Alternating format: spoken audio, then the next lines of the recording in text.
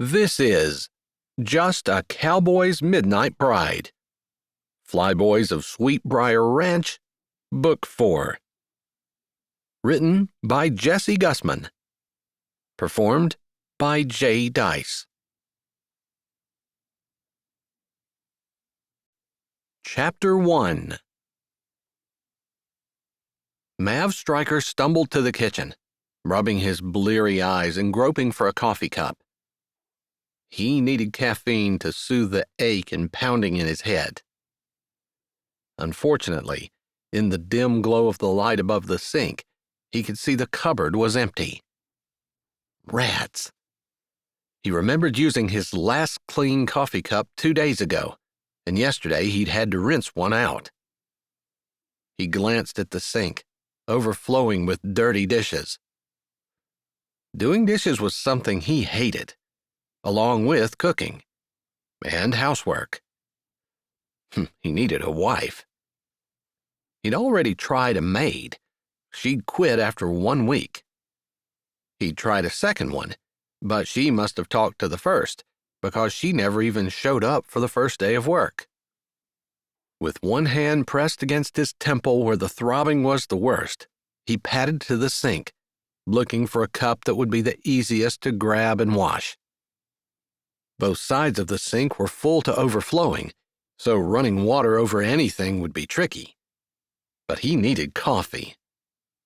Not only for the pounding in his head, but he needed the jolt to jumpstart his brain, to check his bank statement, to see that what he had been tossing and turning about all night was not just a bad dream.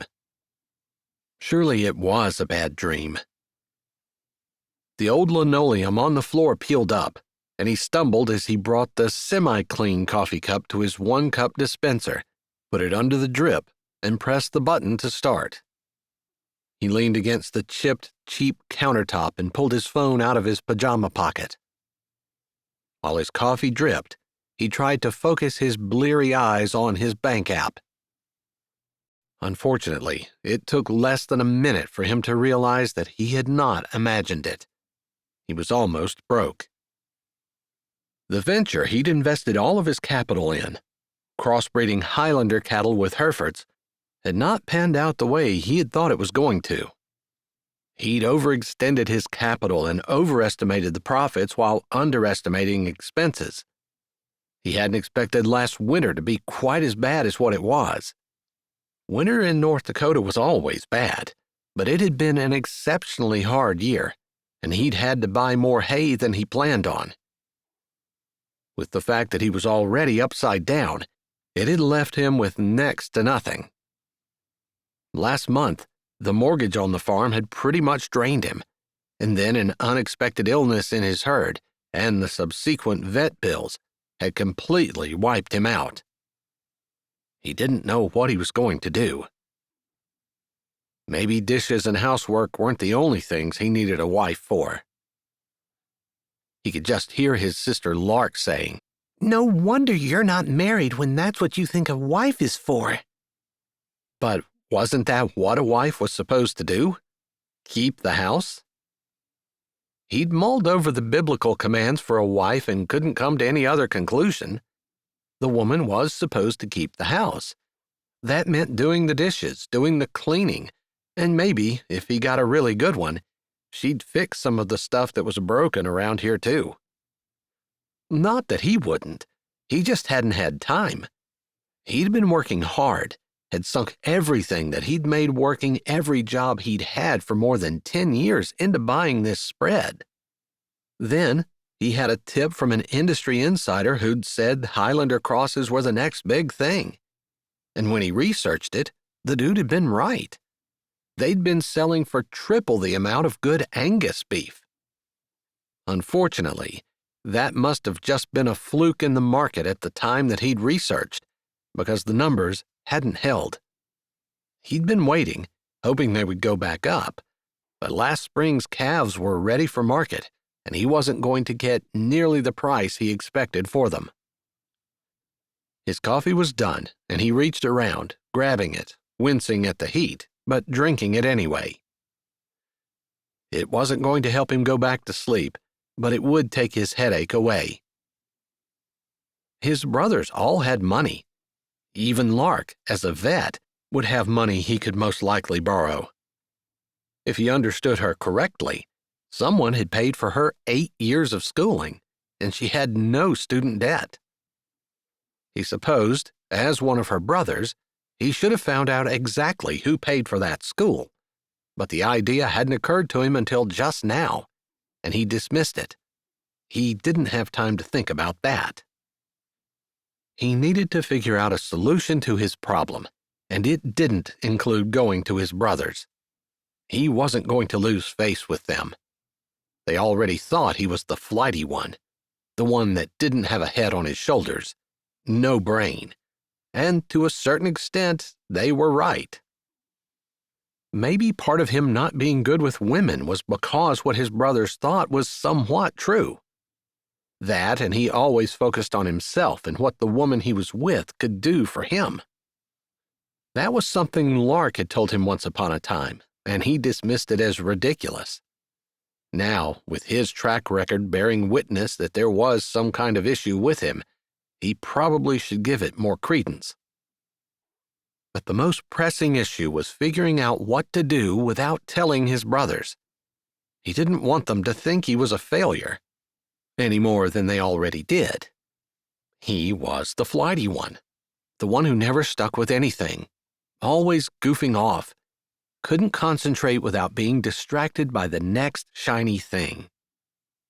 The Hereford Highlander cross was probably just another in his long string of things that he had gotten distracted with and hadn't worked out. That's what his brothers would say. He could hear them now. Of course, they would help him. They wouldn't want to see one of their family members lose their farm. They would make fun of him while they did it, though. He winced again at the bitter brew, slightly less acidic this time than last, but still burning his throat as he swallowed. There had to be a solution. Why don't you pray? He believed in God. He would even say he loved God. He was saved for sure, but the God stuff had always seemed a little boring to him. He hadn't always wanted to do things God's way because he was afraid he might miss something, might miss out on something fun, or God might tell him to do something like go be a missionary in Africa, which was the very last thing he ever wanted to do. He'd wanted to have a farm, wanted it to be successful, and he didn't want to spout preacherish nonsense to people who weren't interested in hearing it. To people who were going to hell without someone to tell them the way. That little voice in his head seemed to be getting louder and louder. Then, of course, it was always right. Fine, I'll do whatever you want me to do, God, if you just save me from this mess I'm in right now. He'd made similar promises over the years. A couple of times when he'd been in actual physical danger, he'd prayed that God would save him. After all, he felt like he was too young to die. And he'd said that he would serve God for the rest of his life if God would just get him out of that mess. He hadn't exactly kept those promises. It wouldn't surprise him at all if God decided to give up on him and not listen to him or help him again. I'm serious this time. If you help me out of this mess, I'll get serious about reading my Bible. I'll pray, and... Could he say it? Could he really tell God he would give his life in service to the Lord? What if God wanted him to become a preacher? His older brother, Clay, carried the nickname preacher, not because he was one, but because he had been wise from his youth up. Mav certainly didn't have any such nickname. Part of him wished he had.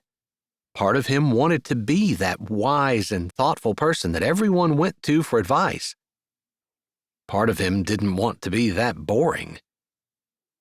But if he didn't do something, he was going to lose the ranch, and from where he could see, there was no human solution in sight. He could sell all of his cows, and that would take care of his outstanding bills, but it wouldn't pay his mortgage for the rest of the year, and he would have no income in order to do that. His payment was way too high for him to get a regular job that would do anything more than supplement what he had. Unless he got a job that paid 6 figures a year. That was highly unlikely. All he knew was ranching, a little bit of rodeo, and he'd done ice road trucking in Alaska. But a truck driving job wouldn't help. After all, it would only supplement his income, but it would take him away from the ranch and keep him from being able to farm full time. Lord, I will try as hard as I am capable of to live my life for you. I haven't always been very dependable, and that's probably not going to change overnight, but I'm willing. I know that's not much, and I don't blame you if you don't do anything, but it's all I have. You can have me if you want me, Lord, but I wouldn't blame you if you don't. There's not much of worth here. He didn't admit that to just anyone. In fact, he wouldn't admit it to anyone other than the Lord. God didn't need him to admit it. God already knew that a lot of his bluster was just for show, because he was insecure and felt inferior. After all of his brothers were successful. Successful in life, success in farming, successful in their marriages. And here he was, successful at nothing.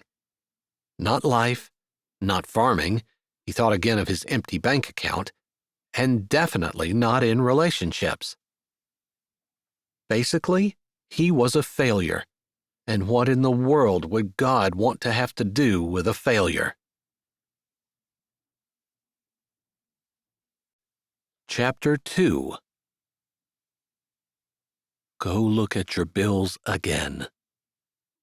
The feeling was so strong, Mav almost looked over his shoulder to see if the words had been spoken aloud. He'd already looked at his bills for 3 hours last night, and he'd looked at them every evening for the last month. There wasn't anything new there. Go. Look. Sighing, he walked over to the small table that doubled as his desk. It had one drawer in the front, and he had a little plastic thing with shelves set on it on one side. His small attempt at organization. He might as well have not bothered, since the desk was littered with letters and bills and invoices and bank statements. Receipts, bills of sale, and a few pieces of junk mail that he'd never gotten around to throwing away. His garbage can overflowed, and he hadn't taken the time to empty that, any more than he'd taken the time to do his dishes or sweep the dirt off his floor. He looked at the desk, knowing that he'd gone through every single thing at least a dozen times in the last 2 weeks. Open the drawer. He didn't typically use the drawer. It was just for stuff that he wanted to save and didn't have the time to go through at the moment. Not bills, but other things. He stood staring at the drawer. Why would he open it? Just do it. Humor lit his face, although he didn't quite smile. He wasn't sure where the voice in his head was coming from, but wasn't that what faith was? Just doing something he knew he should, even though he couldn't see where it would have any conceivable effect on any part of his life. He didn't smile, but he did reach his hand out and opened the drawer. It was stuffed with envelopes, most of them opened, though some of them not. The drawer was stuffed so full that he had to tug, then use his other hand to flatten some of the envelopes to get it open. When was the last time he'd gone through any of this stuff? Christmas cards that he'd stuffed in there, thinking that he would get the address and send one back to the sender, made up the bulk of the items. Letters of inquiry from back when he was working the ice roads. A few letters from the National Bull Riders Association. It hadn't taken him but a season or 2 of that to decide that breaking his body over an animal for the entertainment of crazy people who seemed to enjoy that type of thing was not his cup of tea. He could see how it could be addicting to some men, He loved the adrenaline rush and, honestly, loved the attention, but hadn't loved the way his body felt while he was doing it. The idea of being successful because of luck of the draw was something that appealed to him on a surface level, but internally he revolted against that type of win, using the word win loosely. Figuring he might as well clear out the drawer, throwing out any of the bull riding letters as well as the ice road trucking letters, he grabbed a big handful and drew the mass out of the drawer. Maybe he shouldn't throw the stuff away. If he lost his farm, he'd need a job. He was semi-decent at both of those things, although he'd been better at the trucking than the bull riding. But as he thought that, his eyes landed on a letter that had been exposed when he pulled the top layer away. He didn't remember that one. There was a lawyer firm address in the upper left-hand corner, with his address written in neat handwriting, which was odd since lawyers' offices usually typed things up. He knew that much from buying his ranch. Carefully, he set the big pile of envelopes in his hand down and picked up the letter that caught his eye. Peregrine Seitzler, attorney at law. That name didn't ring any bells for him. And if he was thinking correctly, that town under the name wasn't around here but almost 2 hours away. Why would he have a letter from a law office he didn't know anything about? It wasn't opened, so he broke the seal and ran his thumb along the end, opening the top of the envelope, and pulled out one typed page on a thin, cheap piece of paper. His eyes skimmed over it, and then he read it more slowly. Dear Mr. Maverick Stryker, this letter is to inform you that you have been chosen by an anonymous benefactor to receive the sum of $1 billion upon the event of your successful marriage. There are some stipulations, of course, and those are: Number 1, you must stay married for at least a year, or you will return the amount of money that you have been given after taxes. Number 2, you must stay in North Dakota. Your bride must stay in North Dakota, too. The purpose of these stipulations is to keep people who have grown up in North Dakota from leaving our great state, and the purpose of the money is to have you invest back in your state, becoming successful and prosperous in North Dakota, hopefully attracting other businesses and good people to our beautiful state. There have been other people who have been given this letter and given a time frame in which to marry. You are a bit more of a wild card, so this is not a blind letter sent to everyone, but something that has been tailored to fit your needs. Therefore, you have until... Mav read the date, read it again, and then grabbed his phone and looked at it. The date was today. He had until today at midnight to get married, and he could inherit $1 billion. He almost threw his phone down and ran back to his bedroom to get dressed, but it was 2 o'clock in the morning, and he wasn't going to do anything right now. At 6 o'clock, he could go to the diner and then... do what? Hold up a sign in front of him that said, "Marry me"? And the idea that there was so much money involved. Even though he wanted the money, wanted to get married, it rankled him to think that he would have some woman marrying him just because they were going to inherit $1 billion.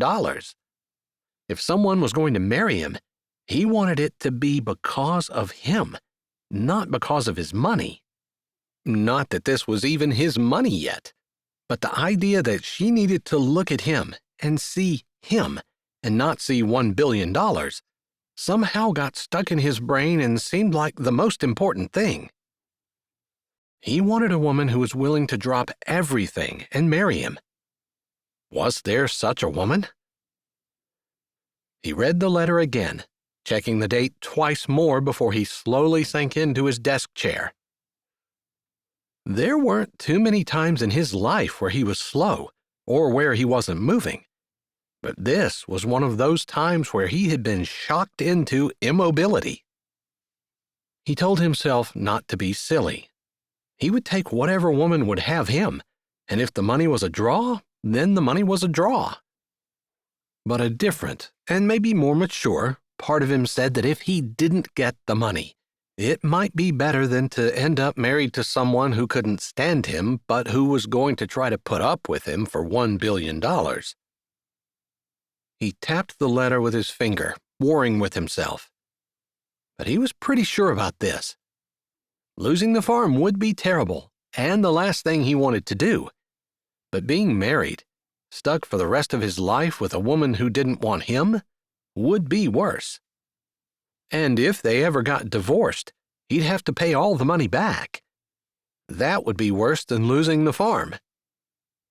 Feeling like maybe this was the first mature decision he'd ever made in his life, he decided that in his mind. And then he remembered his promise. "Sorry, Lord, I got a little excited over the $1 billion, but this was obviously an answer to a prayer. There's no other way to explain it. I don't remember putting this letter here, and this is a crazy thing to have happen." Was it even legit? His mom had married businessman Howard Edwards, and he would probably know or have the contacts to find out in less time than Mav anyway. Of course, Mav could drive to the lawyer's office to find out, but if it was legit, he didn't want to waste any time. So, therefore, he would drive to his mom's house, not first thing, because Howard wouldn't be able to get any of his contacts up until 9 o'clock, probably. So, by 9. He'd drive there by 9. And in the meantime, he would finish praying. This had to be a God thing. There was just no other explanation for it. And then he'd make a list of all the girls in Sweetwater who were of marriageable age. Of course, all he had to do was actually tell a couple of ladies in town that he was looking for a wife and wanted to marry her by midnight, and the news would go around town like wildfire. If there was anyone who was actually interested in marrying him, he would hear sooner rather than later. Small towns were good for something, anyway. With that thought in mind, he decided that his regular prayer position of sitting in his chair was not going to cut it, and he got down on his knees, bending his face forward until his forehead touched the floor. "Lord, I was serious about my life. It's worthless without you. I want to become the man that you want me to be your servant, living for you. I want everything I do to be less about Mav Stryker and all about giving you glory." Right there, that was a bold prayer and unlike anything he'd ever prayed before. He paused, because while he meant it with all his heart, he wasn't sure he could actually do it. "I'm probably going to mess up, Lord. I guess you already know that." He talked to the Lord just a little more, or maybe it was a lot, because his knees and legs were stiff when he rose from the floor, and his coffee was cold when he took a big sip.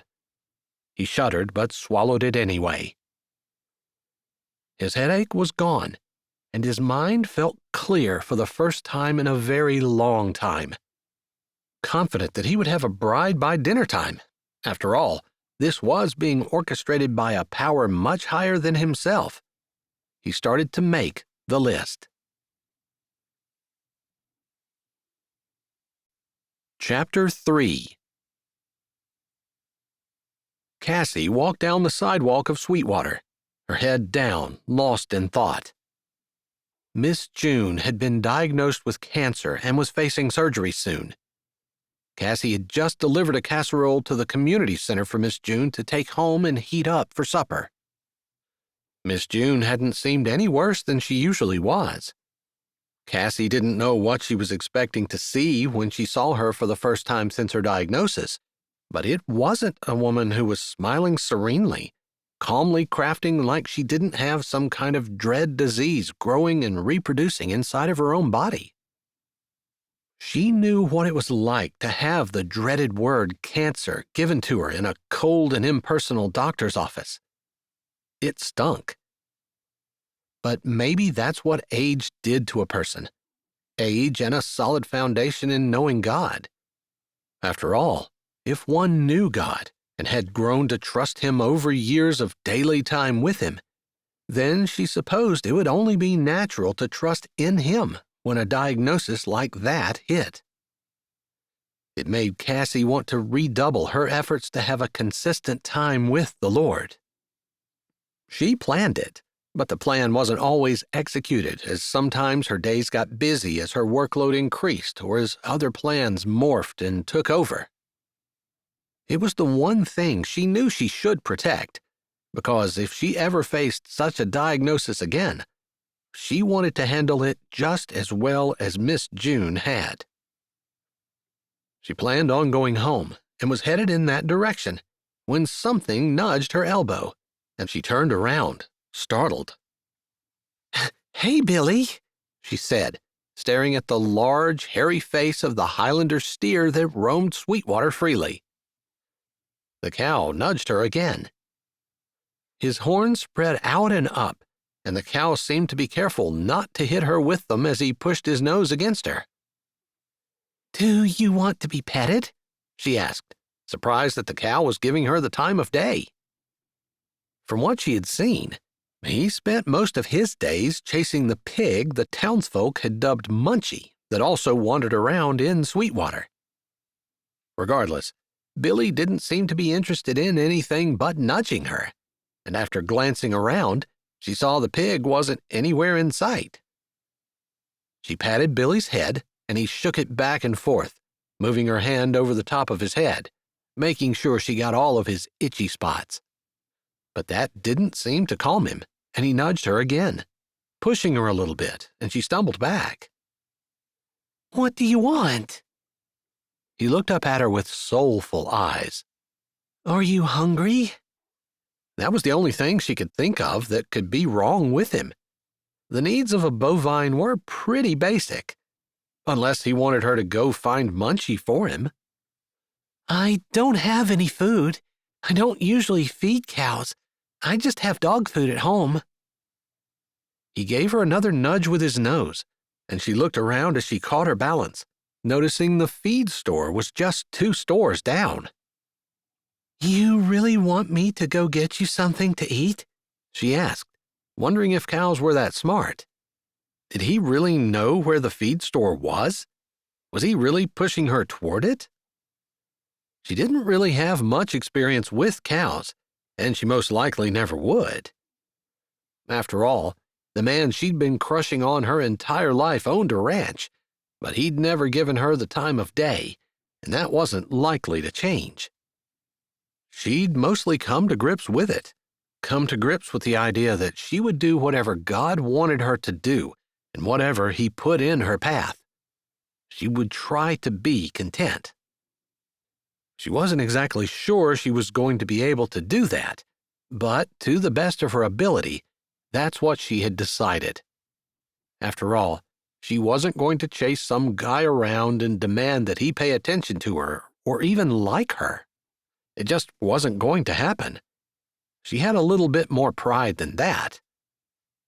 Plus, Mav Stryker, the object of her crush, definitely wasn't interested in a girl like her, someone who was quiet and retiring, a little shy even, someone who was known as that girl who had cancer.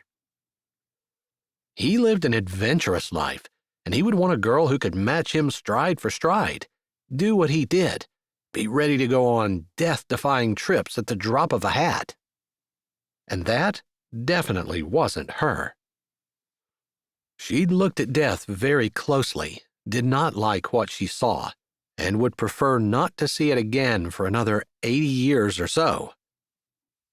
Regardless, thinking about cows always made her think about Mav, but she shook that all from her mind. She'd given that up, Mav and her crush on him, to the Lord a year ago, and although once in a while she was tempted to take that back up and deal with it on her own, She just had to trust God that He knew what He was doing when He was directing her life. All right. If you're hungry, I have some money I was putting back to buy a couple of books at the bookstore, but I can spend it on cow feed instead. She patted Billy a little more, then walked slowly toward the feed store, with him striding right by her side. Funny, because Billy had never showed the slightest bit of interest in her. When she got to the feed store, Billy nudged her. Well, maybe it was a little more than a nudge, since he caused her to stumble toward the door. I was going to the feed store. I told you that. She looked at him a little annoyed, because he'd almost knocked her down. But if she had any doubt about where he wanted her to go, that doubt had been eradicated. She had been planning on going home and spending the rest of the day cocooned in her office, working on a big project that she'd won a bid for and needed to have finished by the end of the week. But before she went, she could make a detour to the feed store and buy the cow some food.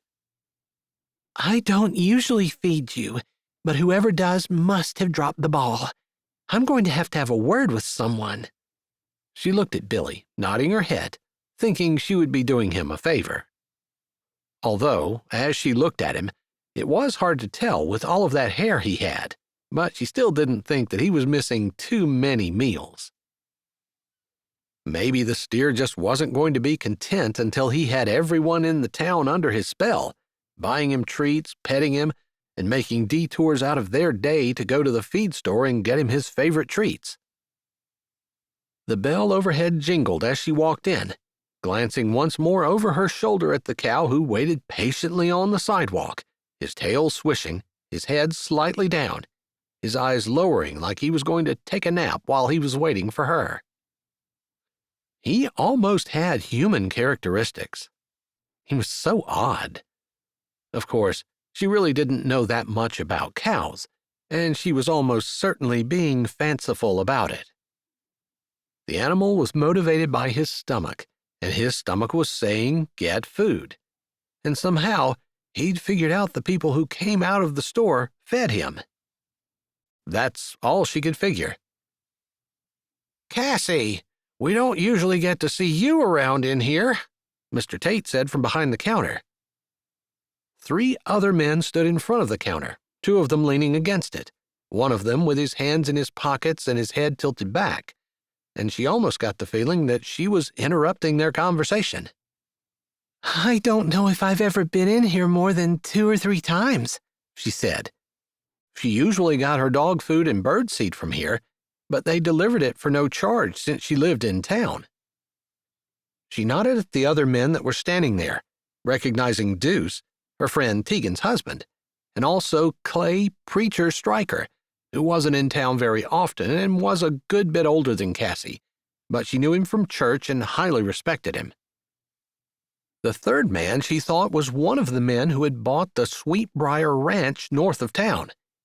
She thought his name was Gideon, but she wasn't exactly sure.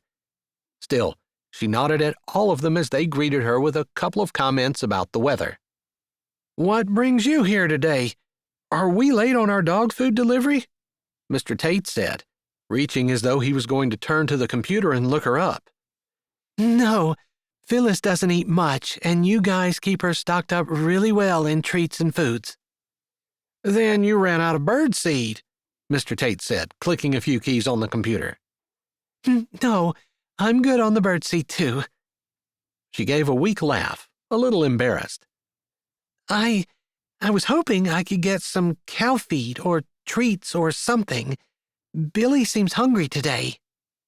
"Billy seems hungry?" Gideon asked, his eyes lifting in a bit of disbelief. "I can't imagine that old bovine would be hungry, not with the way everyone is constantly feeding him around here. It's amazing that he doesn't weigh 2,000 pounds.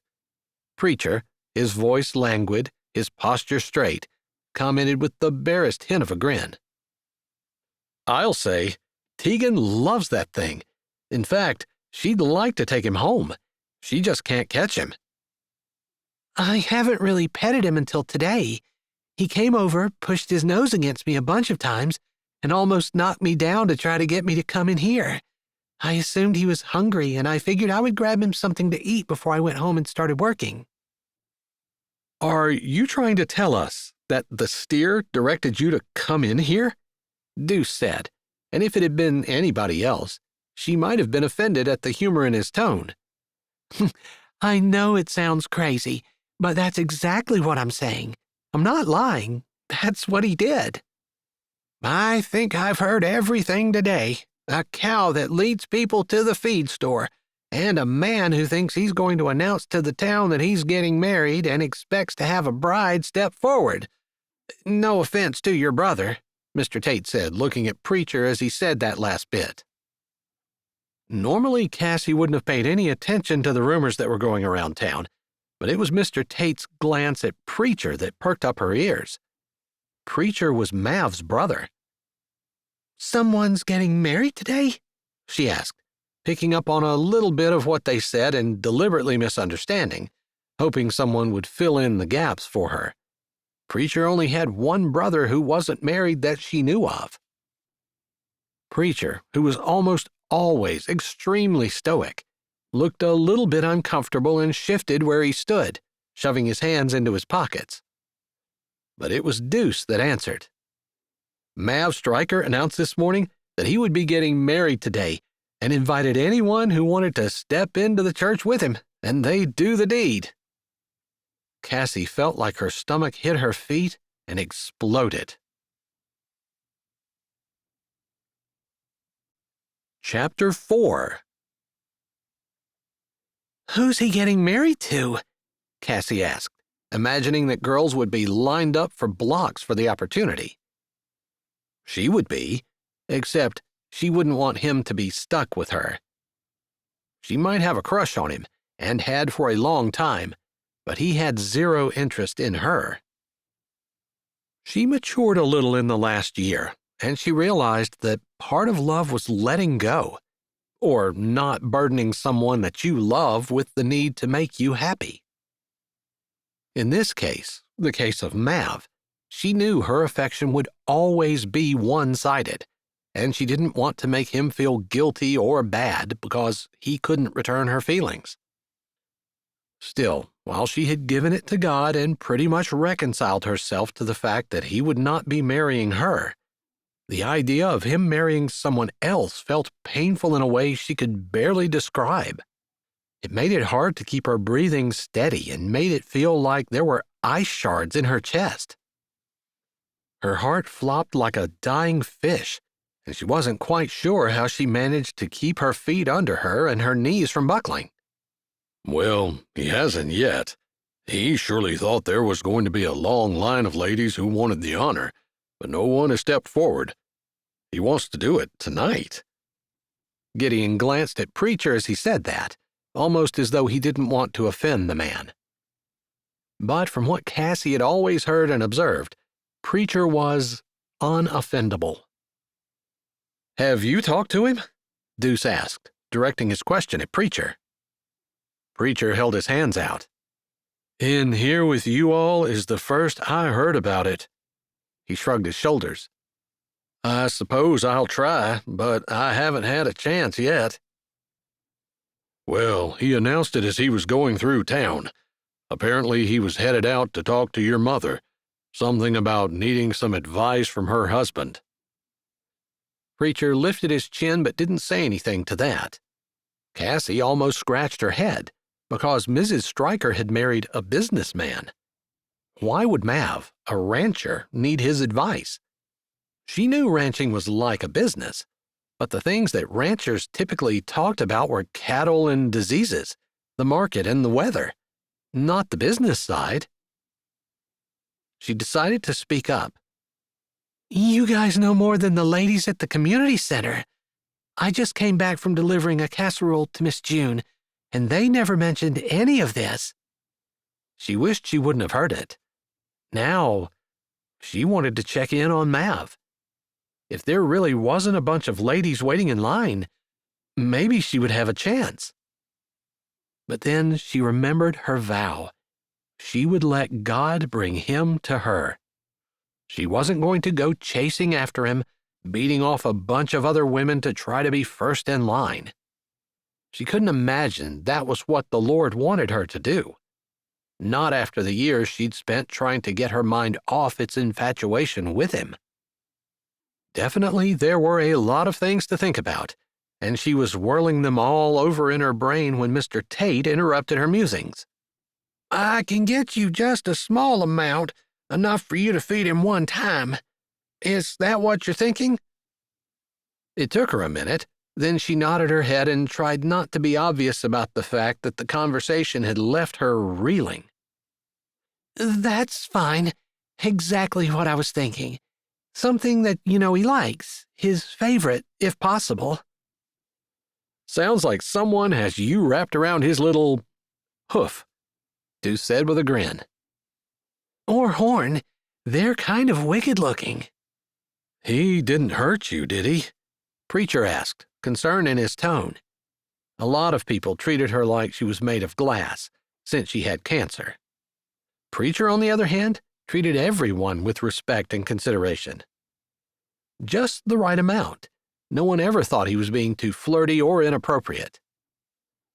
She looked at him more like a father figure, even though he wasn't quite old enough to be her dad. He settled a hand on her shoulder, looking into her eyes. "No, he was a perfect gentleman, even being careful to move his head so his horns didn't catch me. I think he's just hungry." As long as you're sure you're okay. Clay's eyes were serious. He's been known to chase a few people, and there was a rumor about him putting a hole in someone's t-shirt. If he's a danger to society, we'll have to be serious about rounding him up, as much as Sweetwater seems to love her unofficial mascot. He said the last part with a little bit of a grin, and that made her smile. It was true. Sweetwater loved that they had a Highlander cow and pig that roamed freely around town. She wouldn't want to be the cause of having either of them rounded up, but she knew she could be honest when she said, "No, really, he's been perfectly behaved. I even think he was being a little bit protective of me." "Here you go, and you don't owe anything. There's actually a fund that's been set up here. Various people have put money down on it to provide food for him whenever he needs it. I'll just take that out of the fund and won't charge you." "Oh, I didn't know that." "It's not something I advertise, because I wouldn't want anyone to take advantage of it, but I know you're not going to, and the money's there, so we might as well use it." She nodded, taking the small amount of feed he put in a bag, then watching as he picked up a smaller bag. "These are treats. He's liked them before, but sometimes he turns his nose up at them. I think it just depends on what mood he's in." He's moody like a mare? Deuce said, and the men laughed. Cassie smiled, because she'd overheard people talking about how mares could be moody at church on occasion, but she'd never actually experienced it for herself. Riding horses and dealing with cattle was probably not something she would ever do, even if she kind of wanted to. "Thank you so much. I appreciate it." "You probably know this, but there's a place to feed him behind the diner. There's an empty lot back there, and there are a couple of pans set out. I think Jane usually makes sure that his water is filled up on a daily basis, and there's a little spot for the pig, too." Mr. Tate smiled. "Here's a small bag for it." She took the third bag, thanking him again. "Are you sure I don't owe you anything?" "No, I would tell you if the fund wasn't enough, but there's plenty of money there. The town of Sweetwater takes care of him pretty well." "He's a sweetheart. I can see why they do." She nodded at the men again, pleased that she'd been able to act so normal when her insides felt like they were melting. And her heart, goodness, she didn't even know what to say about her heart. It hurt. For real. And yet, there was nothing she could do. Mav was going to get married today, and that would be the end of that. Maybe the Lord had convicted her to get her mind off of him and focus on living her life for him, just so this would hurt less than it would have if she would have still had her crush on him. She couldn't even imagine how she would have reacted if she would have found this out last year this time, before she'd given the idea of having Mav for herself to the Lord. She told God that she was willing to do whatever He wanted, to marry whomever He brought in, or stay single if that was His plan for her, and she wouldn't pine after a man who wasn't interested in her. It hadn't been an easy decision, and she had relapsed plenty of times, but she was determined to get him out of her mind, or at least put him in a spot where he belonged, not on a pedestal where she always had him. Still, this was a hard blow. The bell jingled again as she walked out. Billy stood on the sidewalk where she'd left him. He didn't act overly hungry, though, as she opened the bag of treats, putting one in her hand and holding it out, hoping he didn't take her hand along with the treat. But he barely sniffed it, shaking his head a little and turning his head away. "You're kidding. You pushed me into the feed store, and now you're not even going to eat your treats? You're going to make me look like an idiot. I told those men you were hungry." Her light reprimand did nothing to persuade the bovine to eat what she offered, and finally she shook her head, put the treat back in the bag, and started walking toward the diner. She would put this stuff in his feeding trough, and if he ate it right away, great. If he didn't, it would be there for when he was hungry. Billy didn't follow her across the street and back toward the feeding trough. Carefully putting the feed in and the treats on top, and then putting the pig feed in its bowl, she tried to tell herself that God was in control, that she needed to trust and have faith that He was going to work everything out for her good and His glory, that she didn't have to go running in, trying to push herself into a position where Mav might possibly be hers. There were plenty of other girls who would want him and be better for him, and she'd already accepted that. This was just a red herring, something the devil was dangling in front of her to try to get her off the track of following God and doing only His will. She'd almost convinced herself of that by the time she'd emptied the feed into the bowls and turned around to walk home. Chapter 5. "He's here," Bonnie said, looking over her shoulder at her husband. She couldn't keep the worry out of her eyes, and knew there were lines in her forehead, knew her hand clutched the curtain too tightly. "It's okay, Bonnie," he said, coming over and putting a hand on either side of her arms, pulling her back into his chest. His hands were light on her arms, but warmth seeped through his fingers, calming her. She leaned back into him, relishing the warmth and strength that she could feel oozing out of him. So many years she had been a mother alone, and it felt so good to be able to lean on someone, not expect them to do life for her, but to know that they shared her burden, her love for her children, and her desire to see them turn out right. "That's why we gave him extra time in the letter, to give him time to grow up." "But if he's here because of the letter, that means he just found it, which means that he really hasn't grown up, because it would have just been chance that he would have gone through whatever pile of stuff he threw it in." She had been so sure that he had thrown it away, worried that he had, knowing that financial difficulties were slowly strangling him as she watched the joy fade out of his eyes in recent weeks and months. God has this. It's in His plan. If it's meant to be, He would have found it. If it's not, He wouldn't have. It's that simple. "Do you think he's here to ask to borrow money?" she asked, not wanting the answer to be affirmative. She didn't know what she'd do. She wanted her children to learn to work, to support themselves and make a positive contribution to society, and they had. They hadn't had much choice when they were younger, since it had been a struggle to survive. Ever since her marriage to Howard, She had more money than she knew what to do with. Not that she spent a lot. She'd bought herself a couple things that she'd wanted all her life: landscaping around her house and a Frisian horse. Those had been her only two expenditures, and they hadn't even been a total of 10 grand. Considering her husband was worth billions, and she could have anything she wanted, it was kind of frugal. But she was content and knew that money didn't make a person happy.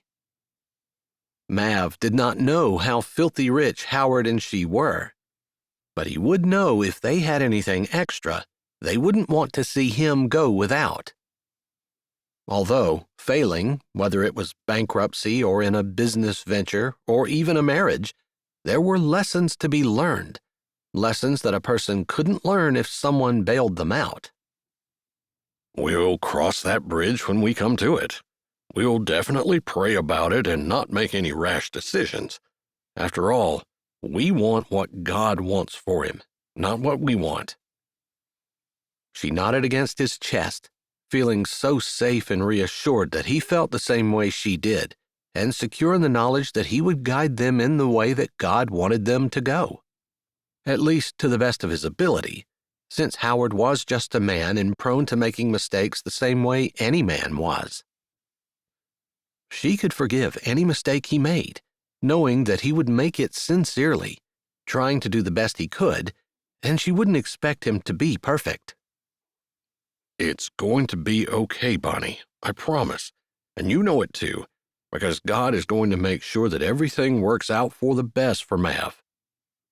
I just want him to find someone, for him to find God first, but for him to find a woman who loves him for what he is, and not for the bluster he puts on. I know God has someone in mind for him. It's just a matter of him being ready for her. After all, you don't want her to walk into a marriage with him when he's not ready to treat her the way she needs to be treated. No, of course not. I love her, and I don't even know who she is. I want her to be treated right. I would be so ashamed if one of my boys didn't treat his wife like the precious gift she is. That's exactly how I would describe you. Precious gift. I hope you know that. He bent down, kissing her neck below the ear and moving to the sensitive spot he knew that she loved, while one of his hands lifted and rubbed across the back of her neck, giving her shivers. She loved it, that light touch that made her feel so loved and cherished.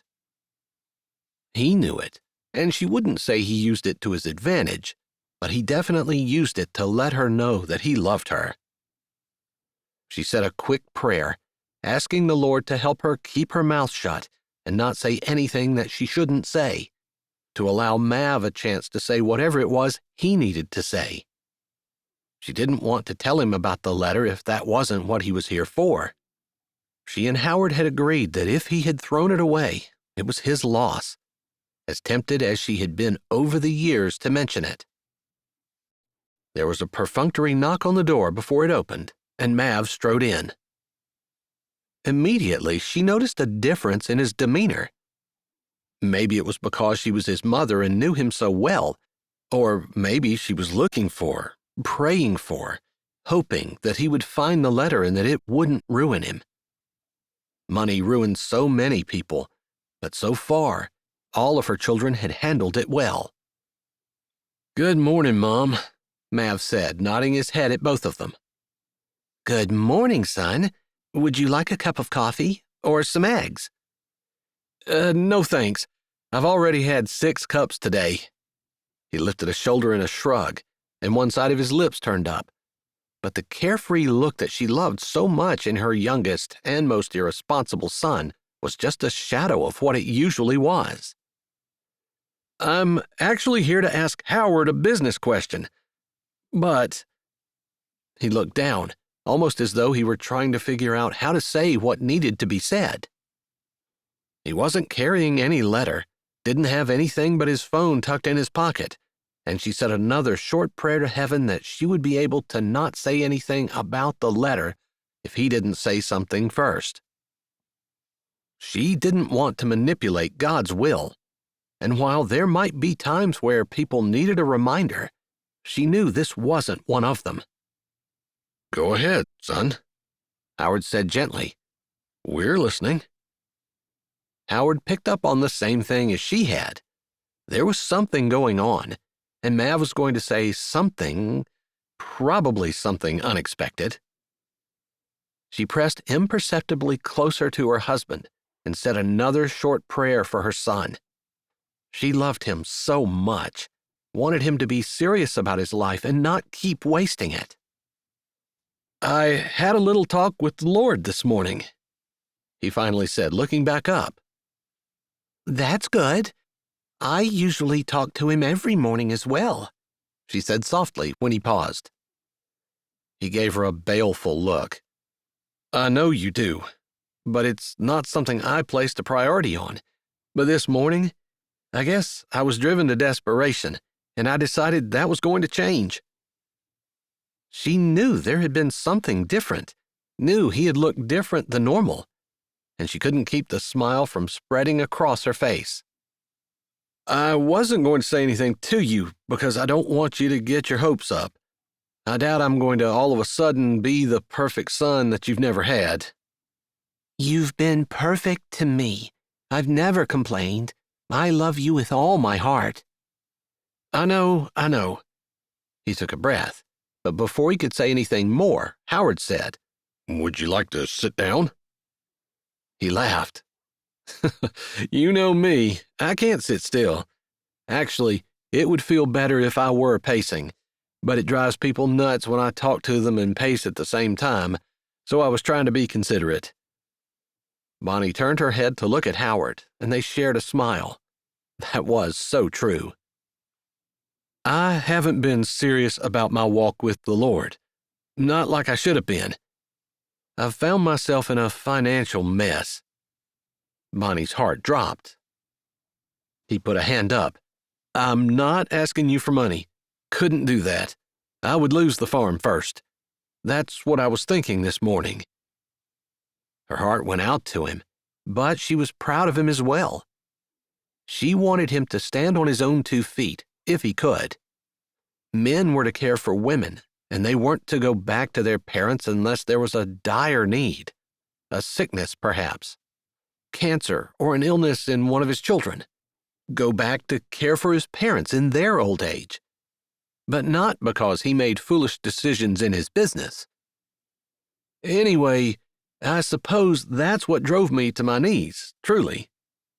He looked like he steeled himself, but didn't look embarrassed to be kneeling in front of his Creator. Of course not. For some reason, I was prompted to open a drawer in my desk, one I hadn't opened for quite some time, years even, other than to stuff things in it. I took out a pile, intending to go through them, and I found a letter. It came from a law firm that I'm not sure is legit.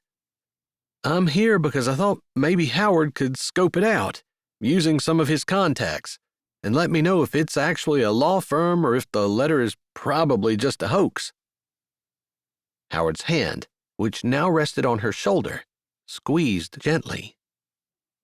She wanted to put her hand over top of it, rub her cheek against it, turning to kiss him, but she did none of those things. Her children weren't supposed to know where the money came from. She did not want to be the weak link, the one that let the cat out of the bag, because up until this point, it had remained a mystery.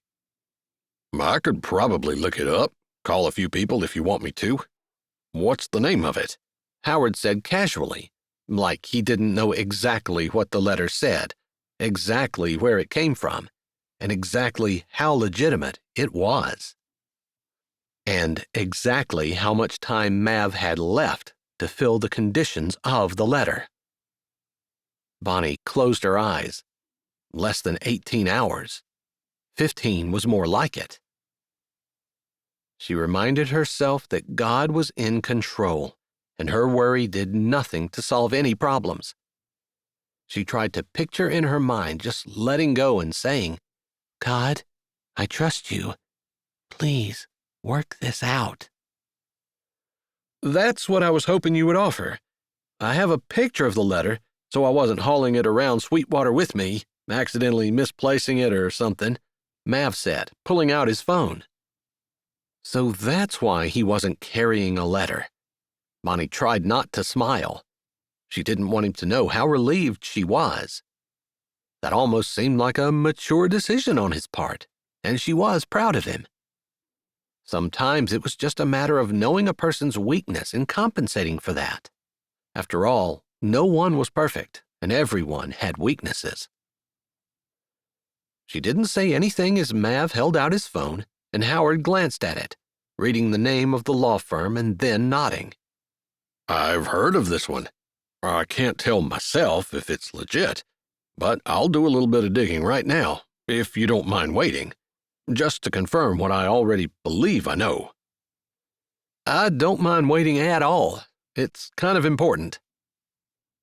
Howard hadn't looked at the phone long enough to read the letter, if he could even see it because of it being too small.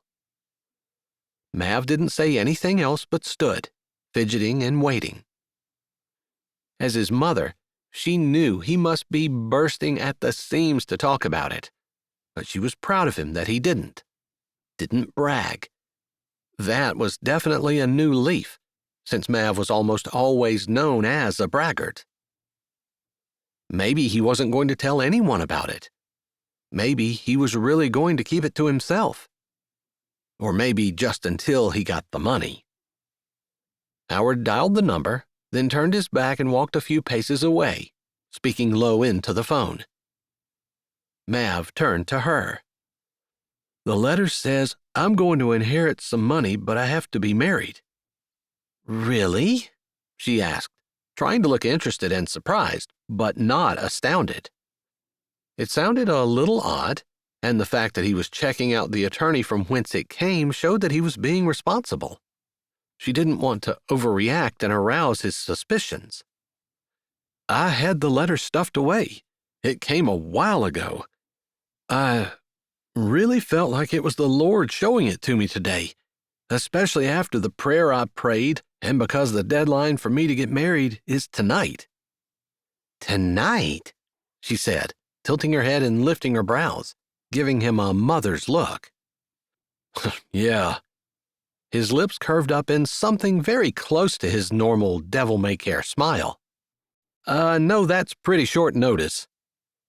"It is, especially since, as far as I know, you don't have anyone lined up." "I don't, but I did mention in town that I was planning on getting married by the end of the day, and anyone who was interested should look me up." "I see. And now your phone's ringing off the hook?" She raised her brows and looked down at his silent, dark phone. "Not exactly." He looked a little embarrassed, abashed maybe. And again, her heart bled for him. He had always found it hard to relate to women, mostly because he had a hard time being gentle, considerate, and unselfish. It didn't take women long to see that, while he might give lip service to politeness and manners, in reality, his concern was mostly for himself, and he wasn't really thinking about them. Not enough to put them first or ahead of himself. Maybe that would have changed, or started changing, along with everything else this morning. She hoped so. For the sake of the woman he found to marry him, if he found one. "Any advice for me on that end?" he asked after he seemed to hesitate. "You mean if the letter is legit, you're actually considering marrying someone by the end of the day?" she asked, as though she wasn't familiar as she was with the details of the letter. "Yeah, it's a lot of money, Mom. I guess I don't really want to talk about that other than I think it would be worth it to get married." "A lifetime of misery isn't worth all the money in the world. And that's what a marriage would be, unless you're not planning on staying married." "The letter says we have to. We have to stay married and live in North Dakota. I guess I know you're right. I know that being married to the wrong person is worse than not being married at all, no matter how much money's involved." That's absolutely true, she said firmly, knowing it was. She wasn't leading him wrong there. She was definitely guiding him in the right direction. But surely you remember what you always said. It is less important to be in love, he used air quotes around the words in love, than it is to have shared values and morals, and have a mutual respect, to be willing to put yourself last and be married to someone who feels the same, someone who would always be putting the other person first. And you want someone who keeps their word, someone you can trust, someone who's going to raise your children to believe what you do, to love the Lord and serve Him, who isn't going to browbeat your kids or give them a semblance of religion without the relationship with an almighty God. It's not about rules, and it's not just about pie-in-the-sky love. It's about submitting to God because He's your creator and having a relationship with Him because He loves you and wants one. I know. I need the reminder, I guess. More for myself than for anyone I'm looking for. I guess I have a reputation that maybe isn't the most steady. I can't believe if there's a significant amount of money involved that people aren't lining up. I didn't mention the money. I remembered what you said, and I felt like it would be better if someone chose me for myself. He hung his head. Maybe that's a little bit of pride, too. I didn't want it to be about money. I just want to see if there's anyone who will do it for me. Just me. I love you, and I love that decision. That's probably one of the most mature things that you've ever done. I admire you. And whether you find a woman who will take you, or whether you don't, God blesses humility and people who do right even though it's hard. Mav nodded as though agreeing that the words she said made sense. Her mother's heart cried out to her God, begging Him to bless this new direction of Mav's life. She wanted to ask for the perfect woman for Him to appear today, but she didn't. She'd been praying for Mav and for his future mate for years, decades. But it had to be in God's time. As much as she wanted Mav to be able to get the money and the woman, she doubted it would happen. So she just prayed again. Lord, please work your will in his life. Whatever it takes to bring him to you, please. Yes, this lawyer, Peregrine Seitzler, attorney at law, is totally legit. He's a little bit eccentric, but sometimes those are the best people to work with, because they work out of the box. Howard smiled, and Bonnie had no doubt he knew what he was talking about. He had worked out of the box a lot, although Mav wouldn't know that. Not the extent to which he had done it, anyway. Howard didn't stop until he'd come back over to stand beside her, putting his arm around her, allowing her to lean into his strength if she chose to, which she did. She'd spent so many years alone, so many years raising her children by herself as a single mom. It felt so good to have someone standing beside her. Of course she was going to lean into his strength and offer him hers and whatever else he needed at any point. Marriage was a two-way street, and she didn't want anyone to ever say that she didn't do more than her share. She loved Howard and wanted him to know it. Even if that meant sacrificing herself for him, she would gladly do it. Because that's what true love was. Foregoing oneself and putting the other person first. Not being selfish or rude or inconsiderate, but loving the way Jesus loved. Good to know. So you would trust what the letter said? Mav asked.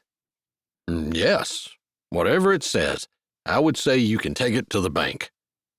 Howard lifted his lips a little as Bonnie looked around at him, and their eyes met. She loved his sense of humor, too. He always made her smile. All right. Well, wish me luck. I'm off to see if I can find someone who will marry me in the next... Mav pulled his hand up and looked at his watch. 15 hours. I hope you find the right woman, she said, wanting to say so much more, but forcing herself to stop at that. If I have time, I'll bring her by for you to approve, Mom. Otherwise, I might just send you a text. All right. She didn't say anything more, although she wanted to offer to make him a list of girls that she approved of. It wouldn't be a long one. Sweetwater had more than its share of women of character and integrity, but there weren't a lot of personalities that would fit with Mav's.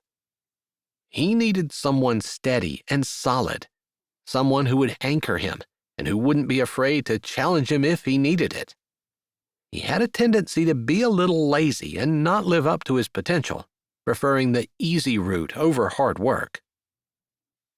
The door closed behind him, and as though Howard could read her thoughts, he squeezed her shoulders, turning her around so he could tuck her against his chest and under his chin, wrapping his arms around her as she leaned into his warmth and strength.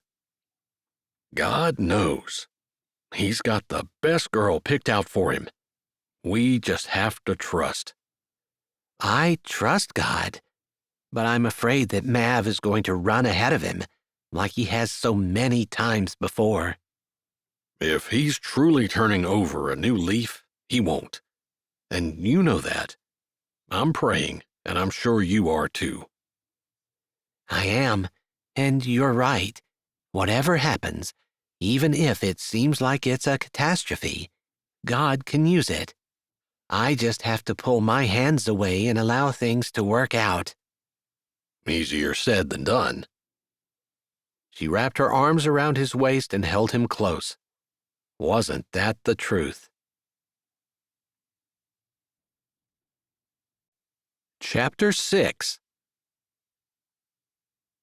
Cassie walked home, every step feeling like her shoes were filled with lead.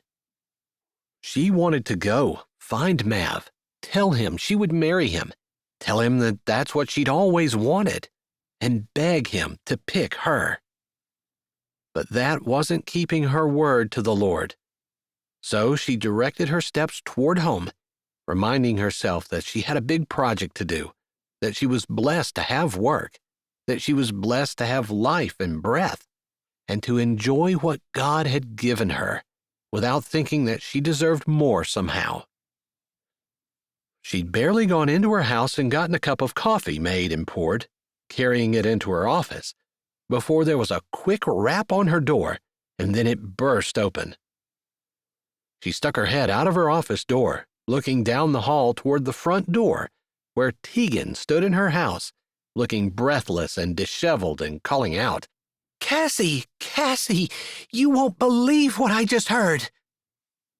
It was amazing that they hadn't passed each other in town, as small as Sweetwater was, and as closely as Tegan had followed her into the house. "I'm here," Cassie said, stepping out of her office and walking down the hall. "Oh my goodness, Cassie, you won't believe it."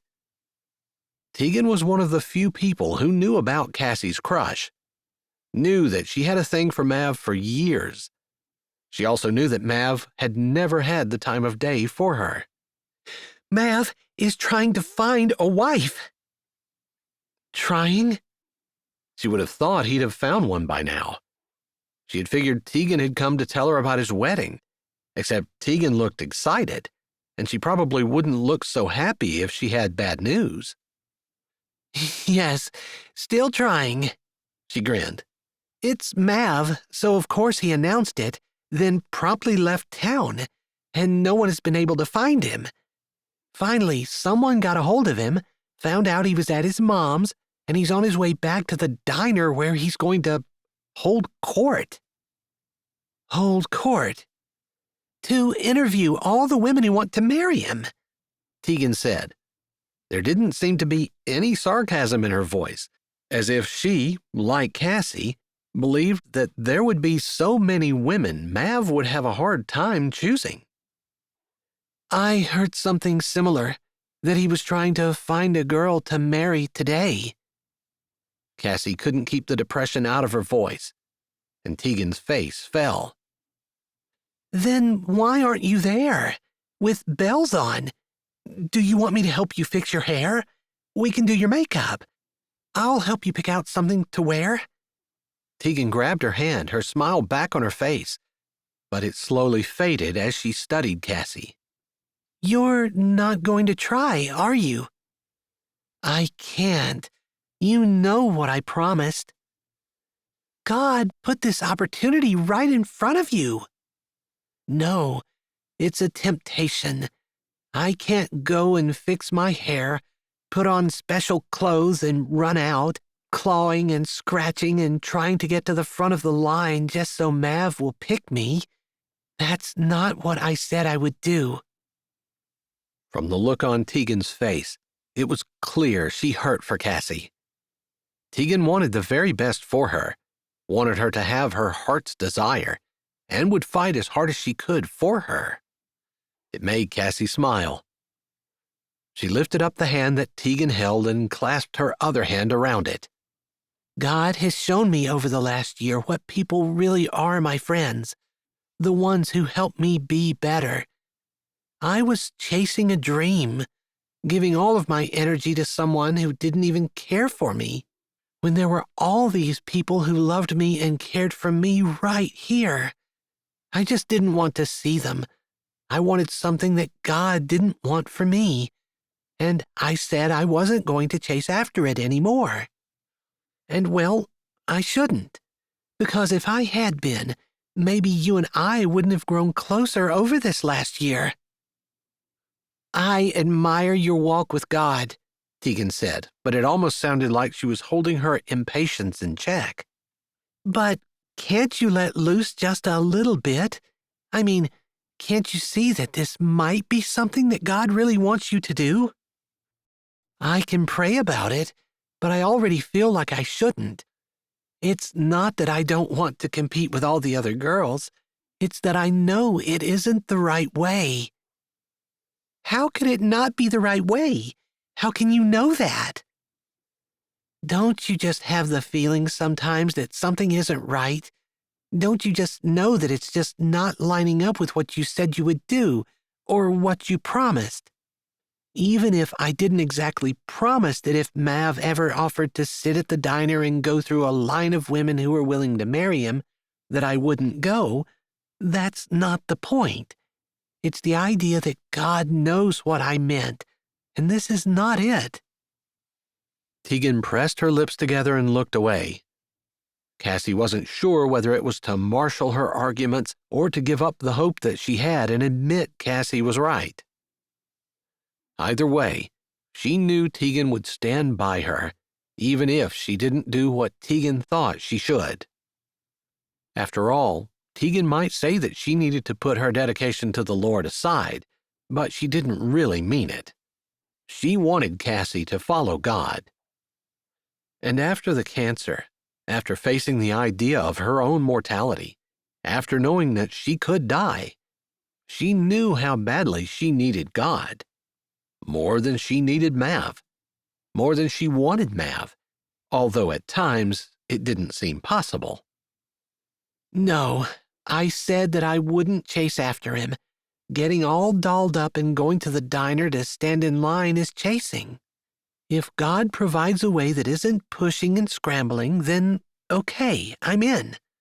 Last year this time, I would have jumped on this opportunity, but I can't go back on my promise.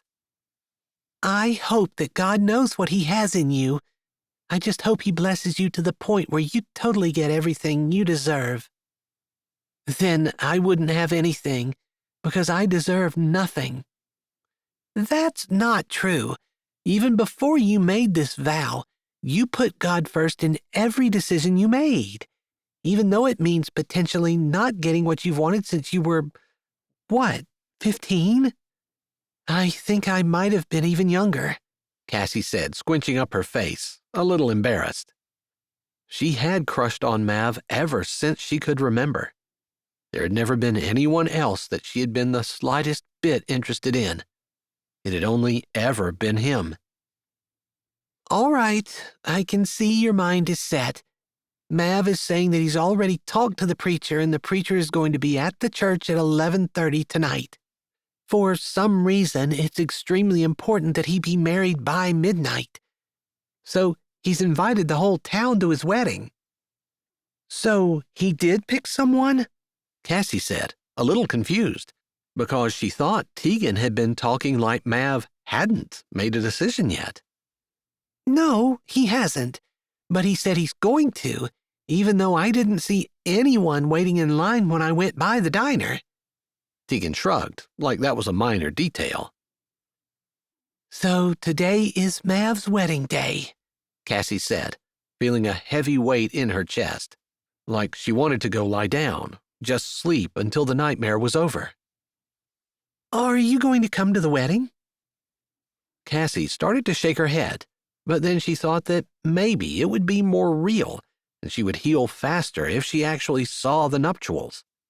It would be like daggers in her heart, but again, not as bad as it would have been last year this time when she had put all of her stock into her infatuation with Mav. "I think I might," she said and tried to smile. "Then let's do a makeover. Let's get you fixed up. I'll call Abrielle and Zaley, who's exactly your size, and between us we can get you clothes, fix your hair, do your makeup, and make you look beautiful." Tegan grinned. "Not like you can improve upon perfection, because you look gorgeous now, but you'll feel more confident with the right clothes and the right do." Cassie couldn't argue with that, and she was so grateful to her friend. If it weren't for Tegan, she probably wouldn't have even tried to work, but would have gone to bed, hiding under the covers. This was so much better, to spend the day in celebration rather than in mourning. The chains really would be broken, since once Mav was pledged to someone else, she would not be interested in him. And she would be free to serve God with her whole heart. If he never had a man for her, that would have to be perfectly fine. She would just do whatever God wanted her to. Chapter 7. Mav looked at his watch, trying not to panic. It was 5 o'clock, and the smells from the kitchen of the diner were simply amazing. Unfortunately, they didn't make up for the fact that there hadn't been a single woman who had taken him up on his offer all day.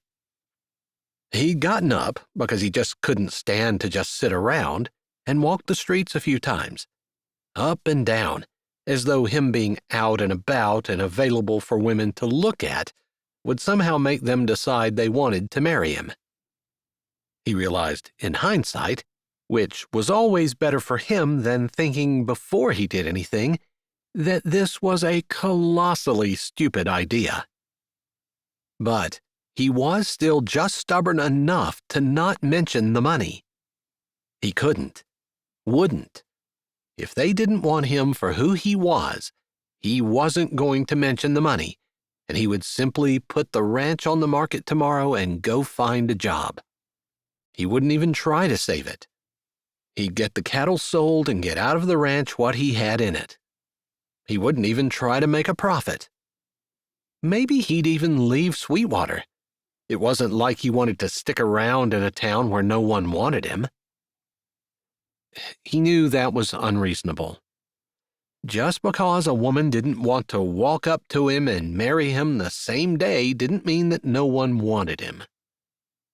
His mom and stepdad had been by again, and Jane, the owner of the diner, had come over to his table several times, giving him coffee, offering him a taste of the new dessert she had tried, and asking if he would taste a new type of chicken she was making. He'd agreed because his stomach was growling. Even when he was in the depths of despair, he could eat. He'd never had anything hit him so hard that he lost his appetite.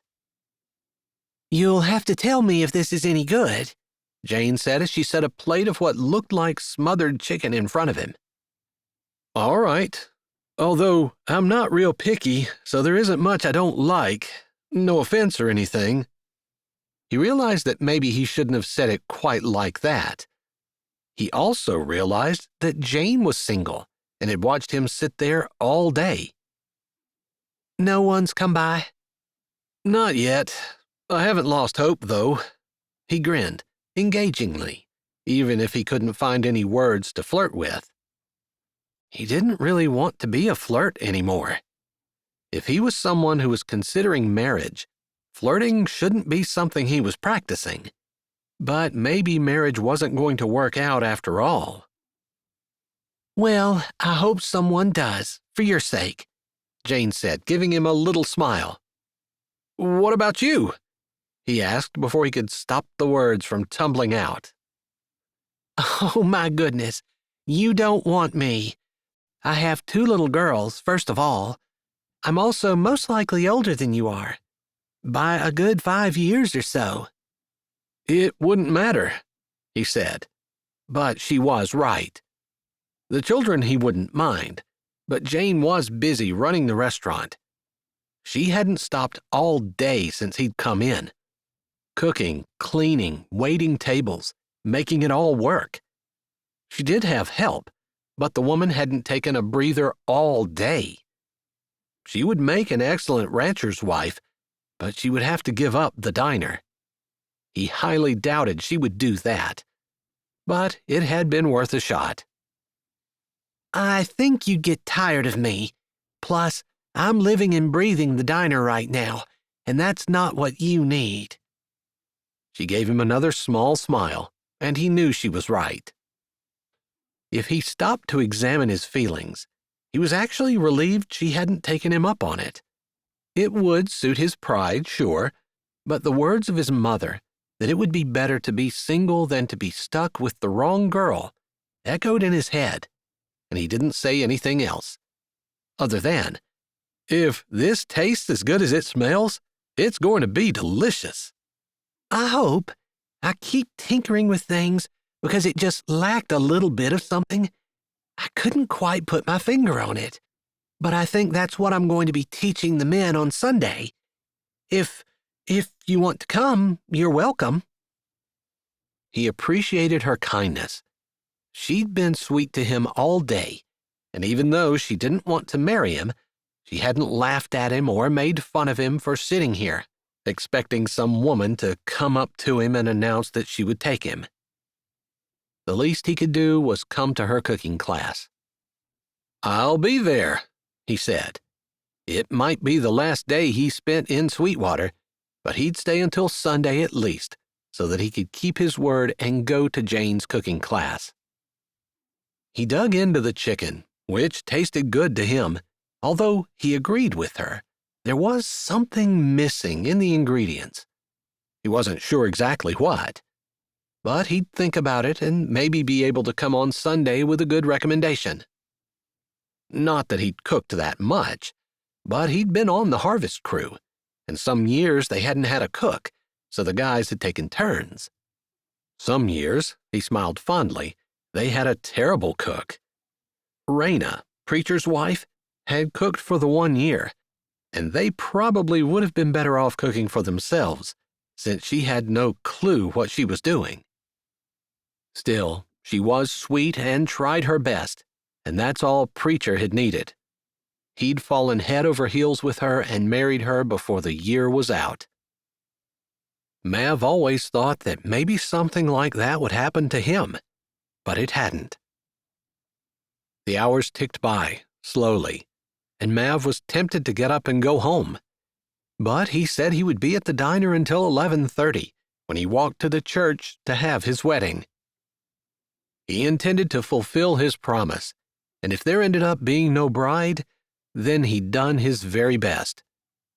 He couldn't think of anything else to do, other than to start knocking on doors, and that seemed a little desperate. Jane usually closed the diner at 11, but she left it open for an extra half hour so he could stay at his table. He appreciated it, but while there was a crowd, there was still no bride. Finally, at 11:25, He pushed back away from the table, looking around at all the people who stared at him. A couple of his brothers were there.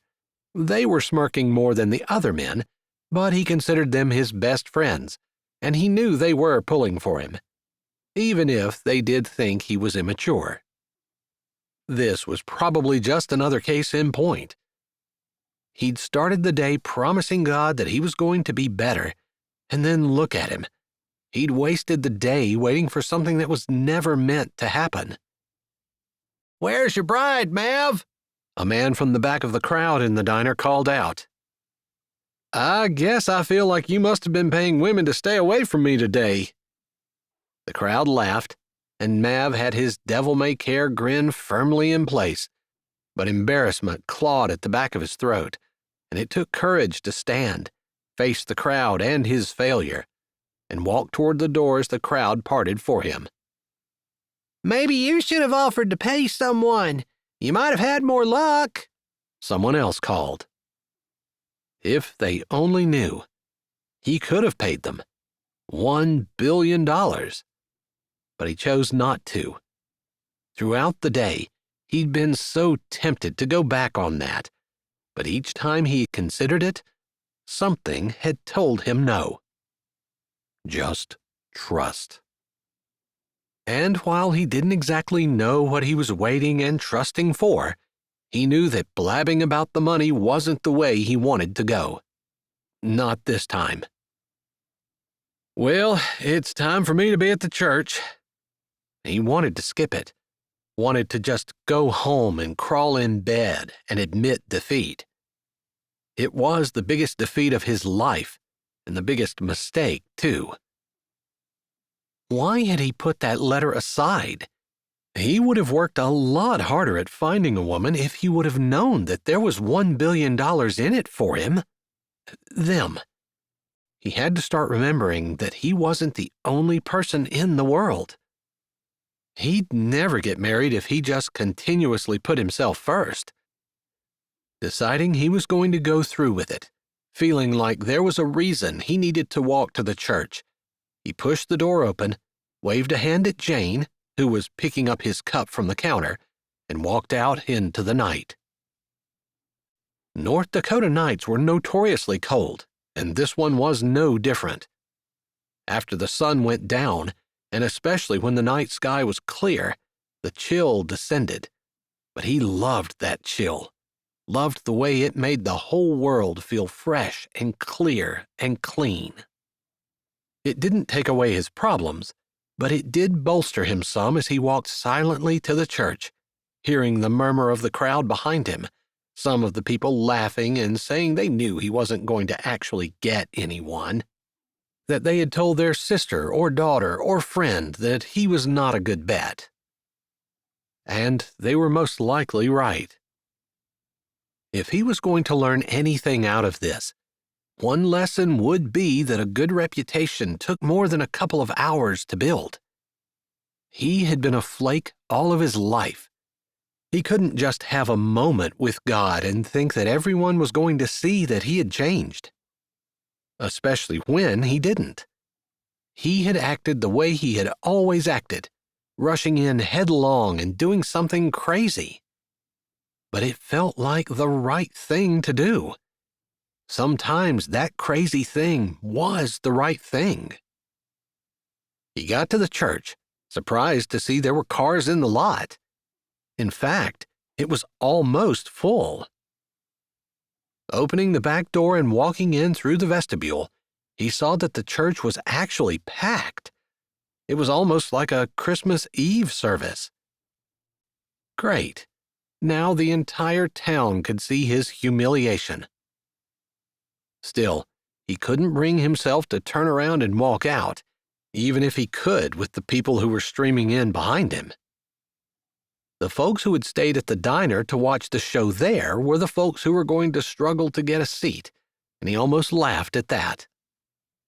The pastor stood at the front of the church, his Bible and Holy Ceremony book open in front of him. He was ready at least. He had said he would do it, and he had kept his word. Not that Mav had expected anything less from him. Of course, the pastor would do what he said he was going to do. Unsure what he was going to do when he got to the front where the preacher waited, he started up the aisle, looking from side to side. To his surprise, he saw his mother there. She, understandably, looked a little worried, but she gave him a tumultuous smile. He saw Preacher sitting with his arm around Raina, their children filling out the row, older now, teenagers. Preacher was almost done with his child-raising years, and Mav hadn't even started. Of course, Preacher was 10 years older than him, too. Still, he'd spent a lot of time messing around, focusing on things that really didn't matter. He could see that now. When he got home, he was going to have a long discussion with God. Then he was going to get his Bible out and figure out where he was going to start reading. Because it was going to be a regular thing from now on. He'd promised, and he wasn't the kind of person who went back on a promise. Dread pooled in his stomach, and he felt a little like he was going to throw up. The chicken had been good, but he wished he hadn't eaten it, even if it had been almost 6 hours ago. Jane had brought him seconds, and when he tried to pay, she waved him away, saying that he brought more business to the diner than she'd had in a long time, and she appreciated it. Maybe she came in the back after him to watch with everyone else. Maybe she didn't. He supposed it didn't matter. She was smarter than he was to know that they weren't a good fit. With that thought in mind, he really didn't know who would have been a good fit. He certainly didn't have anyone in mind. He'd never met anyone he liked well enough to get him to the point where he felt like he couldn't live without them. That's what he'd always imagined love to be, some kind of deep feeling where he was overwhelmed with emotion and crazed with the idea of being without the object of his affection. And she would feel the same. Almost hero worship, or something like that. He wasn't even sure, just knew that his idea of love probably wasn't a biblical one. Not from the teaching that he had on it, but he bought into what the world said, that love was a mushy-gushy feeling, and he should have butterflies and rainbows sparkling around. He supposed none of the girls that he dated had ever stuck around for the butterflies and rainbows part. Which was too bad. A few more steps and he was at the front. The lights were dim, kind of like they were for a Christmas Eve service, and candles had been lit. Probably some woman with romantic thoughts in mind thinking she would create the perfect atmosphere for a wedding. Except there wasn't going to be a wedding, because there was no bride. He'd never miscalculated this badly in his life before, and he wished with all his heart that he could go to bed, wake up, and have a do-over. He would certainly do today a lot different, of course. If he could have a do-over, he might as well start when he was about 15. He could have a do-over at that point and live his life a lot differently than he had. He stopped in front of the preacher. The preacher had a bit of a confused look on his face. "Where's your bride?" the preacher asked, smiling a little, like he was used to brides being late. "I guess she'll be turning up here shortly," Mav said, and the hush of the sanctuary suddenly erupted into excited murmurs. Everyone must have thought that he had someone waiting. He didn't want them to have misunderstood him like that. "I actually don't have one," he said in a louder voice. "If I'm going to get married tonight, God's going to have to provide the bride. I've provided the groom." There, the sanctuary hushed for all of 5 seconds before it erupted again. He stood, staring stoically at the front of the pulpit, kicking himself for being the stupidest person in the world. What was he thinking? A change in the atmosphere around him and the murmurs of the crowd, and of electricity in the air made him want to turn around. He couldn't imagine what people were doing, maybe getting out in the aisle to make fun of him. Maybe a couple was coming up to renew their vows. He didn't know, but he wasn't going to turn around and see. He would stand here until midnight, and then he would send everyone home. He had done everything he could do to fulfill the requirements of the letter today. Of course, it would have been nice if he could have started back when he got the letter years ago, but no point in wishing. The pastor shifted in front of him, almost as though he were moving to stand between two people, and his eyes narrowed while his brows drew down. Mav turned his head slightly as a person stepped into his peripheral vision. She walked slowly, sedately, her head up, her stride unhurried, like she was confident in herself and in what she was doing. His gaze hooked on her hair at first, falling in waves around her shoulders, and then the dress that flowed around her legs, like a whisper on the breeze. His eyes tracked up, seeing the indent of her waist, her long, slender neck on top of curves that looked just perfect. Then his eyes caught on her face. He didn't recognize her at first. She looked different than he'd ever seen her. He knew her name. He couldn't remember it right off, but she was Tegan's friend, someone who lived in town. That girl who had cancer. She lifted her chin, probably responding to the absolute lack of welcome or recognition in his face. Then she looked at the preacher. "If you're waiting for his bride, she's arrived." Chapter 8. Cassie clasped her hands in front of her tightly, trying to disguise the fact that they were trembling almost uncontrollably. She couldn't look at Mav. The blank look toward her when she had walked up beside him hurt. He didn't even recognize her. She wanted to cry, but it had taken all the bravery she possessed to walk up. She wasn't going to turn around and walk away. Plus, as hard as it was, as much as she hadn't wanted to take the risk of standing up and humiliating herself, it felt like the right thing. Standing in line and hoping to be the one chosen was her chasing after him. But her walking out, stepping out into the aisle, saving him from embarrassment, almost making a sacrifice, felt exactly right. It didn't go against what she had told God she wouldn't do. In fact, it complemented it. Funny how the difference was small but stark.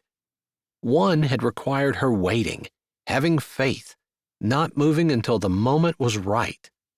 The other one would have allowed her to do whatever she wanted to do, which was rush to the diner and beg him to marry her. She was so very thankful for Tegan and Zaley and Abrielle, who had come and done her hair and makeup. Tegan had been right. She felt so much more confident knowing she looked as good as she possibly could. She wasn't the kind of girl who ran around unable to go anywhere without her makeup on, but a little bit gave her confidence that she was presenting the very best front she could. The fact that Mav didn't even know who she was had knocked her back more than she wanted to admit. "All right, if we're going to have this done before midnight, we need to get started," the pastor said, looking at first Cassie and then Mav. Mav nodded, his face completely serious, and looked at Cassie, with one brow lifted, almost as though he were asking her if she was sure. She hadn't gotten out in front of all these people just to change her mind. "Clasp right hands, please," the pastor intoned. Cassie didn't want to, because her hand trembled and was ice cold, but she pulled it from her other hand and set it in Mav's outstretched hand.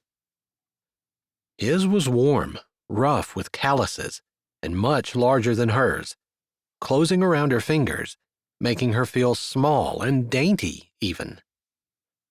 It wasn't an altogether unpleasant feeling, but she didn't want to be reminded of their differences. She wanted there to be something in common between them, something that made the sharp feeling inside of her settle down, good and solid. The pastor droned on, but it was the fastest wedding that Cassie had ever attended. She supposed when she was a little girl, she dreamed of dressing up in a pretty dress and having flowers and looking like a princess. This was quite a bit removed from any childish dreams, when her groom acted like he didn't even know her. He wasn't looking at her with a longing to cherish her, to love her, and to keep her for all time, even though he made those promises. She didn't know what kind of man Mav was. She only knew what she had built him up to be in her head, knew what she'd seen of him around town, knew what she'd heard people saying, but whether he was the kind of man who would make surface promises just to get married like he said he would, she didn't know. By the time the pastor pronounced them man and wife, she was struggling so much she was afraid she would not be able to continue to stand. She couldn't wait to get home and sit down, to get away from all the prying eyes and think about what she had done. Lord, this seemed like the right thing at the time. Did I just make a huge mistake? Talk about cold feet. Mav turned toward her as the pastor said he could kiss his bride. She couldn't believe he was going to kiss her and didn't even know her name. Well, he probably knew it now if he'd been paying attention to the pastor. The pastor knew her name. His mouth descended, and in shock, she watched it. He was going to kiss her. He hadn't known her name 5 minutes ago, and now he was going to kiss her. The idea made her angry. She wasn't even sure why. Maybe it was the idea that Mav would kiss anybody with willing lips standing near him. That wasn't the kind of man she wanted. She wanted a man who only wanted her. Just her. Not the kind of man who thought any woman would do, but a man who was judicious and fell in love just once, who didn't kiss or even flirt with women. She was so upset, she turned her head at the last moment, and he ended up bussing her cheek. He lifted his head as the crowd cheered, or maybe jeered, or maybe it was a combination of both. Regardless, his eyes seemed to search hers, as though wondering why she would have turned her head. Could he really not know? Did he really think she would welcome the kiss of a man who barely knew her? Of course he did. After all, she was the one who had gotten out of her seat and volunteered to marry him in the first place. He had every right to expect that she would want to kiss him and do other things. The idea made her throat close with panic. Surely not. Surely he wasn't expecting that. Not tonight. Goodness.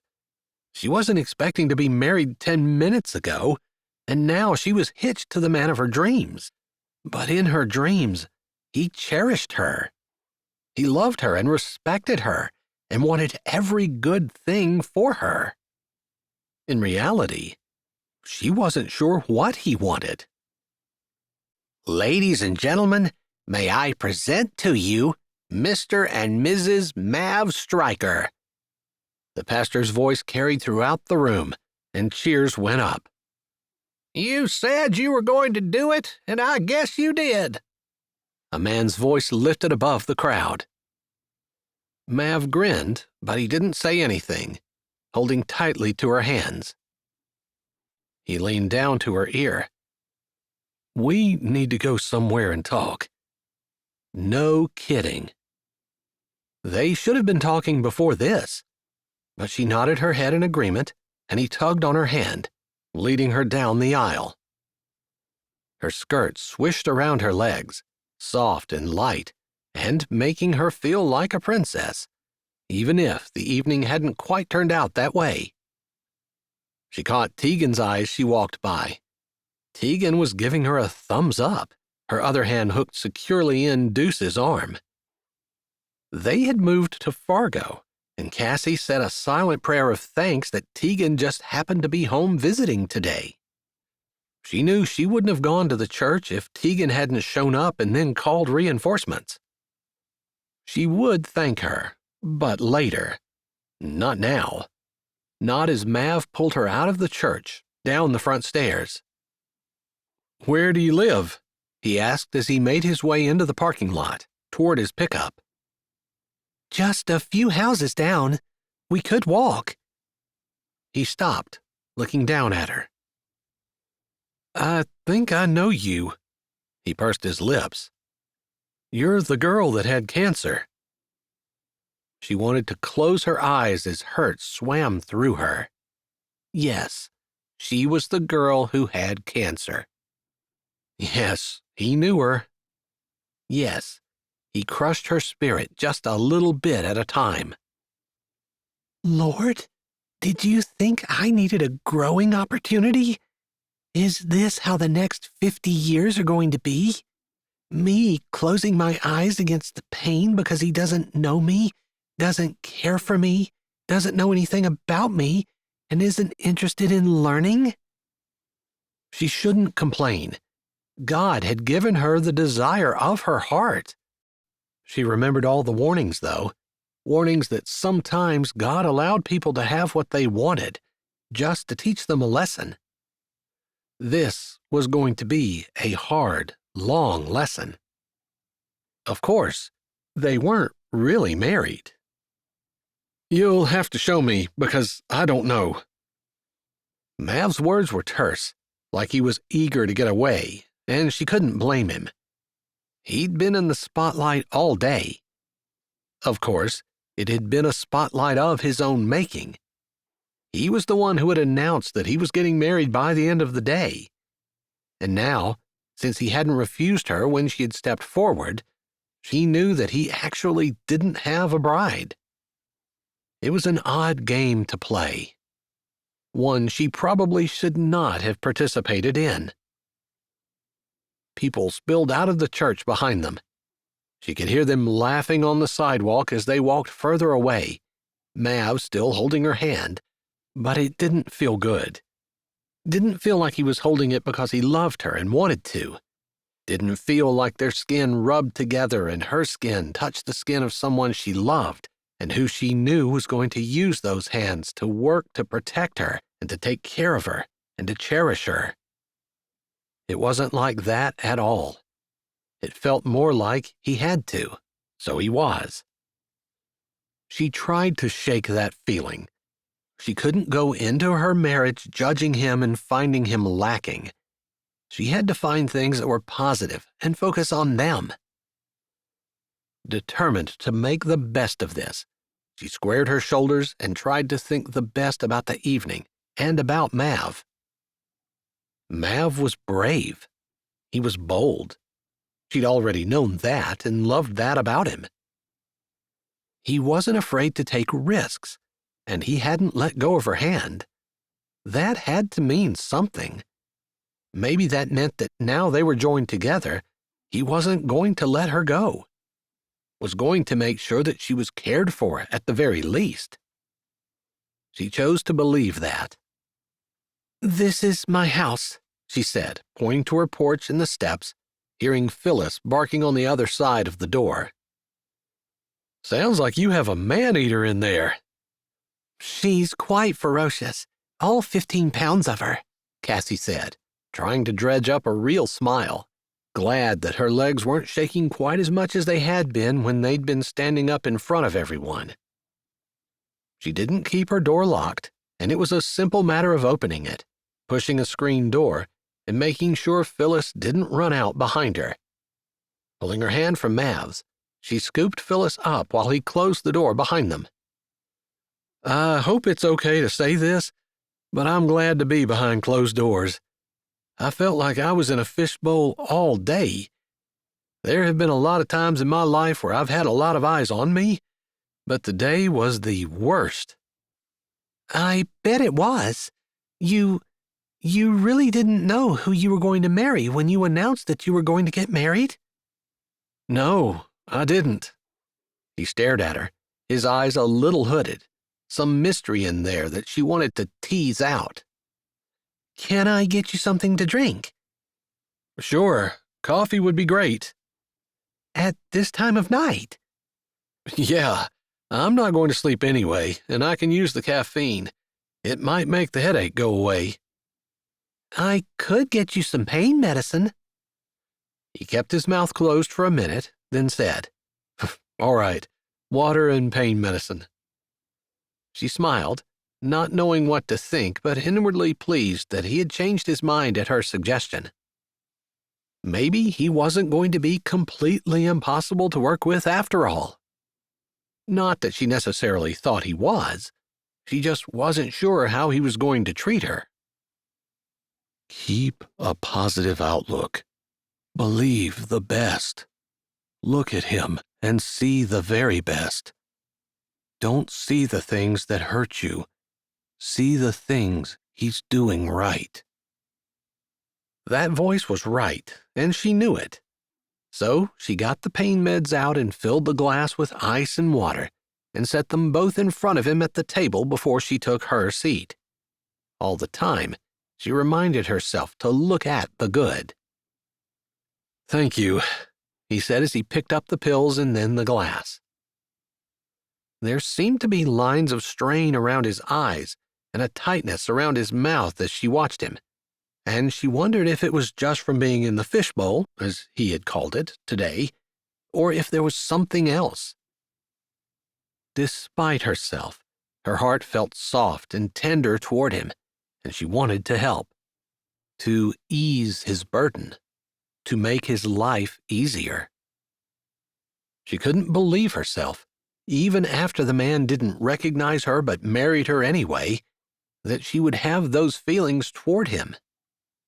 Then she reminded herself, positive thoughts, and she remembered how he had carried her along with him as he had walked away, had known immediately that they needed to communicate, wanting to talk to her, hopefully about what they were going to do since they didn't really have a legal marriage. "Thanks," he said again after he had drained the glass and set it back down on the table. "I don't know why I'm so thirsty and my head is pounding. I guess it's been a day."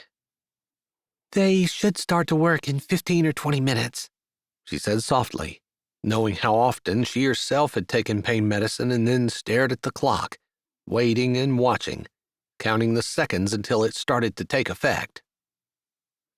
"Why did you step out?" he asked.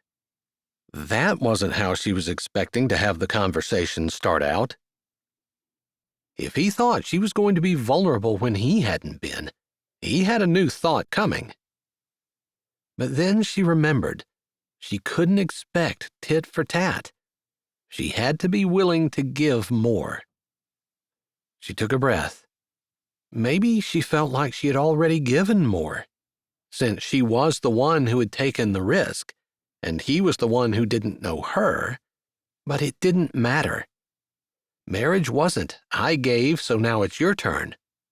She didn't want to start out that way. "There were probably a lot of reasons why I stepped out. One of them was because I realized you didn't have someone already planned, and you were waiting for someone to do exactly what I did. So I figured, why not me?" There, she answered his question, even if she didn't tell the entire truth. She gave accurate, but not complete, information. Before he could ask her for anything more, she said, "You know the marriage isn't legal. We didn't have a license." Chapter 9. Mav's eyes widened as they met Cassie's, realization entering them. "You're right. I never even thought about a license. The pastor mentioned it, and I assured him I'd get one. That was this morning, and I completely forgot.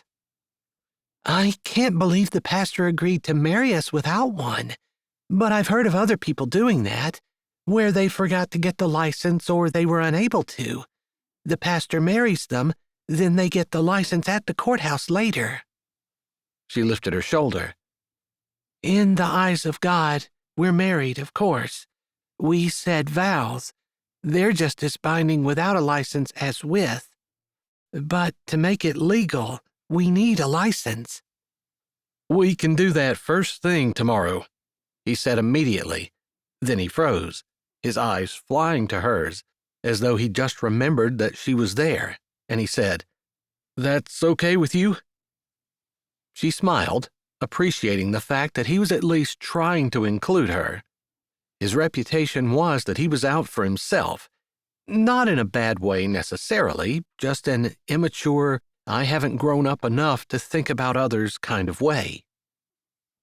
Yes, if we're actually going to do this, I think that's a smart thing to do. She wasn't sure what the law was, wasn't sure if it was the pastor's duty or theirs to get everything filed legally, but they could figure it out. Did you consider it not legit? He asked, his tone dripping with surprise. No, I don't make vows lightly, but I wasn't sure about you. That wasn't entirely fair. She was sure about him, mostly. One side of his mouth pulled back, and his head tilted to one side. That's fair. That's my reputation. He put one hand around his glass and watched his thumb slice through the condensation on it. I have every intention of keeping them, but it's only fair that you know that I don't have a very good track record when it comes to relationships. I'm not sure exactly what I do wrong, but He broke off, then looked her square in the eye. This morning, I guess you could call it a rededication. I rededicated myself to God. I hadn't been putting Him first in my life, not like I should. I've been living for myself. He laughed. I suppose it's kind of crazy that I did that, and then later today, I did something crazy like announce to the town that I was going to get married, without knowing who my wife was going to be. But I guess I should tell you why. There's a reason? It wasn't something that's just typical Mav Stryker? You talk like you know me, but I'm pretty sure we've never spoken. You were older than me in school. And, yes, I know you. Everybody in Sweetwater does. She said that last part in her defense, so he wouldn't think she followed his every move like some lovesick puppy. Which was basically what she had done. Followed his every move like a lovesick puppy. He nodded, accepting that answer. You have an advantage over me, because I really don't know you, other than you did have cancer, right? Yeah, I'm that girl who had cancer. Are you still taking treatments? He asked, his face scrunched up, his eyes holding concern, which surprised her. She would have thought he would be annoyed if she were still going through treatment. It might mess up his plans. No, I was declared cured, although I have more chance than a normal person of having it return at some point in my life. All right. I guess we'll cross that bridge and fight that battle when we get there. That warmed her heart. He probably didn't even realize how much the idea of him helping her fight her battle made her feel. It wasn't just one person, it was two. And two people together were much stronger than one person alone. She felt it, and she knew it to be true. That statement alone was enough to melt all of her defenses, but she didn't let her guard down. There had to be more, and she could imagine that there was going to be more pain involved because her emotions were involved, while he didn't care about her one way or the other, other than she was his wife, and he apparently was going to honor that commitment. However, that looked to him. "That's fair," she finally said when he seemed to be waiting for her to say something. "All right. I got a letter. A couple of years ago, actually, and I threw it in a drawer." He looked sheepish. "But after I rededicated my life to the Lord this morning, I just felt an urge to look in the drawer, and I lifted a bunch of other junk that I had stuffed in there, and this letter was on top, just lying there." "All right," she prompted when he didn't say anything more for a bit. "I got it out and opened it, and maybe I should just let you read it. I took a picture of it on my phone. You might have a little bit of trouble seeing it, but why don't we just do that?" He handed her his phone. It was dark. He hadn't pulled it up or anything. She tilted it so that the screen lit up, and then he told her his password. That surprised her, but she liked it, that there would be no secrets between them, that she would know the password to his phone and be able to access what was on it at any time. It surprised her again in the very best way, and she said a silent prayer of thanks that God had orchestrated that to warm and touch her heart. He wouldn't hide things from her. He was going to be transparent. Especially since he could hardly have gone through his phone and deleted everything, thinking that he would eventually be handing it to her this evening. Although, if he was confident that he would get married, maybe he had. She tried not to make it mean more than what it did, but she couldn't deny it meant a lot to her. He directed her to his camera app, and she pulled up the last picture, which was the letter. She read it in silence. Then, unbelieving, she read it again. Slowly, her hand holding the phone fell to the table, and she looked up into his eyes. "Is this a joke?" It said 1 billion. It had to be a joke. "I had my stepdad check out the lawyer's office. He said it was legit. I couldn't get a hold of the lawyer's office when I tried to call. It did say it was a petting zoo." "Oh, what?" She thought he said petting zoo. She was tempted to laugh, but he looked extremely uncomfortable. A petting zoo. It said I had reached a petting zoo and the law office, so I left a message. Honestly, my stepdad is really astute in these kinds of things, and he did say it was legit. I promise." "I believe you. And remember, I didn't know about the money when I married you. This is a surprise, and it would be a really nice thing to have happen, but it doesn't make any difference to me." She looked at him, her chin down, her eyes drilling into his. He nodded. "I know." He smiled a little. "The old me would have told the town about the money immediately.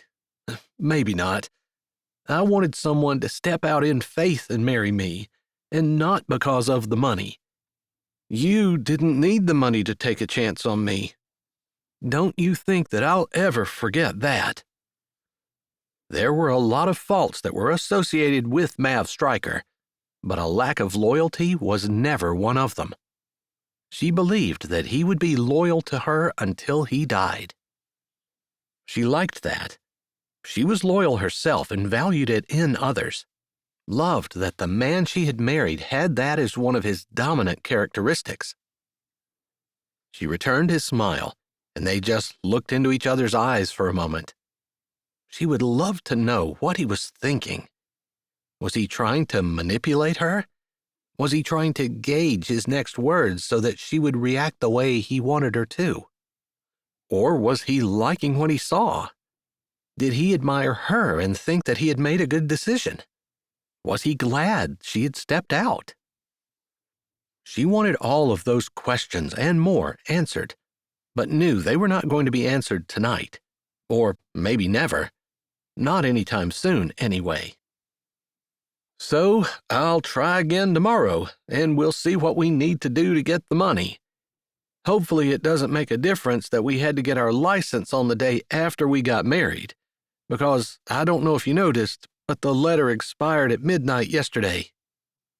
It was 12:30 a.m., and yesterday was a half an hour ago. "That would stink," she said, and laughed a little. He laughed along with her. "You don't say." They grinned at each other. The laughter had been good for them. "All right, so now you know why I did something a little crazy. I felt like it was a good thing to do, and I see you understand why I didn't mention the money." "I do, but that's all in the past. I guess I'm wondering where we're going to go from here." She didn't mean to drive the conversation or rush him in any way, but it was 12:30, and she was tired. It had been a big day, and she couldn't quite believe that she had done what she did. "Tomorrow, I'm going to try to get a hold of the lawyer. It might mean we have to drive there to sign some papers. That would be after we get a license. And I'm not sure what we'd do about that, but the preacher would know." "Yeah, he's done it often enough that we can at least ask him. It might be up to him to make things work with the state." "Yeah, and if we need to have another small ceremony, we can do that, right?" "Yes." She tried to think. "I have a project that's due by the end of the week." "You work?" She managed not to roll her eyes. "Yes, I work." "What do you do?" he asked. "And where?" It seemed like he was running through his brain all the places she might be able to work around Sweetwater. The training center had just opened a little northeast of town, and there were people in town who worked there. Maybe he thought that's what she was doing, but she didn't ask. "A graphic designer. It's what I went to college for. It's what my degree is in.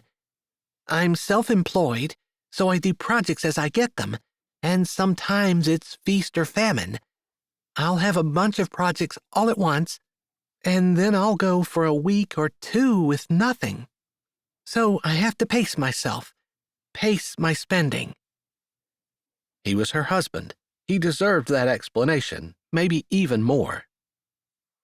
"Because of my past history, I don't want to let my health insurance run out, so that's the first thing I pay, even before groceries." "Well, if this billion-dollar thing is accurate, then you shouldn't have to worry too much about what you pay first every month. We could pay the insurance in a lump sum for the year if we want to." She smiled. How nice to have the burden of providing for herself lifted off her shoulders. "I would still want to work. It is satisfying and makes me feel good about myself." I was hoping you would move out to the ranch." His words didn't seem as confident as maybe he wanted them to. She looked down. She loved her house. The porch and the little garden she had started outside, the plants and Phyllis. Phyllis was a town dog. She wasn't cut out to be on the farm. But then she thought about Sarah following Abraham and Rebecca traveling to where Isaac was. Bathsheba was moved into the palace, and she couldn't think of a single time in the Bible where anyone got married and the husband moved to be with the wife. She supposed if he wanted to, she would welcome it. But if the choice had to be made, she would have to choose to move. Or she could be stubborn, but that wouldn't benefit anyone. "If you're really attached to your house, maybe we can work something out?" "I've never lived outside of town before. I'm used to being able to walk wherever I want to. I own a car but don't drive very well, especially in the North Dakota winters." "I can drive you wherever you need to go. Most of the time, whenever you want. Although, if I'm working cattle that day, it might have to wait until the next day, but you would be a priority to me."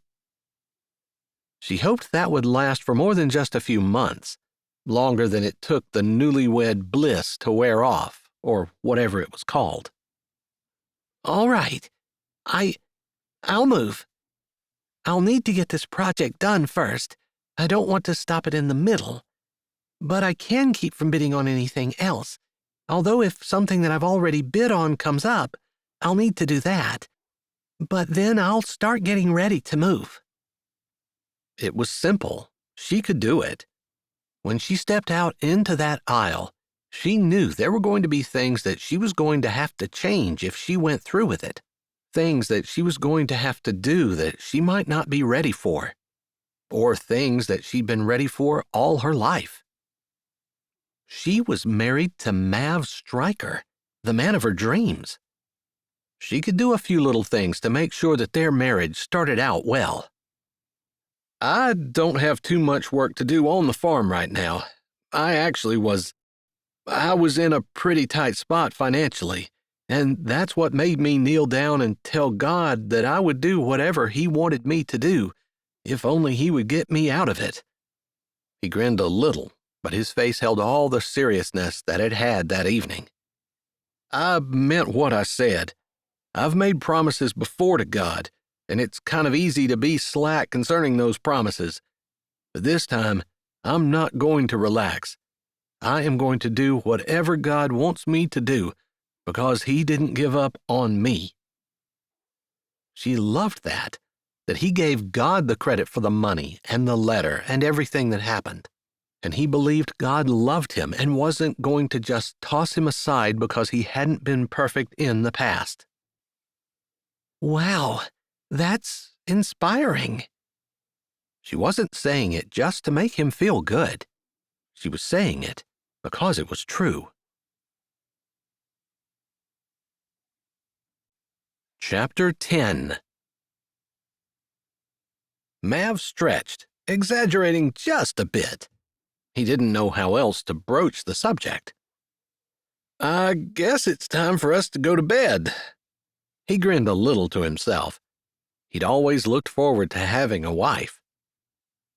It took him about 5 seconds to realize that her eyes had gotten big, and her hand flew to her chest before she stuttered out. Us? We're married, aren't we? If possible, her eyes got bigger, and she drew back a bit. Well, yeah, but up until this point in our lives, we hadn't talked to each other at all. We're not going to bed together. She hadn't been that forceful about anything else that she'd said to him yet. He drew back, surprised.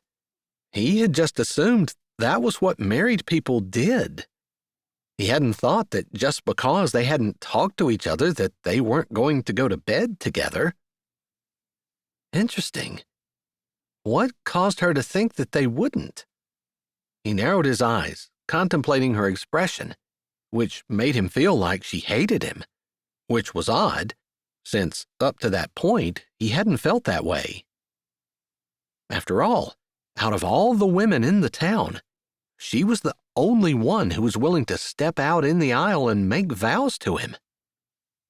I don't think you find me repulsive, he finally said, unsure of what else to say. What else was there to say? She relaxed just a bit, although she didn't smile. I don't. Then... He wasn't quite sure what to ask, and then he remembered. She was the girl who had cancer. Does it have something to do with you having cancer and not being able to, Any relaxing that might have happened was quickly reversed as she stiffened, and her horrified expression became offended as well. No, that has nothing to do with anything. She definitely sounded offended now, on top of not seeming to like him at all. His family always said he stuck his foot in his mouth more than anyone they knew.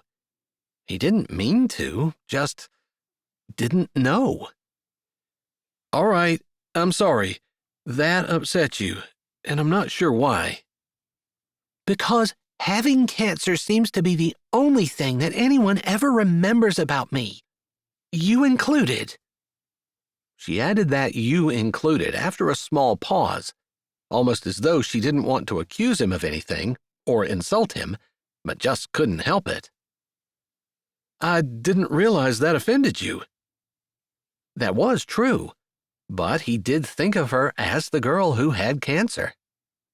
I didn't mean for it to. If you had orange hair, I would think of you as that girl with the orange hair.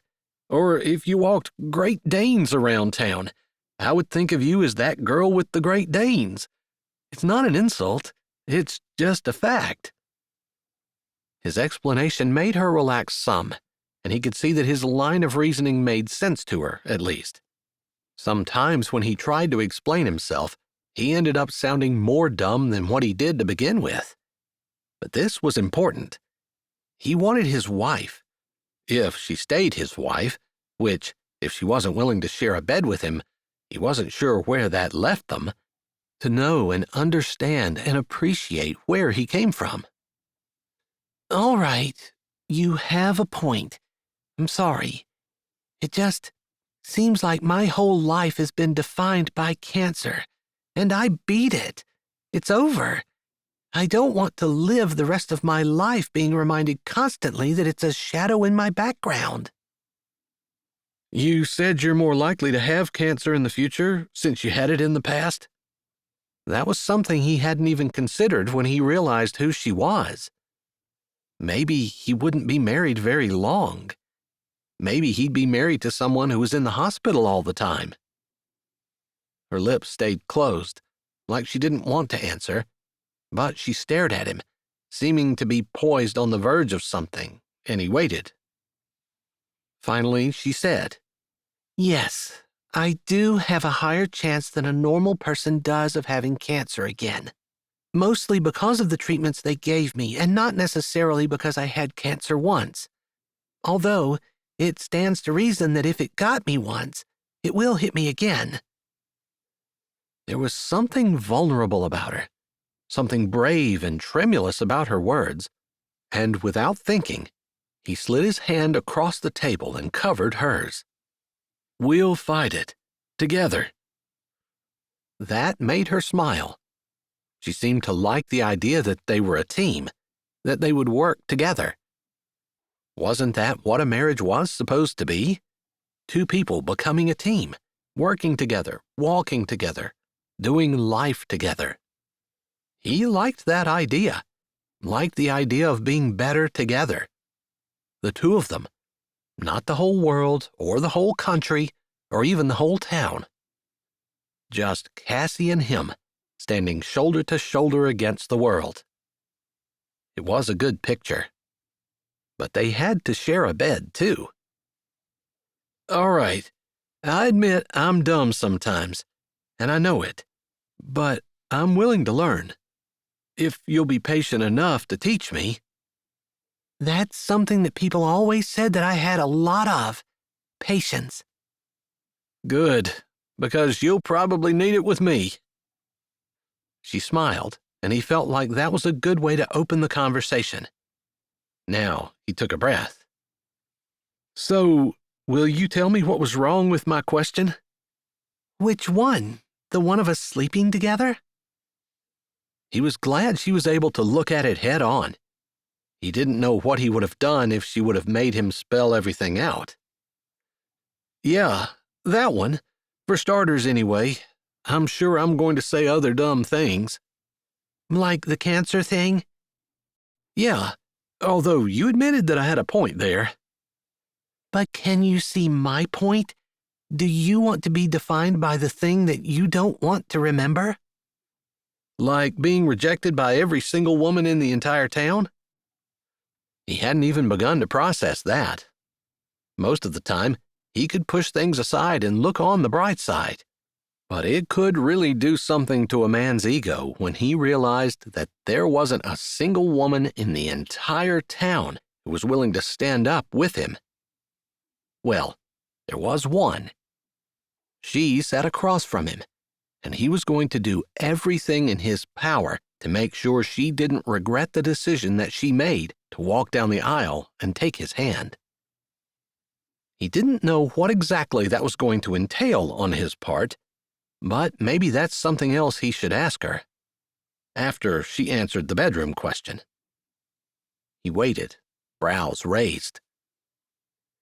I guess maybe women are a little different than men, but I don't want to sleep with someone that I don't have a relationship with. It would feel cheap. He jerked a little bit, like he'd been slapped. Sleeping with me would feel cheap to you? He wasn't sure how to respond to that. No, I'm just not ready. I don't know you. Don't feel comfortable with you. Don't feel like you will be tender.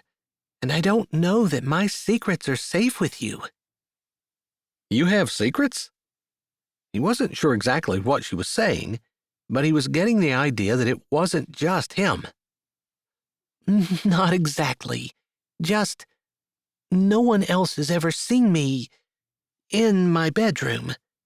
It's not something I do with just anyone. I want to feel comfortable first. We're married? He thought that was always the big hang-up. That had been the hang-up for him. It wasn't right to do the married thing without being married. Now that they were married, for him there was no restraint. But apparently for her, it was different. All right, I get that you and I are different. Is that a woman versus man thing, or is that just a me being weird thing? He was pretty sure it wasn't him being weird. He was pretty sure that men in general, at least all the men that he knew that he had ever talked with about it, felt exactly the same as he did. But as for how women felt, he wasn't sure. I'm pretty sure it's a mostly woman thing. I think you could find women who don't feel the same or claim they don't, and feel that sex with anyone, even a stranger, is okay. But I don't feel that way. The Bible clearly says that is something to be enjoyed between a man and a woman who are married. She paused. So I was thinking eventually, but definitely not tonight. We agree on that anyway. He couldn't help feeling disappointed. That had been something he had been looking forward to all day. So, how long do you think it's going to take you to feel all the things you said you needed to feel? He asked. But he figured that was the wrong question when he watched her face scrunch up. Not in revulsion, exactly, but it wasn't that happy, open look that she'd worn for most of the evening. I guess it depends on you. Me? If it depended on him, then they'd head into the bedroom right now, together. Sure. He shook his head, lifting his hands. I'm lost. If it depends on me, we'll go to bed together tonight. She looked to the side, letting out a breath, not exactly in frustration, but almost of humor, like she was laughing at how differently they thought. I don't even know how to explain it to you, she finally said. All right, that's fair. I can wait if you think you can find words, because I'd really like to know. We need to have a better relationship first. Talking like we are right now really helps. You handed me your phone earlier and gave me your password. That made a huge difference to me. It meant that you didn't have anything on your phone that you were afraid that I was going to see, and that I can get on your phone anytime I want to. That made a big stride right there. That's funny, because I didn't even know. I can give you my phone. You can have my password. But maybe it wouldn't mean the same thing to you. He held his hand out, and she set her phone in it, telling him her password. He pushed it in, and sure enough, her phone unlocked. It went to a texting screen, and his eyes caught on one of the messages. You're married to the man of your dreams. Childhood crush comes true. And then there were some celebration emojis. Mav flicked her phone off fast, because he knew that text wasn't for his eyes, and he didn't want her to know that he'd seen it. He hadn't even seen who it had come from, but was that true? Was he really the man of her dreams? Reeling, but not wanting her to know it, he handed her phone back. Thanks. I have your password now. It's pretty easy to remember, and I won't forget it. You're welcome, she murmured. He tried to figure out where they had been in the conversation. That seemed to have interrupted him, although if sharing passwords on their phones made her feel like they were developing a relationship, he didn't have a problem with it. Because she was right. There wasn't anything on his phone that he was afraid of her seeing. His texts were mostly about cattle, pictures of cattle, websites about cattle, conversations about cattle, and a few tractors thrown in for good measure. He might even have a horse among the cows, too. Nothing else. Chapter 11. So, back to what we were talking about. What are our roadblocks? Cassie blinked and seemed taken aback, but then she said, For me, I wouldn't sleep with just anyone, as long as that's something you would do and you don't really care who it's with. Then I don't feel like I'm special, or that you'll cherish me, so I'm not interested. Mav raised his brows because he hadn't really thought about it like that. The idea that it had to be her and no one else. He supposed he'd prefer she think like that about him, although he hadn't thought it until she said it. All right, I see. That has to do with building a relationship? What does that entail? Well, she looked a little baffled, like she never had to think about what constituted building a relationship. I guess, yes, it does. And it's just sharing ideas and interests, doing things with each other. That's a good thing. You know, the things you do with all of your friends that make you feel closer to them, that make you feel like you know you can depend on them and— Wait, a wife is different than a friend. But a good marriage is based on friendship, and friendship is based on mutual trust and interest and things that you share. He hadn't really thought about marriage being based on friendship, but he supposed when he looked at his brothers, and he looked at his mom and stepdad, and the other marriages that he would consider to be good, they seemed to enjoy each other's company.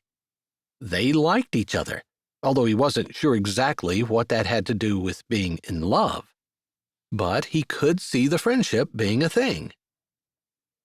Maybe I'm not a very good friend, he finally said. Maybe that was because it was late, since he didn't usually think about the negative aspects of his personality. But he supposed facing the negatives was the only way to turn them into positives. After all, if a person didn't acknowledge that a negative existed, he could hardly turn it into a positive. What makes you say that? Cassie asked, sounding surprised. I don't know. I guess because I've never had a relationship last very long. A couple of months was the longest, but he didn't really want to admit that right now. Well, I guess that makes me happy in a way. I suppose you can't really have any skeletons in your closet that I'm going to have to meet eventually if you never had a serious relationship. I guess that was because of me, but I always thought it was them. I don't even know what I did to mess things up, but no one ever seemed to want to stay with me for very long. Maybe that's because you suggested moving to the bedroom before you could even consider each other friends? He grunted, admitting that, while not admitting that that was possible, the idea that he wanted to move into a physical relationship much faster than apparently women were ready for was a distinct possibility. He didn't typically microanalyze his relationships, but maybe his marriage relationship was one that he really needed to pay attention to. So, what else? He asked. What else what? She asked, and he felt a little bad because she did look tired.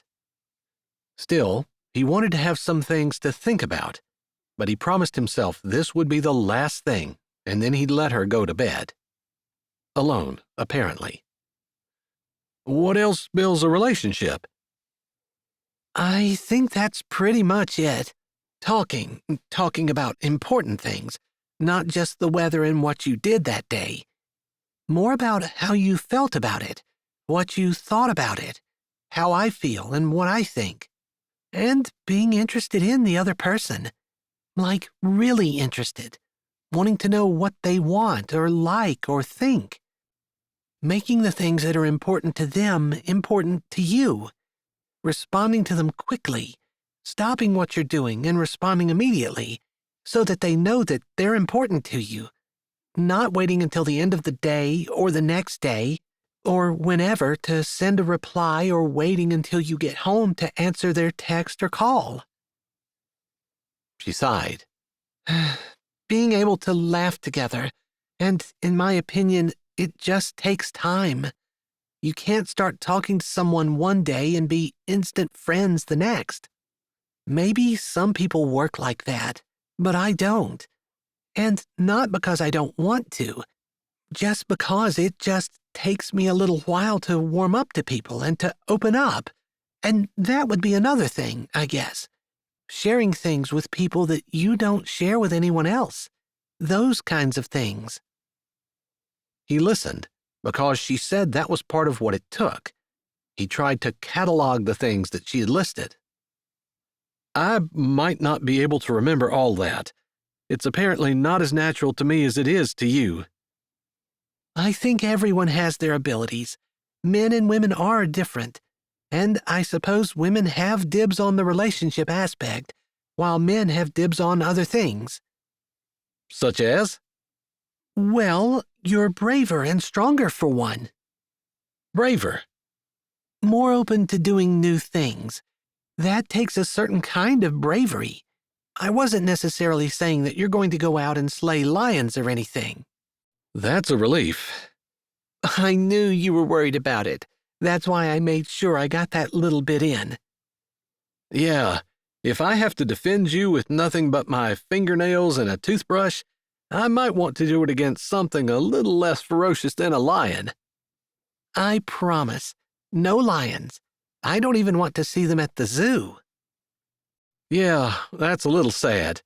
But as I understand it, sometimes they have lions there that wouldn't make it in the wild. So there's that. Yeah. And he supposed that's what she meant. Talking about just everyday things. Deeper than the weather or what they had for supper. And that wouldn't be hard. He could do that. All right, I actually really enjoyed talking to you, but I think it's late and you want to go to bed. I guess I'll just drive home. He started to push back from his chair, but as his hand slipped away from hers, her other hand moved over and came down on top of it. Mav, please wait. He stopped immediately, looking at her. He thought he was doing a favor by suggesting they go to bed, their separate beds. If you want to go to bed together, we can. She swallowed hard when she said that, and he figured it took a lot of courage on her part. He stood still, trying to process. Finally, he figured he'd just be honest. I'm sorry, but you are really confusing me. I thought you said we didn't know each other well enough for that. What was it about women where they said one thing one time and half an hour later they said the exact opposite thing? It was no wonder he couldn't figure them out. I'm sorry. I know I'm not making any sense, at least from your perspective. You just completely contradicted yourself, so I think I'm justified in being confused. He wanted to understand. He truly did. You are. It's all me. But as we were talking, I was sitting here thinking, you are supposed to be the head of household, and I'm supposed to be submissive. I promised to obey, and that wasn't a hardship, and I don't regret it. It's what the Bible commands me to do. It would be kind of silly for me to think that God doesn't know best. But here I was, thinking I knew better than you and almost lecturing you on how men and women couldn't sleep together until they had a relationship going. And that's not really letting you be the head of the home, is it?" She tilted her head and squinted her eyes at him, almost as though she were actually asking him. And he thought that she probably was. He raised his brows, admitting that she had a point. He hadn't even thought about her taking his authority away from him or not obeying. He hadn't considered that. I don't think you were usurping my authority. I didn't take it that way. I didn't even think about it, because I felt like you were teaching me something I didn't know." Her eyes widened, but she didn't let go of his hand, and her intense look didn't diminish. "Well, regardless of that, the man is supposed to have the final say.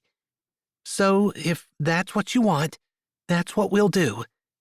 And I guess I've lived alone long enough and made my own decisions long enough that I might try to do that again in the future. You know, think I know better than you do, and—" "There might be times you do know better." "That's true. I'm not going to argue with that. And I'm not saying anything bad about you. But just sometimes if you have two people, one of them is not going to be right 100% of the time. The thing is, the Bible gives us a hierarchy that we're supposed to adhere to in our marriage. And that doesn't include me telling you that I'm not going to do something, although I guess I could suggest that we not." "Is that better? A suggestion?" He grinned, liking that she corrected herself without him even realizing that she had stepped aside. Although she was right about God saying that men were the head of the home. That leveled on him a heavy responsibility, answering to an almighty God about how he treated his daughter. Her only responsibility was to obey him.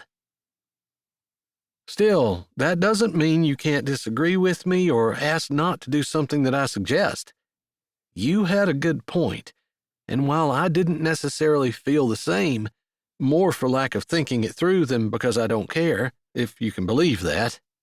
She smiled and nodded, and he felt like maybe she actually understood him, or at least didn't hold him guilty for his lack. "I think it would be wrong for me to disregard your feelings on the matter. So, in this regard at least, we're going to let things rest on your shoulders, and you can let me know when you're ready, when our relationship has progressed to the point that you feel comfortable sharing a bedroom with me. And that is my authoritative decision on the matter." He said the last part, just in case she was going to argue with him and say she didn't want to be the one making decisions. That was the feeling he was getting from looking at her face, and he didn't want that. Didn't want her to think that he wasn't going to take her feelings into consideration. Wasn't that one of the things that he talked to the Lord about this morning? Not being selfish? So while her offer was extremely tempting on one level, on the level where he knew he needed to be living, he didn't want to take her up on it. "That's kind of you," she finally said. "I guess I'll just put my request in and say I'd appreciate it if you don't take 6 years, or even 6 months, really." He didn't want to narrow her down to a specific time frame and push her further and faster than she wanted to go, but he really didn't want to spend years sleeping apart while she got to know him. "Sure, I can promise you that." "Do you have any idea how long it's going to take?" He shouldn't have asked that question. That was his more selfish part coming out, because it let her know that he was hoping for more and fast. "Not long. I don't think it would take a month." She looked a little worried, like she was concerned that her answer was going to be longer than he wanted. But it really wasn't up to him. "That's fine. Why do you look worried?" "I didn't want to be unreasonable. I wasn't sure what unreasonable is in this case." "As long as you're going with your gut, I don't think it's unreasonable. Although I do think it's a bad idea to live by your feelings. My mom always said that, and I think she's right. We have a tendency to do what we feel like doing, and not what we know we should." Although you just showed me that you're willing to correct yourself when you're doing something opposite as to what you know you should. I liked seeing that. Thanks. I hope that's typical of my personality. I've lived by myself for a while, and I'm used to calling the shots. This is going to be an adjustment for me. And for me, too. I've lived by myself for a long time as well, or at the very least, been in charge of myself for a long time, and I'm not used to thinking about other people. But that was one of the things that I talked to the Lord about this morning, being considerate and unselfish. That is definitely an area I need to work on, especially with you. Her hand slipped off his, and it made him sad to feel it go. But they smiled at each other, and he got the feeling that they were in agreement over pretty much everything. And the things that they didn't agree on weren't that important. Or maybe they were just things they could compromise about. Still, he had figured out from their conversation that Cassie thought a lot differently than what he did, and he knew just the person he could talk to help him out. Someone who wouldn't blab to everyone else and who loved him as much as a person could love another person. If you're okay, I'm going to go out to the ranch for the night. I'll see to the stock in the morning and then I'll come back in. She nodded. I'll try calling the lawyer again, and I'll let you know what he says when I get here. That sounds good. All right. You go on to bed. I'll turn off the lights and lock the door behind me, okay? She smiled a little when he remembered that she was used to taking care of herself. But he couldn't help it. He couldn't just walk out the door while she was still sitting there and not know that she was safely tucked in her bed with the door locked. After all, she was his wife, and he was going to take care of her, even if he did bumble his way through their relationship. Chapter 12. Lark Stryker rolled over and looked at the clock. 5 a.m. That meant she'd been in bed for 2 hours. Mr. Connolly, a gentleman farmer who had horses and lived an hour and a half away from Sweetwater, had called her out to his farm yesterday for his mare, who was having trouble during labor. It turned out his mare was carrying twins, and Lark ended up delivering them both by C-section. She had stayed, trying to coax life into the two little ones, and hoping the mom would snap out of the anesthetic and come around. When she had left at 3 a.m., all three of them were doing what she would consider okay. Not good, not great, but they weren't dead. So they were okay. She planned to go back out today, but some confounded knocking had woken her up way too early. Just as she thought about it, it came again. Hurrying out of bed, realizing she had fallen across the covers without even taking her clothes off, she grabbed a hair tie from the dresser where she'd thrown it as she took her ponytail out when she'd stumbled into her room, and hurried down the stairs. Mabel, her assistant who was still in vet school, and 3 other girls lived in the house with her. She didn't want to wake them up. If this was an animal emergency, she would handle it. The pounding stopped when she turned the kitchen light on, and she hurried to the door, throwing it open. You should look to see who it is before you just open your door to anyone, especially at this time of night. Mav, her youngest brother and her favorite, stood on her porch, a grin on his face and a twinkle in his eye. He looked like the same old Mav, but she had heard something about him yesterday. Did you get married yesterday? She asked, pretty sure that's what she had heard, but it was pretty early and she hadn't had much sleep. Sure did, sis. I didn't see you at my wedding, come to think of it. I wasn't invited. No one else was invited either, but that didn't stop them from showing up. Didn't stop the whole town from showing up. She shook her head. You're going to have to tell me about it, but I need a cup of coffee. I thought you'd be up. It's 5 o'clock. She jerked her head, indicating that he could come in, and she walked over to the coffee maker. I was up until 3 delivering foals. I thought I'd give myself a little bit of time to sleep. I guess you deserve it after that. Everybody make it? As far as I know, I was going to drive over and see about them this morning. Couldn't you just call? I guess I could call. Still, I told him I'd be there to check, so that's what I'm going to do. She started the coffee maker and leaned back against the counter, her arms crossed over her chest. As soon as I have some coffee in hand, we'll need to go outside. I don't want to wake Mabel and the girls. How many girls do you have living with you right now? There are 3 of them. One just went home. Mav nodded, but he didn't ask anything else. She really might not be able to answer. People asked her where the girls came from, and she didn't even really know. People just talked. Someone had a daughter who was having trouble and talked to a friend who talked to a friend who talked to a grandmother who talked to a Sunday school teacher who knew of Lark, and they sent them here. Lark had enough work to keep a whole trove of people busy, and a lot of times that's just what people needed.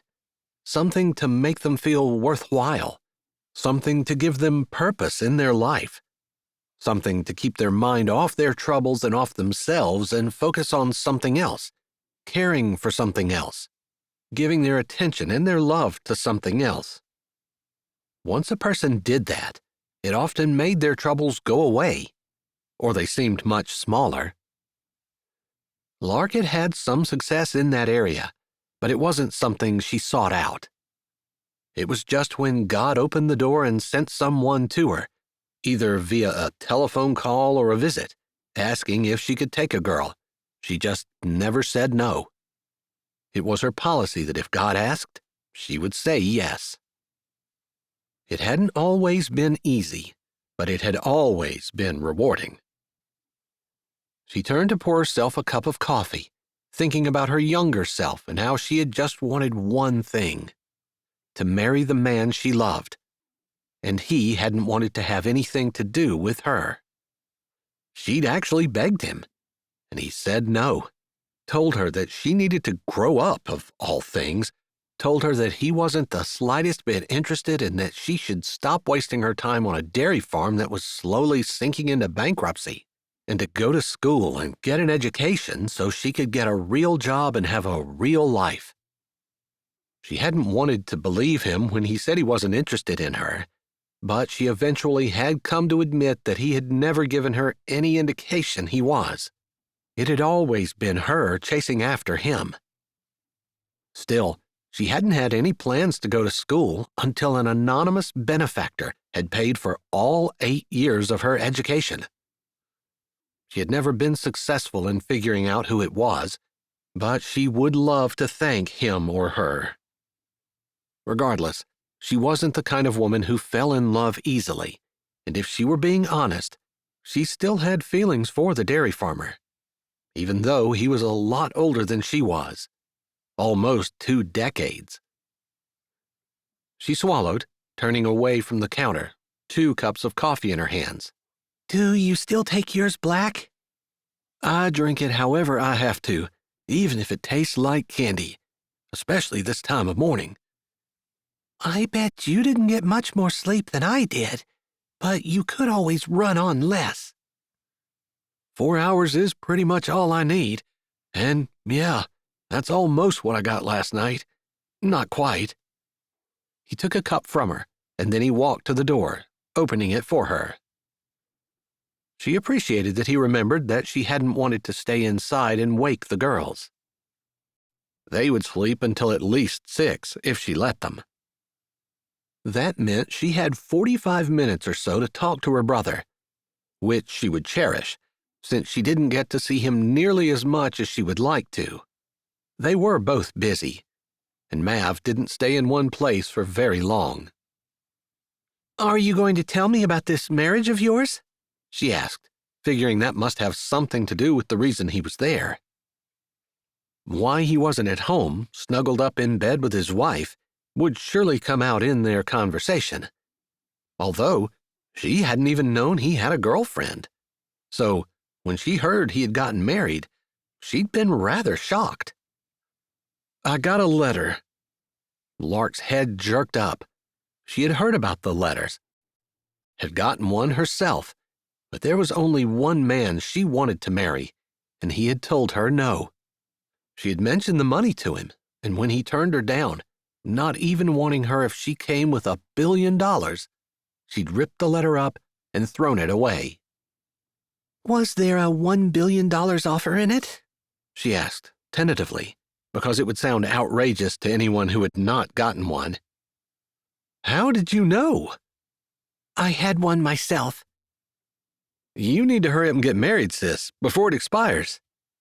She shook her head. It expired years ago, back when I was just 18. "Someone wanted you to get married when you were 18? Maybe they knew me better than I did, but I didn't, and I tore the letter up and threw it away." You ripped up a letter that offered you $1 billion? Sure. What's $1 billion when you have to marry someone you don't want to marry? "It's $1 billion, Mav said, like he couldn't believe that she could turn that down. Are you going to tell me you married some random person just to get money? She asked, trying not to sound quite as scandalized as she felt, which was really scandalized and upset. Mav looked sheepish. You did, she said, trying not to sound accusatory but knowing that she did. You married someone you don't love, you don't know, just some random person to get money? I can't believe it. Hey, don't knock it. He didn't seem to be able to think of anything else to say. He shifted and took a gulp of the hot coffee. "I have a question about her." Who is it? She asked, figuring he had found the absolute biggest gold digger in town to hitch up with. Knowing Mav, who had no common sense at times, he wouldn't care that she had no character and no morals, and he would have just hitched himself to her anyway. "Cassie Rowe," Mav said. Lark gasped. She knew Cassie. She stuttered. But she's a nice girl." "I know," Mav said, with more feeling than she would have expected out of him. What do you mean, you know? She asked, instantly suspicious. "I know she's nice. She was nice to me, and when no one else in town would have me, she stepped out of the pew and stepped up beside me." Briefly, he told her about being alone, with no one wanting him all day, until Cassie finally stepped out. Wow, I can't believe she did that. "I couldn't either, but I read something on her phone that I wanted to ask you about." What was that? She asked, curious. "It said, 'Congratulations on marrying the guy you always had a crush on,' or something like that. Basically, it insinuated that she's liked me all of her life." I see. Lark pressed her lips together. She had heard that Cassie had had a huge crush on Mav. It was a couple of years ago, and she thought it would have just been a passing fancy. After all, Mav wasn't exactly known for his ability to attract women and keep them. They seemed to flock to him and then flocked away just as fast. "Do you know if that's true?" Mav pushed when she didn't say anything. Should she admit it? Would that be in Cassie's best interest? She didn't want to do something that would end up hurting Cassie. Or she didn't want to make Mav arrogant and conceited about the woman who had chosen to marry him. He might crush her if he thought that he had her in the bank. "Lark, you know something you're not telling me." I don't want you to take advantage of her. I'm not sure if telling you is going to be the best thing for you, or especially for her. "It will be, I promise. I was actually here because I wanted to ask your advice on being married." Me? She gasped. I'm not married. What makes you think I can give you advice? Because of the girls you have. You see it all. I know it's not a marriage thing, but you know what they need. You know what makes people tick. No, I know what makes animals tick. You're observant, and you pay attention to things. I know you can tell me the things that I need to improve, what I need to do in order to have a marriage that lasts with my wife. I don't want to be a statistic. I don't want to be divorced. I don't want this to be a big mistake. I want to make it work. And you were the only person that I could think of that I could ask who wouldn't make fun of me and think I was just goofing off like I always do. I need you to take me seriously and give me good answers. All right. She was honored that he had come to her, that he thought that she would give him good advice. Of course she was going to take him seriously. She always did, even when other people just dismissed him as a big goof-off. She'd known that there was a serious man there, one that just needed a little bit of time to grow up. She believed in him. Maybe because you just said all of that, I will say that I heard a year or two ago that Cassie had a huge crush on you, that she'd liked you for years and years. I think it was about the time that Katie and Flynn Powers got married. Yeah, Miss Charlene actually pulled me aside to help her and told me to just act like myself. She said she didn't think that Katie would choose me, but she wanted me to be willing. I played along, and it worked out the way she thought it was going to. Yeah, I think it was about that time that I heard that Katie found out Cassie had a crush on you, and she wouldn't choose you because she didn't want to hurt her friend. Really? That's what I heard. I can't guarantee that's accurate, but it sounds about right to me. I know Katie would have done that, and the person that I heard it from wouldn't lie to me. But please don't use that against her. She's pretty calm and contained, but I think sometimes people like that get hurt a lot easier when they finally do let their guard down, because they do it so rarely. He nodded. I'm not going to hurt her on purpose, but I need advice from you. She thinks so much differently than I do. I don't know when I open my mouth if I'm going to offend or upset her until the words are out and I see her face show expression. And then I know I shouldn't have said it, but I don't always know what I said wrong. I'm probably not going to be able to help you with that. That's part of what the Bible means when it says that a man is supposed to dwell with his wife according to knowledge. You're going to have to learn about her, figure her out, do the things you know she likes and not do the things you know she doesn't. That's on you. Sometimes being a man really stinks. Mav sounded so disgusted that Lark had to laugh. It's not that bad, she said, humor lacing every word. Too much responsibility. I just want to be a kid. No, you don't want that. You want to grow up. You want to have a lifetime of accomplishments behind you, striking out into the unknown, conquering things, having the legacy of a family who loves the Lord following after you. You want that, and you have to work for it. Those things don't come easily, the things that matter. I know you're right. Sometimes the work feels too hard. But it's fun, too. Being married is fun. Lark looked down, trying to get her face in his line of vision so he would meet her eyes. She set her coffee cup on the banister and took him by the arms, waiting until he met her eyes and she could see his face in the glow of the rising sun. Marriage is fun. Laughter should be the soundtrack of your marriage.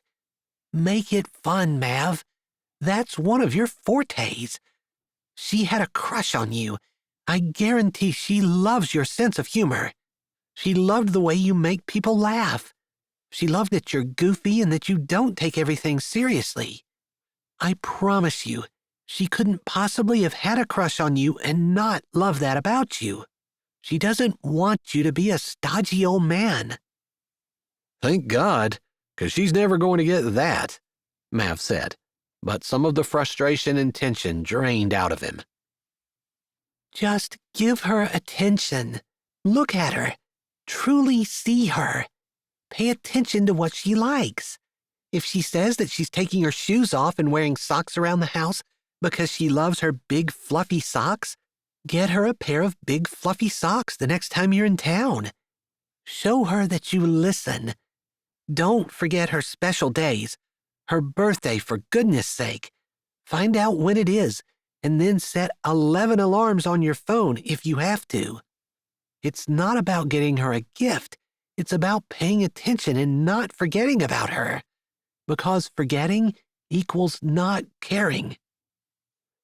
That stinks, because I'm terrible at remembering anything. I don't even remember my own birthday. "I don't believe that," Lark said, rolling her eyes, and Mav grinned guiltily. "Pay attention to her, know her, and then put her first, before yourself." "I guess that was one of the things I wanted to tell you. I kind of figured out that that was something I was doing wrong. I knew that I wasn't doing a very good job of doing anything but living my life for me. And yesterday, before all of the marriage stuff went down, I told the Lord if He got me out of the pit I was in with my farm, then I would live my life for Him. I've made promises to Him before that I haven't kept, but He didn't give up on me, and He kept His end of the bargain, showing me the letter, which I had totally misplaced for years. I hadn't even opened it. And part of what I knew I had been doing wrong was being selfish." It didn't surprise her at all that he hadn't opened it. What surprised her was that he opened it in time. But then, God's timing was always right. "Then you're halfway there. Recognizing that you have a problem is a big part of solving it. But you have to think about her and put her first. I know Cassie, and I'm almost positive that you're not going to have to worry about her thinking about herself over you." Mav seemed to be thinking about something, and then he said softly, "She's already put me first. All day yesterday. Not just by stepping out, but she hadn't wanted to share a bedroom, and then she realized that she wasn't letting me be the leader of the house by telling me what we were going to do, so she changed her mind and said that we could if I wanted to." Lark blinked, stepping back. That was huge, and very big on Cassie's part. Brave, too. "What did you do?" she asked, hoping that her brother hadn't taken Cassie up on that offer. That he'd realized that they probably did need time to learn about each other and to know each other and to make Cassie feel comfortable. That a little bit of the foundation would be so much better than stepping into things they weren't ready for. "I told her that I wasn't going to share a room with her until she was ready and basically delegated the decision to her, acknowledging that I was in charge but giving her the responsibility in that area." "Well, Mav, I never thought I would call you romantic, but that was very romantic." Lark put a hand over her heart and fluttered, just to be goofy, and he laughed at her. "Oh, stop. You're going to give me a big head." "I'm going to start looking for my little brother, because I can hardly believe that you're him." Well, between God and marriage, I had a lot of opportunity to grow up yesterday. I don't think anybody can do it on the spur of the moment and in one day, but I think, for the first time in my life, I'm headed in the right direction. "You'll have to talk to Mom. She'll be so proud of you." I plan to. You think it'll make her happy? "I know it will." He blew out a breath. "I'm sorry I got you up so early. I didn't realize you were up so late last night, and now you probably won't get to bed until this evening." "It's okay. It's part of my job, and some days I don't have anything to do, so there's that." "I bet those days are few and far between." "They are, but they make me happy that I have a job, a calling, and I feel useful and needed in my life. That's important. Thanks for talking to me. I appreciate it. I really appreciate your advice. If you think of anything else, you can always text me. I'm open to all ideas. I'll do that. And if you have any questions, you know you can always text me. But do remember that I'm your one sibling that isn't married. So you might be better off talking to your married siblings rather than coming to your one single sibling for marriage advice. I think you gave me some good ideas. I don't regret coming. But if my marriage doesn't work out, it's all your fault. Seriously, Mav? She laughed. All right. Thanks for the coffee, he said, draining the last of his cup, giving her a one-armed hug with the hand that wasn't holding his coffee, and then handing her his mug before he waved and stepped off the porch. She watched him go, happy but a little bit sad. She was the last remaining sibling who wasn't married. Lark sighed, not regretting her decision so long ago that if her farmer wouldn't have her, she wouldn't marry anyone. But sometimes she was lonely. Lord, you know. I don't even know what to ask. Just help me, please. Her farmer didn't live that far away, but the last she heard, he had a woman living with him, and while he had animals, he never called her out to his farm. She could only assume that meant he didn't want her there. Plus, if he did have a woman living with him, she didn't want him anyway. She just wanted the image of him that she had in her head. The man she fell in love with. Dumping the rest of her coffee out in the flower bed, she turned and walked back into the house. Chapter 13. The sun shone in on Cassie as she lay in bed with her eyes closed in that fuzzy land between fully sleeping and fully waking. She could feel Phyllis snuggled up beside her, snoring softly, sound asleep. Phyllis wouldn't wake up until Cassie got up. Phyllis was not a morning dog. Cassie smiled a little to herself and shifted slightly, curling her legs up and tucking her hands under her chin, feeling the sun on her face, but still not wanting to wake up. She'd been having the nicest dream. A dream where Mav asked her to marry him, declared his undying love, and wanted to spend his life with her. It wasn't a dream she allowed herself to think about, not since she'd promised the Lord she wouldn't, but it was one that she had previously. She always woke up feeling slightly discontented after it, because it felt impossible. But today, her eyes shot open. Had yesterday actually happened? Had she married Mav? She pulled her hands out from underneath her chin and looked at them. No rings. It was a little disappointing. She furrowed her brows and tried to think. Had she really been waiting at the church? It had been late. She didn't usually stay up that late. But she was pretty sure Mav was looking for a wife.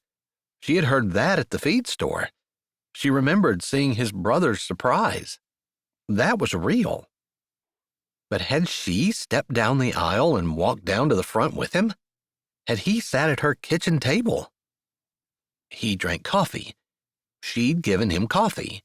If he'd actually been at her kitchen table, it was possible she might still smell him, because he had a unique scent that she felt like she would recognize anywhere now that she'd smelled it up close.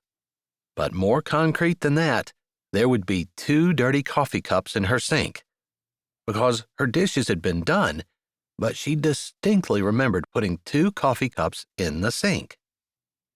She got out of bed so quickly she accidentally kicked Phyllis off. The dog whimpered, then got up and stretched, forgiving Cassie instantly for her inconsideration. That was the nice thing about dogs. They didn't hold grudges. I'm sorry, sweetie. But I'm in a rush. Was Mav really here last night?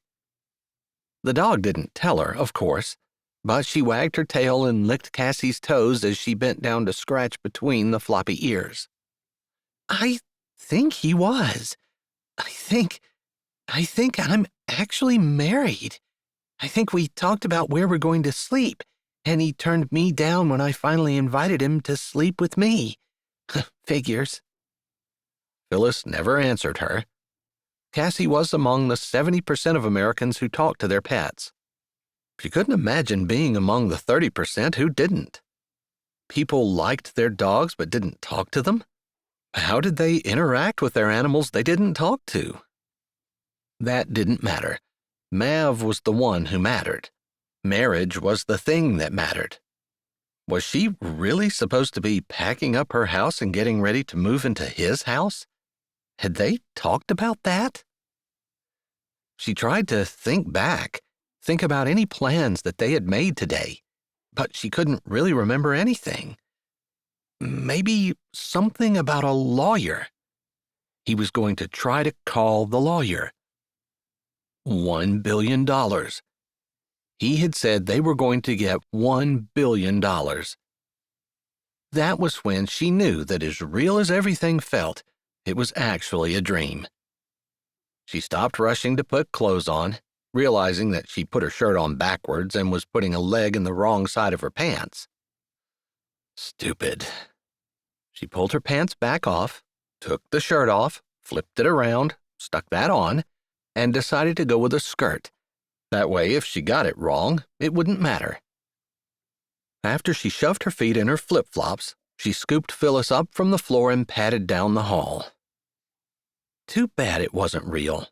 It was a really nice dream. And so very real. She could almost imagine Mav had kissed her cheek after the wedding. Okay, that seemed a little real, because if it had been a dream, he wouldn't have kissed her cheek. Even if it was her fault, it would have definitely have been a much deeper, more real, more intimate kiss. For sure. Sighing, figuring she wasn't the only one who had dreams that she wished were real, she walked into the kitchen, intending to go out the back door to let Phyllis loose in the backyard. But there was a man at her table.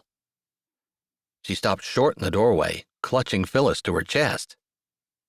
The man had one ankle resting on top of the other knee, his fingers drumming on the table. His eyes were glued on the doorway, and when she stopped, her eyes flew to his, and they met. Maybe it wasn't a dream, because Mav Stryker was sitting in her kitchen. "Hello," she said, half expecting him to disappear in a puff of smoke. Maybe her cancer was back. Maybe she had a brain tumor this time. If this was what brain tumors were like, she wouldn't mind having a brain tumor.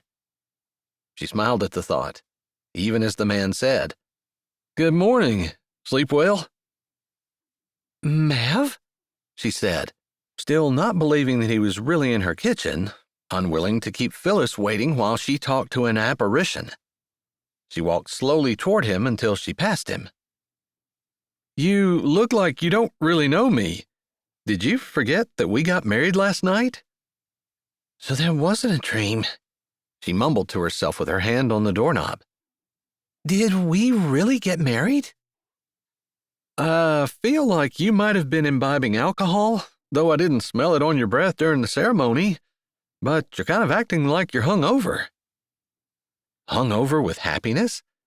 She rolled her eyes at the thought. Opening the door, she set Phyllis down, knowing that she would be safe in the fenced backyard. Normally, she walked out with her, just looking at the day, enjoying the weather and being outside, before she came in and got started on her work. But not today. Mav was at her table. Mav was at her table. She threw a hand up to her throat. Mav was at her table. What was she doing walking by, leaving him alone, mumbling nonsense about dreams and ignoring him? Here she was, the first day of married life, married to the man she never thought she'd have, and she basically walked by him like he wasn't even there, like she didn't believe he was real. In her defense, it was because she didn't believe he was real, but still. She walked back, stopping beside him. He dropped his foot to the floor and straightened a little, resting both hands in his lap as he looked over his shoulder at her, following her with his eyes and head until she stood beside him. Sorry, I guess I am a little loopy this morning. I woke up thinking that couldn't possibly be real.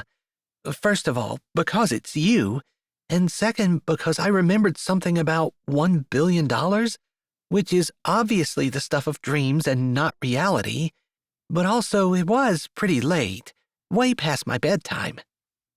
Really? I never go to bed before midnight. I'm never up after midnight. In fact, I'm not usually up after 9 o'clock. That might get interesting. We can compromise. 10:30? He laughed. Maybe we can find something to do from 9 o'clock until midnight that involves us being in bed but not actually sleeping. She knew exactly what he was saying, but she said, You like to read in bed too? Sweet. He snorted, and she said, Would you like coffee? I feel like I really need it this morning. I've already had 3 cups, but I think I can safely drink 3 more until I need to call it quits. Wow, I cannot handle that much coffee. 1 cup is pretty much my limit. I would suggest a compromise for this too, but I didn't like the way the last one panned out.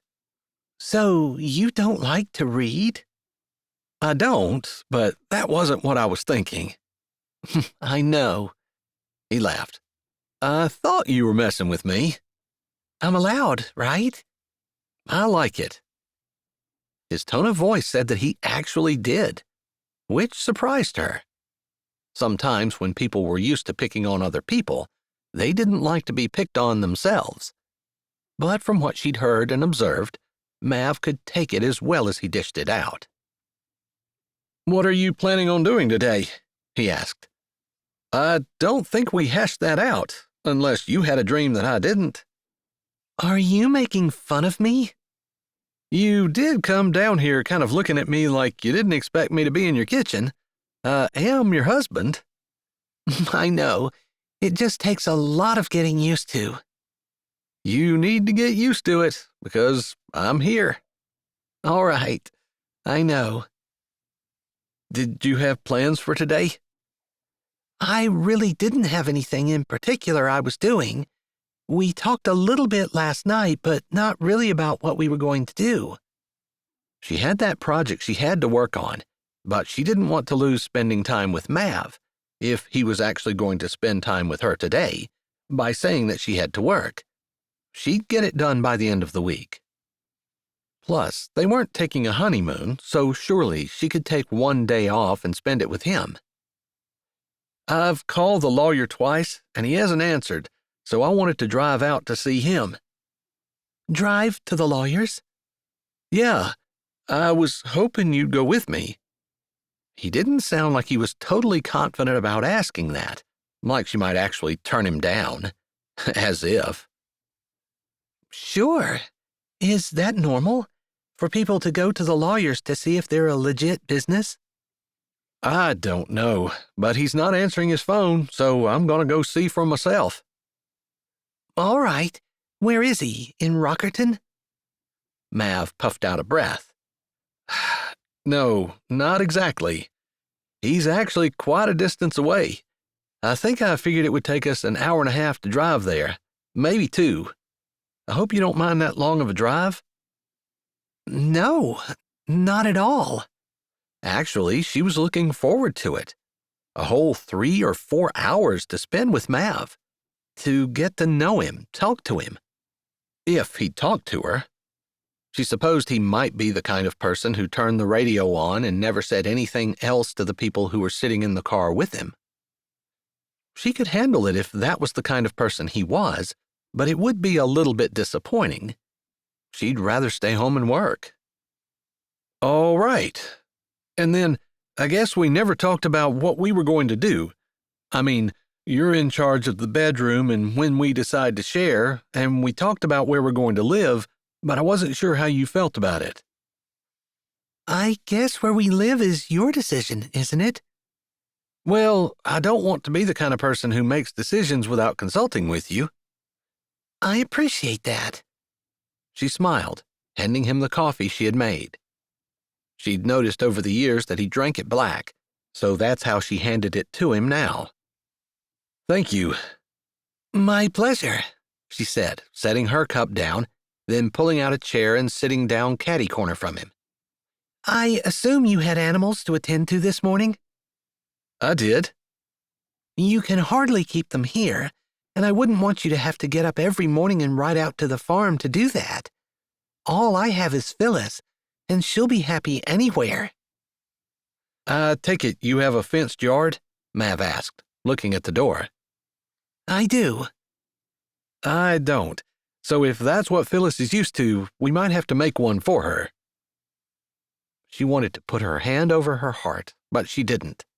Still, she got up and walked over to the door, not because she thought Phyllis was ready to come in, but because she couldn't believe that he was being so thoughtful.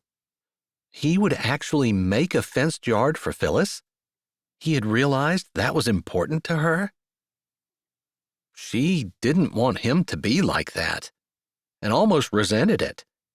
She was already half in love with him, and if he was considerate, not only just of her, but of her dog as well, she was hopeless. She would be falling in love with him, and that scared her, because he would have the power to hurt her. Chapter 14.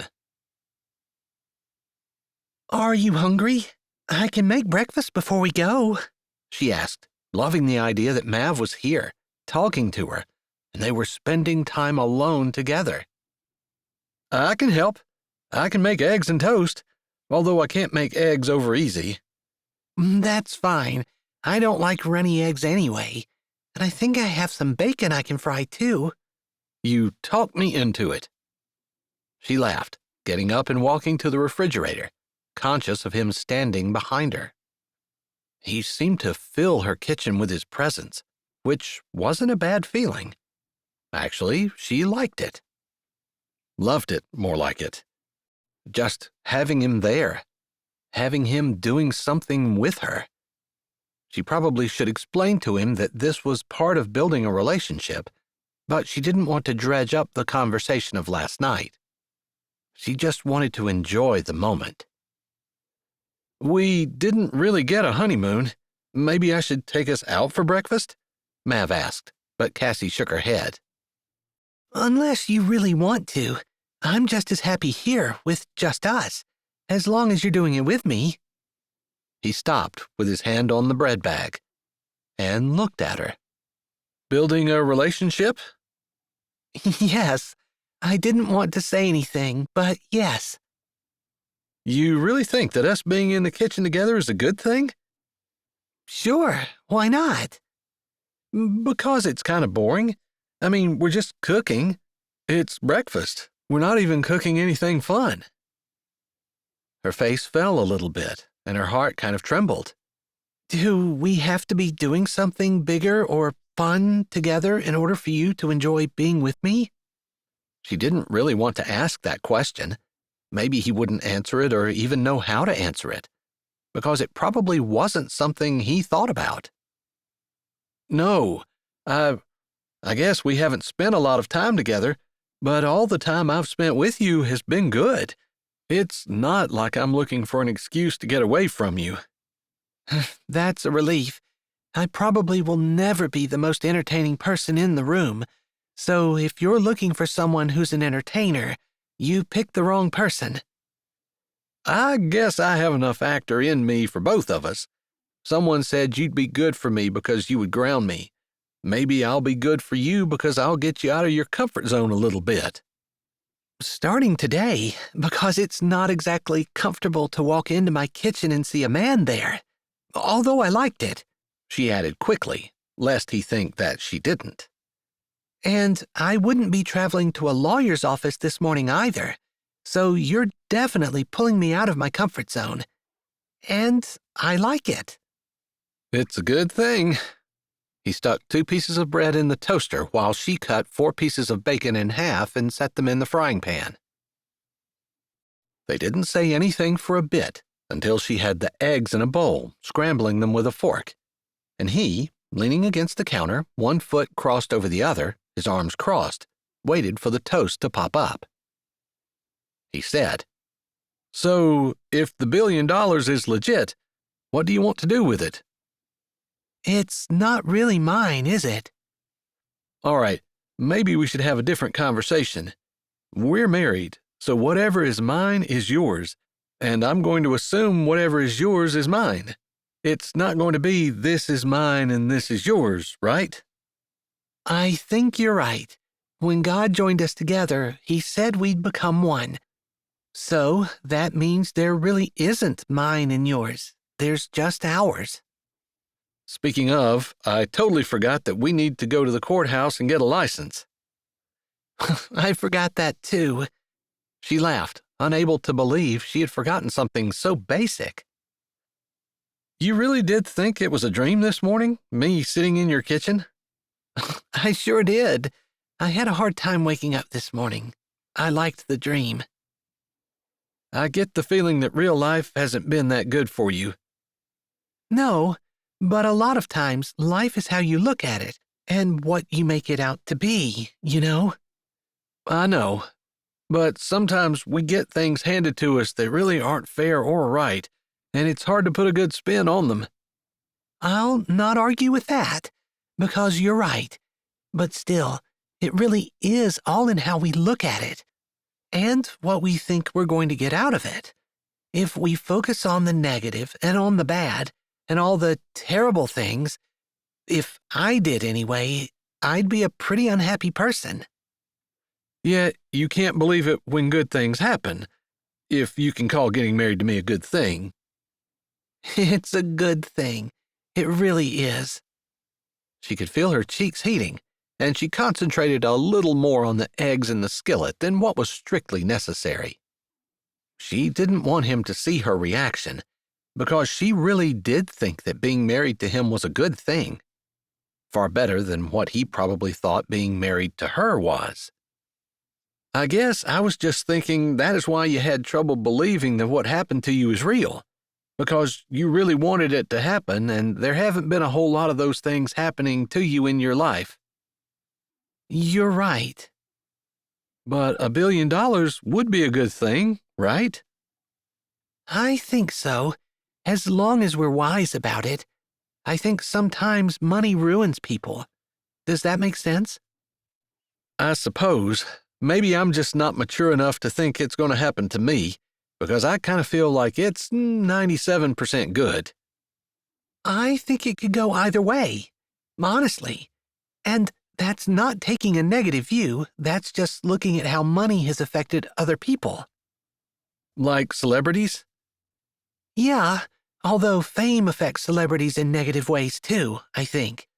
We get used to people thinking that we're really something, and we start to believe that we are, or start to act like we are anyway. And really, whatever it is that we've done that made us famous isn't anything that we could have done without God's favor and His hand in our life. We want to take the credit for ourselves, and that goes to our head. I think it can be addicting too. I agree with that. That fame, or people telling you how wonderful you are, can be addicting. You want to hear it from more and more people, and you leave the people behind who like you for who you actually are, instead of who they think you are. And God gets left behind as well. Yeah, I suppose a lot of money makes you start to feel like you don't really need the Lord. All right, you've convinced me. I can see how things that we typically see as good things could end up being really bad. The toast popped up, and he pulled it out, sticking 2 more pieces in before he started to butter it. I like a lot of butter on mine, like it melted until the bread is crunchy on the bottom and soft on the top. How do you like it? Not like that. That sounds like a gluey mess. It's a buttery mess. A really good one. All right, I've noted it, but I'll not tell you how to make toast for yourself. But for me, just a tiny bit of butter. I like my toast to be crunchy, so not too much. Got it. I'll do my best to make it just the way you like it. Bacon crispy or just cooked? She asked, Since they were getting to know each other, which was a fun way to do it, as they were actually making things. Crispy, for sure. Goodness, I think we're opposite in everything, because I like mine just cooked, but still soft. Yuck, that doesn't sound good. Oh, it's the best. You said you don't like your eggs runny, right? She smiled. He was listening to her, and it warmed her heart. Nope, definitely not. No one likes that, do they? I think it's a thing. I don't know anyone who does, but since we're opposites in everything, I figured that you'd probably like them that way. No, I like mine best with mushrooms and onions and spinach and a lot of cheese, but I don't usually have them like that, because I always end up adding more ingredients than I have eggs, and I end up with a mess. I like my eggs with salsa, which I suppose is kind of the same thing, since there's onions at least in it. I actually have some salsa in the refrigerator, so I'm glad you said something. She flipped the eggs, then walked to the refrigerator and pulled out the salsa. The rest of their meal went similarly, with them talking about their likes and dislikes.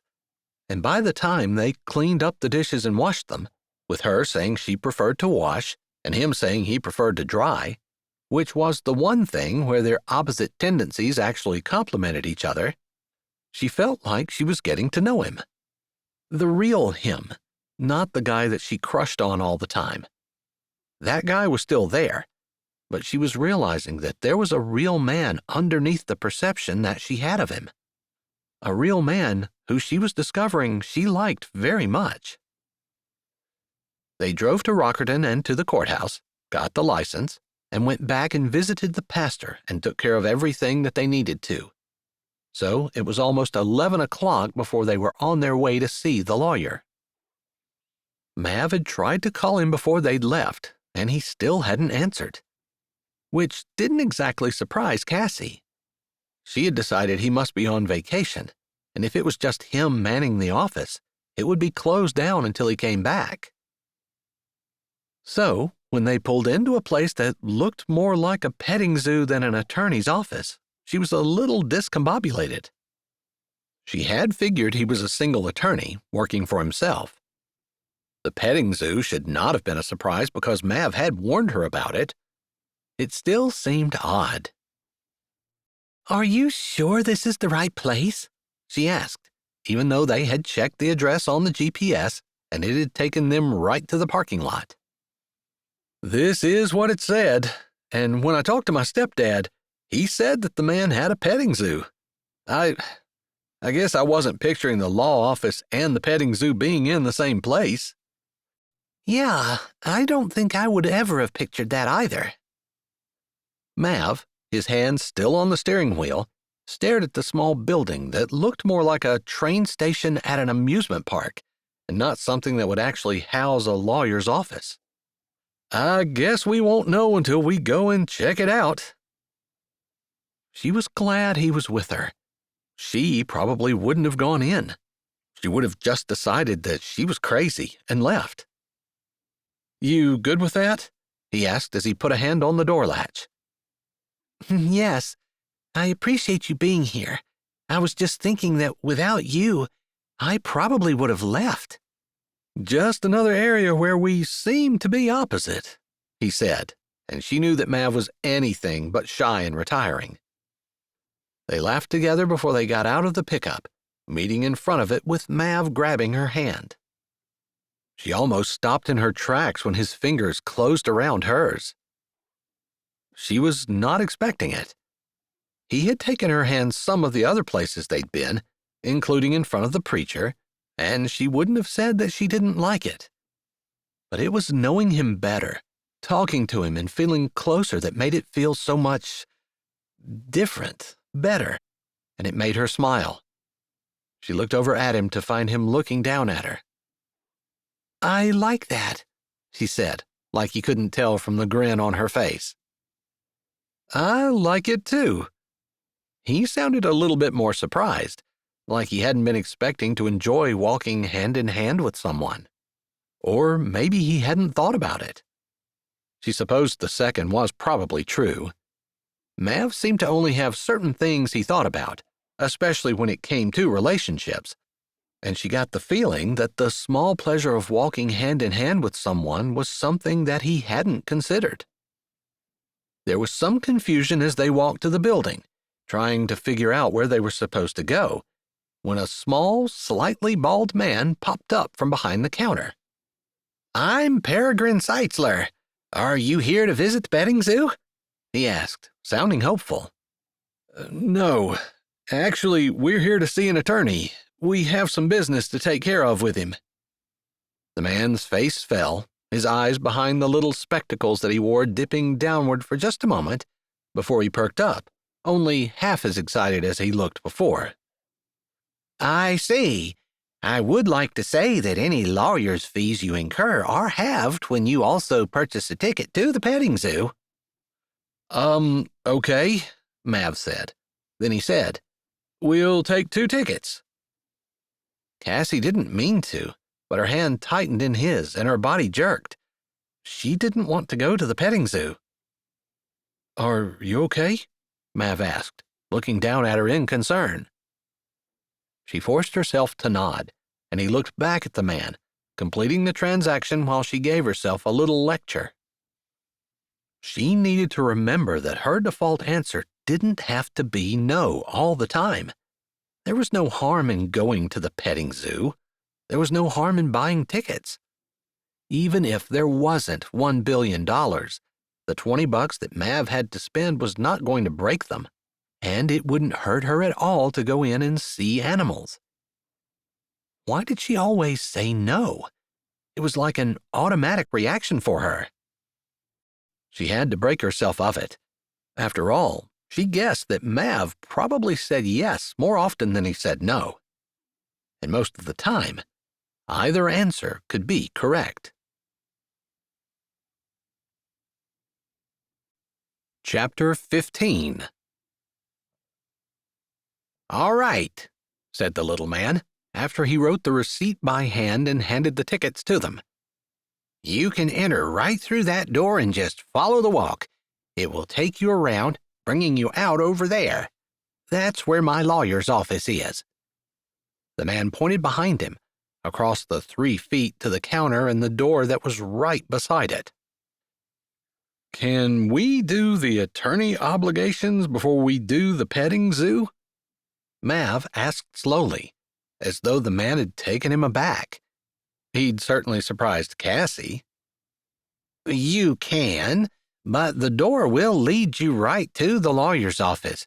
So since you have the tickets, you should do the petting zoo first." "All right, we'll do the petting zoo first," Mav said, sounding like it wasn't his first choice, but he wasn't going to argue. He shoved his wallet back in his pocket and took her hand again. She loved that he didn't grab it exactly, but slid their fingers together, almost as though he liked that feeling as well. It made her smile every time, which was silly and such a newlywed thing to do. She supposed by the time they'd been married for a year or 2, holding hands would be so old that they probably wouldn't even do it anymore, but she loved it. It made her feel connected to him in a way that talking didn't. It was like she needed that touch to have the connection. Mav might not understand. Maybe he would get tired of holding her hand, so she would enjoy it for as long as it lasted. "After you," Mav said as he opened the gate for her, indicating she could walk through first. She clutched his hand, and if he noticed and thought it was odd, he didn't say. It wasn't that she was always scared of new places and new things, but it was just that she wasn't used to them. She'd spent so much of her youth in hospitals, and she'd grown comfortable in those, but she'd never been to a petting zoo.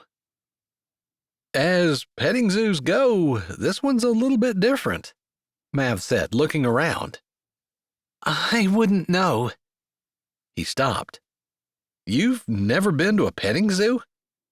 She shook her head. Is that so unbelievable? She asked, tilting her head and trying to smile, maybe in a flirty way, but she wasn't any good at flirting. At least, she never tried to anyway. It's not, and that's fine. Actually, that's pretty neat. I get to be with you on your first petting zoo visit. He said it like it was a big deal. Sure. You can teach me all the petting zoo etiquette and give me insider tips. They strolled along, enjoying the ducks and geese, which Mav warned her liked to chase people, so he goofed off by putting her in front of him like a human shield as they walked by. She laughed and reminded him that he was supposed to be the head of their home, which included protecting people from geese. He replied that the next time he would bring a shotgun, and then he would go first. After they were through, he pretended to be astounded at her bravery, walking by geese without even carrying a gun. She rolled her eyes and realized by the time they were done walking the trail and arrived back at the lawyer's office door that she had laughed more in that hour and a half than she had laughed in a long time. Being with Mav probably had that effect on a lot of people. Almost disappointed when it was time to open the door, she laughed at herself again, and while he still had his hand on the knob before he opened it, she looked at him and said, Is it terrible that I'm disappointed that we're going to go and talk about $1 billion? That's not normal, is it? I think it means that you've had so much fun, you're loath to see it end. And I have to admit, I am too. This time, when he opened the door, he put a hand on her shoulder and guided her through. He kept it there as the door swung shut behind them, and they stood on the opposite side of the little hut, facing the little man with the spectacles. He was perusing a large and dusty book and looked up with surprise as they walked in, as though he wasn't expecting them. Good afternoon. I'm Peregrine Seitzler, Esquire. Is there something I can help you with? He asked, like they hadn't just bought petting zoo tickets from him an hour and a half ago and told him that they wanted to talk to him about some business. You sure can. We have a letter stating that if we got married, we would inherit $1 billion. I've been trying to call, and I haven't been able to get anyone on the phone. Oh, that's too bad. My phone service has been spotty lately. I really need to upgrade, but I just haven't wanted to part with my old phone. He nodded to the side, and Cassie followed his gaze to a rotary phone that had a cradle on the top, the kind that a person saw in a museum and not a lawyer's office. No wonder the phone wasn't working. She didn't say that, and Mav seemed to restrain himself as well. It's a good thing I didn't think to keep trying. I'm pretty sure I would never have gotten a hold of you that way. Oh, she's been dependable now for the last 50 years, and my father used her for 70 years before that. I just hate to give her up. Yeah, I guess sometimes you get attached to things. As Mav said that, his hand tightened around her shoulder, pulling her even closer. She wasn't sure whether that was on purpose or an accident, but he gave her the feeling that she was something that he was getting attached to. She liked that. Even as she remembered in the letter that it said they had to stay married or they had to give the money back. But she didn't really think that that was why he was attached to her. Would he really pretend to laugh with her and have a good time if he was only thinking about the money? Of course, he'd asked her about the money this morning at breakfast. It did seem to be something that was on his mind, while she seemed to keep forgetting about it. She supposed it didn't really matter, but her woman's heart wanted to be wanted for herself, and for whatever he saw in her that he loved, and not because she represented keeping or losing $1 billion, even though that was a lot of money.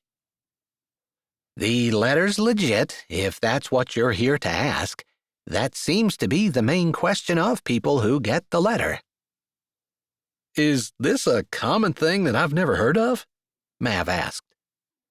Not really, but there have been multiple people who have gotten it, all living in the state of North Dakota, of course.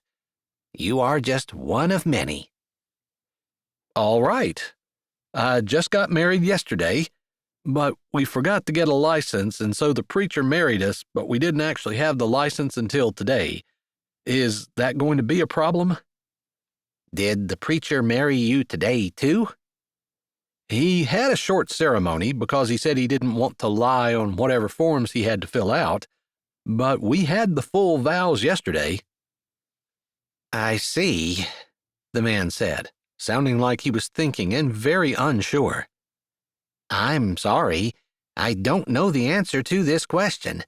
I will have to do some research, talk to the philanthropist who's giving out the money, and I'll have to get back to you. He gave his phone a baleful glance. Probably after I get a new phone system installed. It could be several weeks, maybe a month. I have to make the phone call, then I suppose... Do you mind if I borrow your phone? Mav blinked, and it was all Cassie could do not to laugh. The lawyer was asking to borrow their phone? She tried hard not to giggle as Mav said, "Sure," and he pulled his phone out of his pocket. He unlocked it with his password before handing it over. What did you just punch in? The little man asked. My passcode. The phone is locked without it. Interesting. With my phone, I just pick it up and start dialing. Yeah, things have changed a little since Bessie was a baby. Cassie wanted to laugh so bad, but she managed to just shake her shoulders a bit and keep her lips tightly closed. Mav's hand squeezed her arm, as though he were noticing that she was trying not to laugh. She definitely couldn't look at him, or she would giggle, and that would be terrible. She wouldn't want to insult the man. He'd been so kind, even if he was a little eccentric. They waited while he made a phone call, using an actual phone book to find the number he was looking for. That place sent him to someone else, and he ended up making 4 phone calls before he was able to talk to the person he needed. At least lawyers went through the same troubles that they did when they needed to get in touch with the telephone company. It was a half an hour or more before they were on their way, with Mr. Seitzler promising he would call them when he found out for sure what was going on with their money. We probably should have just asked him to call his philanthropist from your phone while he was holding it and calling everyone else in the state, Cassie said as they pulled out on the highway. Hey, that is a good idea. I never even thought about that. Mav laughed, shaking his head. Are you disappointed? She asked, feeling that he must be, but noticing that he didn't seem like he was. I'm not. It'll either work out or it won't. I guess when I was standing in front of the entire town and didn't know if anyone was stepping up, I had resigned myself to the idea that I might lose the farm. Right now, with you beside me, I don't want to, because I need to provide for you. And some of the things I was thinking I might do are things that I wouldn't consider as a married man, because I'd have to leave you alone for a long time. But interestingly, having you beside me makes me feel protective and responsible, but it also gives me a feeling of lightness I didn't have before. She wasn't expecting him to say anything like that, and she definitely wasn't expecting the way it made her heart trip and her stomach curl. Really? She couldn't stop herself from saying. Is that so crazy? It definitely isn't something I was expecting, but it's true. I've had more fun with you today than I've had with anyone in a long time, and we've just been running errands. We've not been doing anything that's supposed to be fun. I guess what they say about how much fun you have just depends on who you're with is true. It always has been for me. Being with you makes everything more fun. Maybe that'll wear off. He lifted a shoulder. I think it probably depends on whether we allow it to or not, you know? She nodded, knowing exactly what he was saying. A lot of times, people stopped caring about their marriage, or caring about laughing and having a good time with their spouse, or thinking about how much they enjoyed spending time with them. It just became the same old, same old. We're always looking for that new high. The new people, we run after them, trying to make them like us. And he eyed her. I'm terrible at that, and I know I am. I know I'm the kind of person who likes to meet new people, and I've done that to my family more than once. I've kind of ditched them for my new friends at the time, and often my new friends aren't people who stand by me. I'd be better off nurturing the relationships, he grinned at her, that I have than trying to find a bunch of new ones. That's wise, she said simply, knowing it to be true. She thought that maybe their relationship had a chance after all. Chapter 16. June sat on the edge of her hospital bed, tired, hurting, and discouraged. I'm sorry. If you can't get your husband to pick you up today, the doctor's not going to release you. All right, June said. What if I have a friend come? I'll talk to him, but he always prefers to have someone who lives in the house with you pick you up. If your husband can't do it, and you don't have anyone else who's living with you, he thinks it would be better for you to stay in the hospital, where someone is going to be caring for you. June swallowed her disappointment and nodded, watching as the nurse carried her tablet against her chest while she walked away, nodding at the other person in the room as she walked out. Her roommate was watching TV, and the sound drifted over toward her. Used to a quiet house, it had bothered her last night when she'd been trying to sleep. She would sleep better at home, but maybe it was best if there was someone watching and taking care of her, because Wayne almost certainly wasn't going to be. He stayed for her surgery, but once they put her in a room, he spent 2 hours on his phone before he said that he needed to go and take care of business. She'd been surprised that he'd managed to stay that long. Maybe when she was younger, a young girl, full of hopes and dreams, she would have been hurt when he didn't stay. But now, it's just what she expected.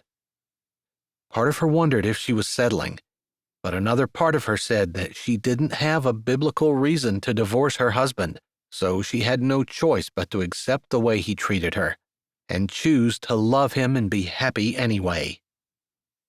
She tried, multiple times before, to talk to him, to ask him to be more attentive, to care about her. But how did you ask someone to care about you? How did you demand that? Especially since he knew she didn't believe in divorce, he could treat her however he wanted to. And he did. God sees. God sees everything. He's not going to let this go unaccounted for. You'll be rewarded for your love and for your kindness, for your actions. And so will Wayne. The voice was there every time she wondered if she was making the right decision, letting her know that God hated divorce. He hated it.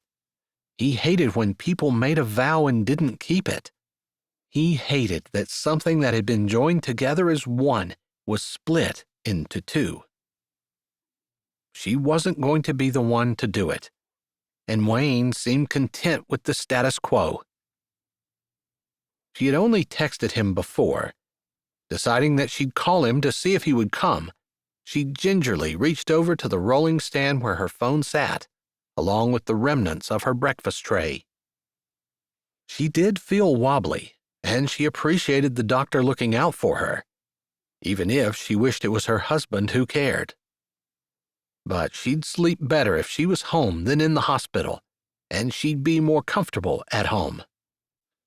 She wouldn't allow her eyes to water. It wasn't a big deal. She just wanted to go home. Pulling up his contact, she put the phone to her ear. She almost thought he wasn't going to answer, but then, on the 6th ring, just before it went to voicemail, she heard his voice. Hello? Wayne, did you get my text? The one that said you were able to go home? I answered. I know. I was asking about the one that said that the doctor wouldn't let me go home unless the person who was staying with me came and got me. He does not want me there by myself. You might be better off in the hospital. It will be late when I get home tonight, and I'm not going to be there. If you need care, the hospital's the best place for you to be. She wished she could turn those words into something that symbolized care, but she'd been married to him long enough to know that he was basically saying he was busy, didn't want to take the time to go pick her up, and definitely didn't want to have to take care of her after he brought her home. Could you take off work this afternoon and tomorrow? I'm really busy. I wish I could. Just stay in the hospital as long as they'll let you and work on getting better. She ground her teeth together and counted to 5 before she said, All right. Thank you. Did you need anything else? She almost laughed. What was he going to do? Bring it to her? If he wouldn't come and pick her up, what did it matter to him if she needed anything? I'll call you if I think of anything, she said, her voice cracking a little with the tears she refused to allow to fall, and then hung up the phone. She sat on the bed trying to hold her tears back, trying not to be discouraged and allow the brain to go to the place it always wanted to. Why doesn't he love me? Why doesn't he care? Why does he always think whatever he is doing is so much more important than me? She'd be willing to bet he was probably doing something for the neighbor. They had a new neighbor who just moved in, and Wayne loved new people, new attention, new people to impress.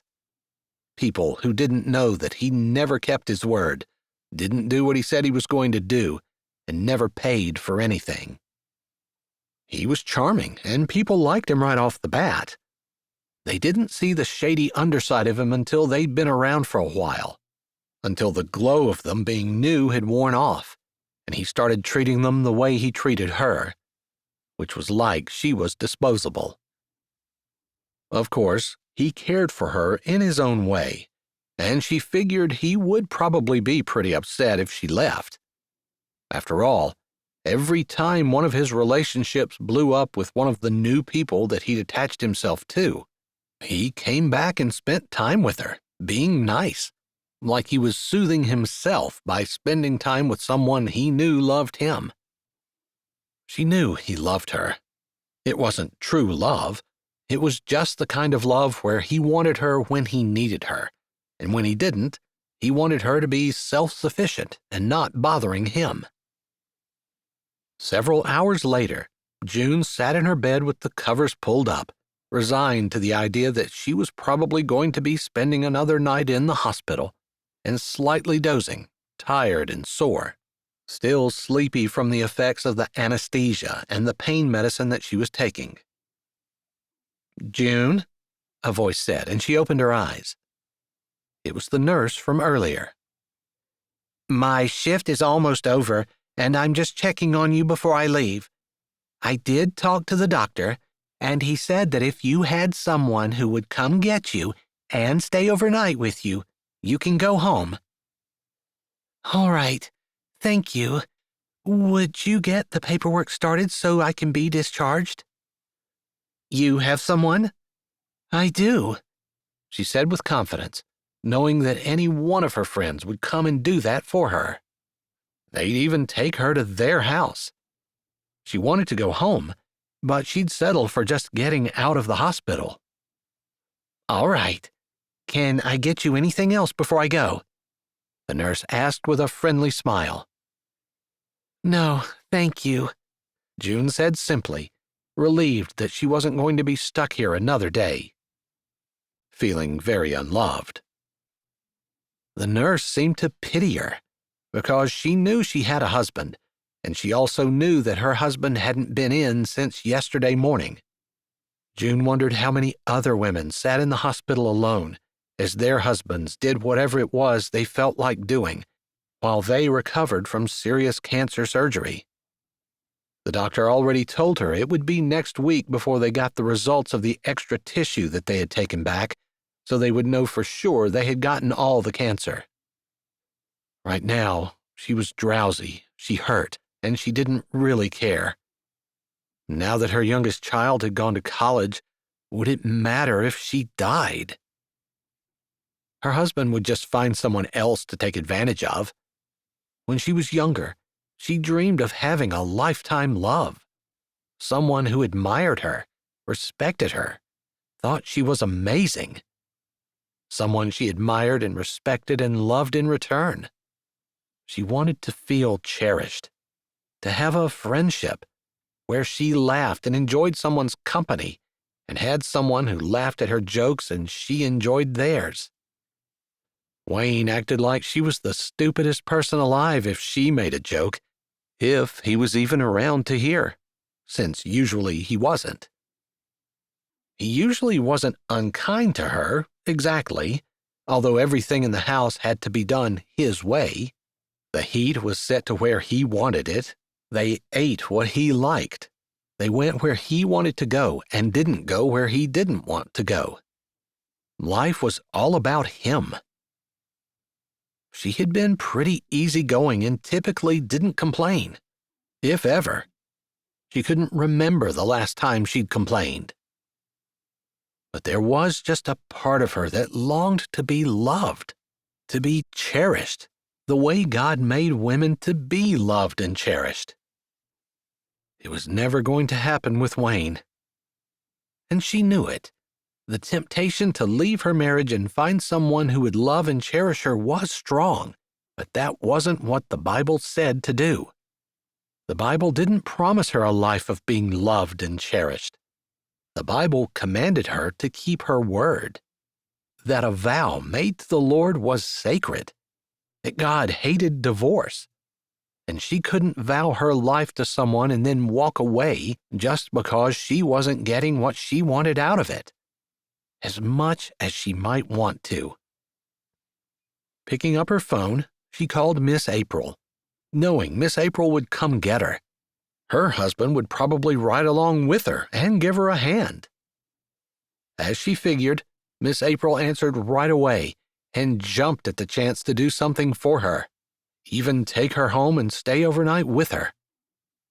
June told her not to rush because the paperwork would probably take a while.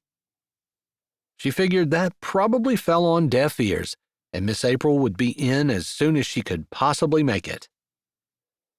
Telling Miss April that she felt fine, just a little groggy from the medicine, they said goodbye and she let her phone drop in her lap. Miss April had never told her to divorce her husband, although she knew more about June's marriage than any other person alive did. June didn't complain about her husband to his family or her family, not to anyone. Although her kids had moved out as soon as they were able to get away from him. It had broken her heart that they hadn't stuck around, but she understood. If she were free to go, she couldn't say that she wouldn't leave too. She was just bound by vows she'd said. Maybe other women could leave. Maybe other women would tell her she should. She just couldn't. She appreciated Miss April not judging her for staying, like so many women would. They didn't understand how seriously she took her vows before God. They didn't understand how clearly she saw that God wanted her to stay and that God would reward her for doing right, and He would eventually judge her husband. She didn't hate her husband and didn't want to see Wayne punished, but God clearly said they would be rewarded according to their works. For her, that came down to a matter of whether or not she trusted the Lord. If she did, then she would stay. She would believe that God would make things right. She would believe that God would make up for all the nights she lay in bed alone and crying, for all the time she stayed home while he went off with his newest friend, doing things that she longed to do, but that he wouldn't do with her. She believed God, and so she stayed. Her phone rang as it sat in her lap, and she swiped to answer, seeing her friend Helen was calling. "Hello," she said, trying not to sound as groggy as she felt. "June, sweetie. I wasn't sure if you were out yet or not, and I was going to come visit you if you're still in." "I'm being released shortly. I'll be home this evening." "Oh." Miss Helen sounded surprised. Then she said, "I saw your husband at the hardware store. He said he was picking up material for Shayna's fence. Apparently, he's helping her fix it today." She didn't think he was working at his job. Figures. Shayna's fence was more important than picking his wife up at the hospital. She tried to stop those negative thoughts as soon as they came into her head, but it was hard. And getting harder, because she suspected that perhaps her husband had not been faithful, although she'd never caught him in infidelity. "Lord, is it wrong for me to hope that he was? If he was unfaithful, you say divorce is allowed for fornication. Wouldn't that be the one time that I would be allowed to divorce him?" She didn't know what the Lord was thinking, and she was ashamed that the idea of her husband cheating on her didn't cause her sadness. Rather, she felt excitement. Well, there was sadness too. Sadness that she hadn't been enough, hadn't been good enough, that her dreams of having a lifelong marriage would be shattered, that the idea of celebrating her golden anniversary, like she had dreamed of on her wedding day, wouldn't come true. "That must be what he was doing. He didn't tell me. He just said he was working." If her voice sounded sad, she hoped Helen would hear tiredness instead. But it didn't change the fact that the idea that her husband would rather help the neighbor than come pick her up tore her heart. Not in a way that ripped it apart because she loved him, just in a way that devastated her because he didn't care. And she wanted so badly to have someone, to be married to someone who cared about her and put her first. Maybe that just wasn't what God had planned for her life. That was her motto: trust God to make things work. If they didn't work out this side of heaven, she would trust that they would work out when she got home, to her heavenly home. With the cancer, it might be sooner rather than later. Chapter 17. Mav stood with his wife, mingling with the churchgoers as people slowly filed out. For the first time in his life, he'd sat in church with his arm around a girl, and he had to admit, he had enjoyed the service much more from just that one small change. He grinned.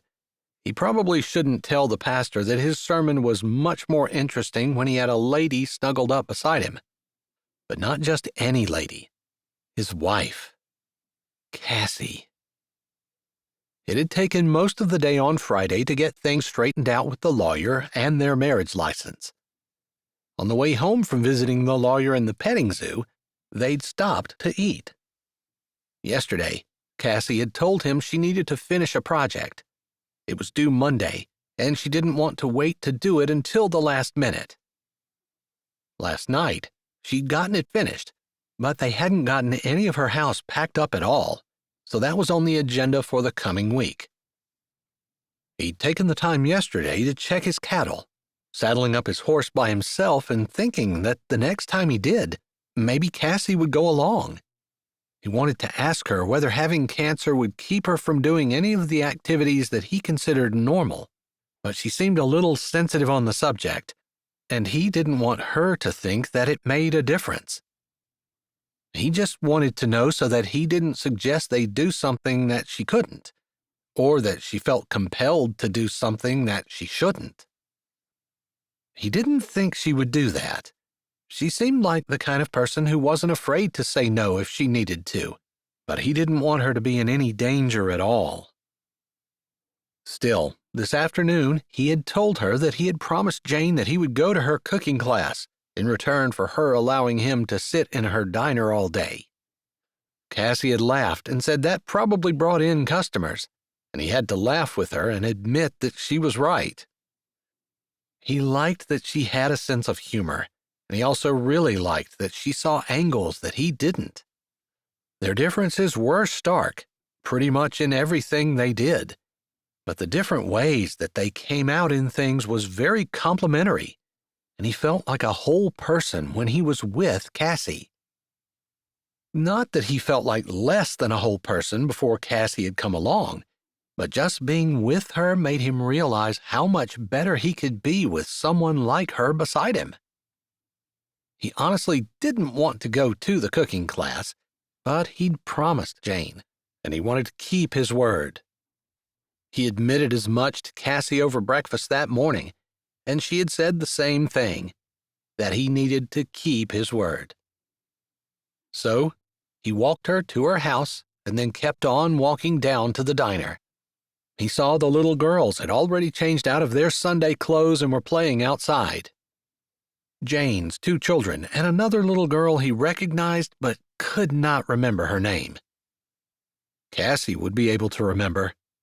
Cassie would call her by name and make some comment that would make the little girl feel like Cassie paid attention to her and knew her. The way Cassie did with everyone, made them feel known and loved like she cared. And it wasn't just a front she put on. She truly did care. He was seeing that as he spent time with her. Maybe that was one of the ways that having cancer changed her. She saw other people, saw how they really were, saw their aches and pains that other people might overlook, and was able to truly care about them, and let them see that. It was definitely an area where he could use some work, although the person he most wanted to know that he cared was Cassie. Hoping that the cooking class didn't take too long, because he wanted to go home and spend time with his wife, he walked in, the bell jingling overhead.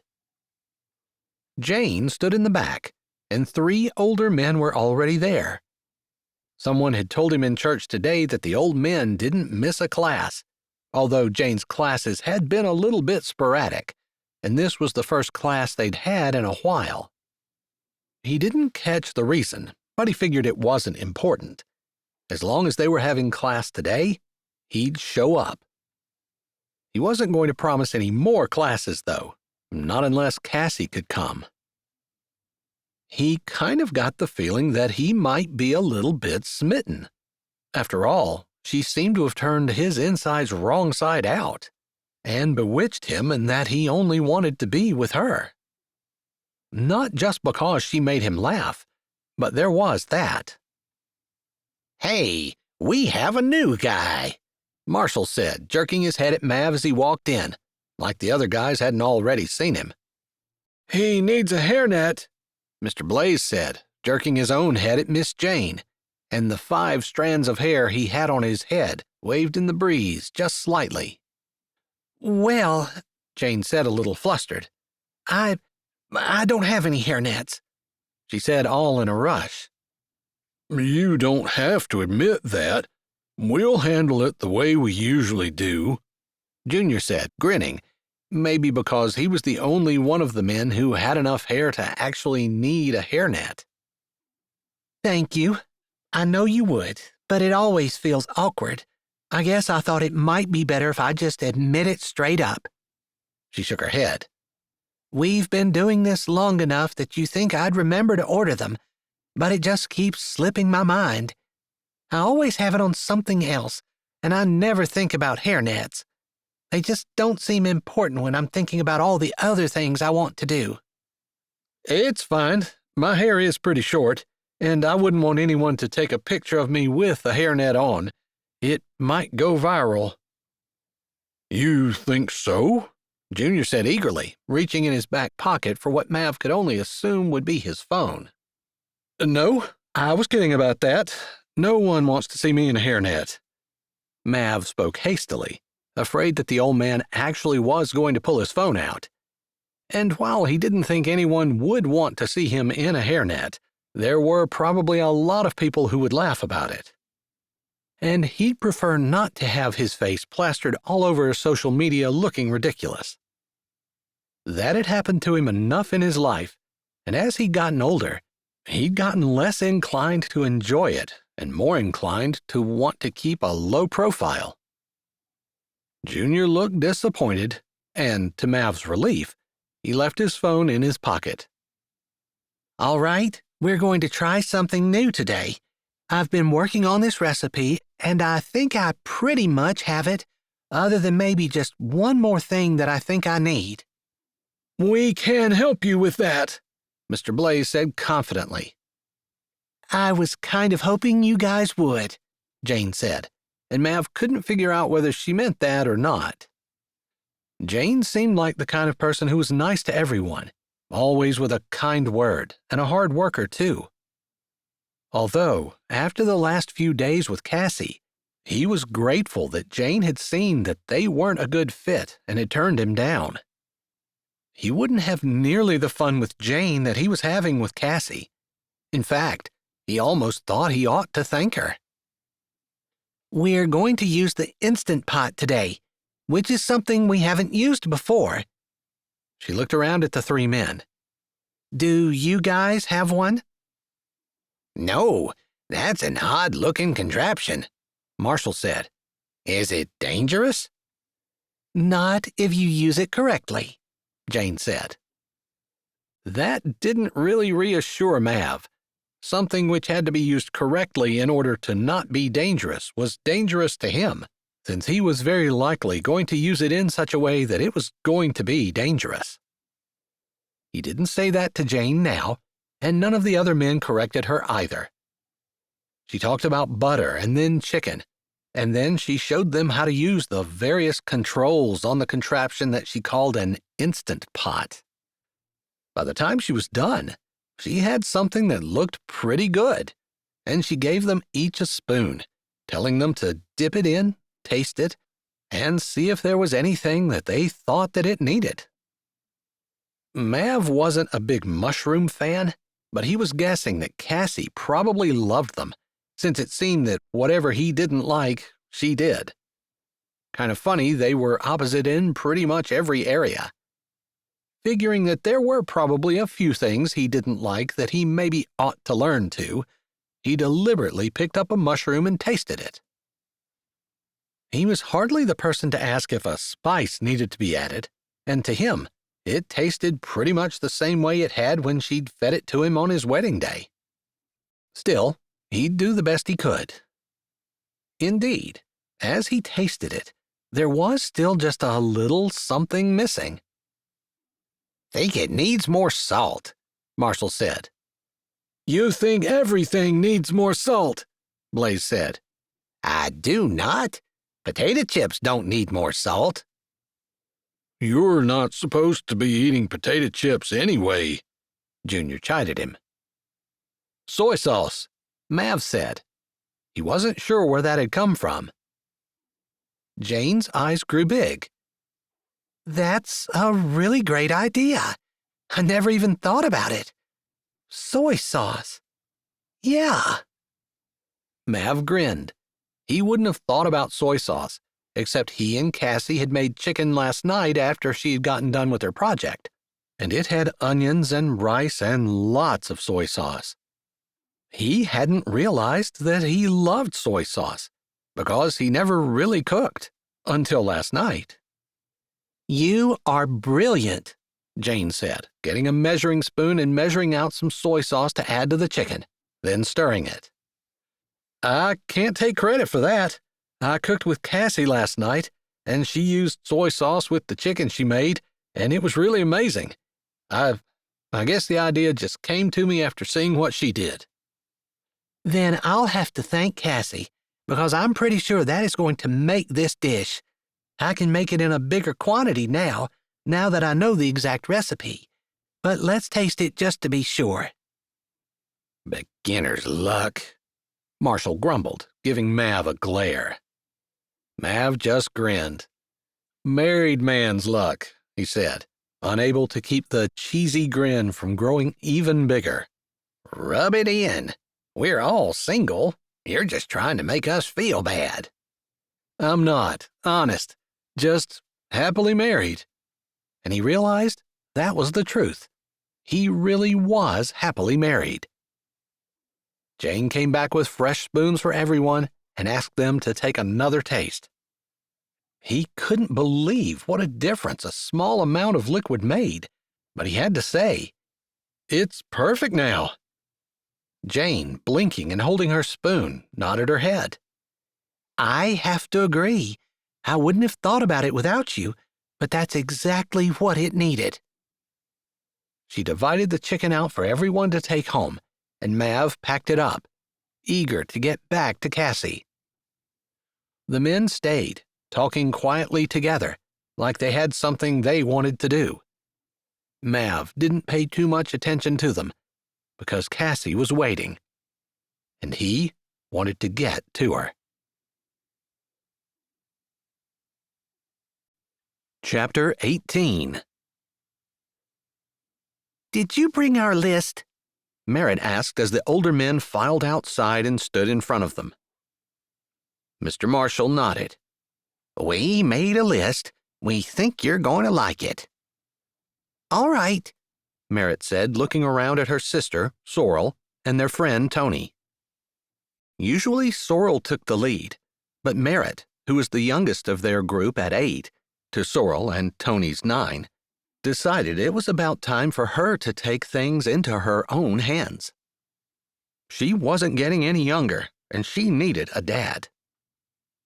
Let's see it, Sorrel said, holding her hand out.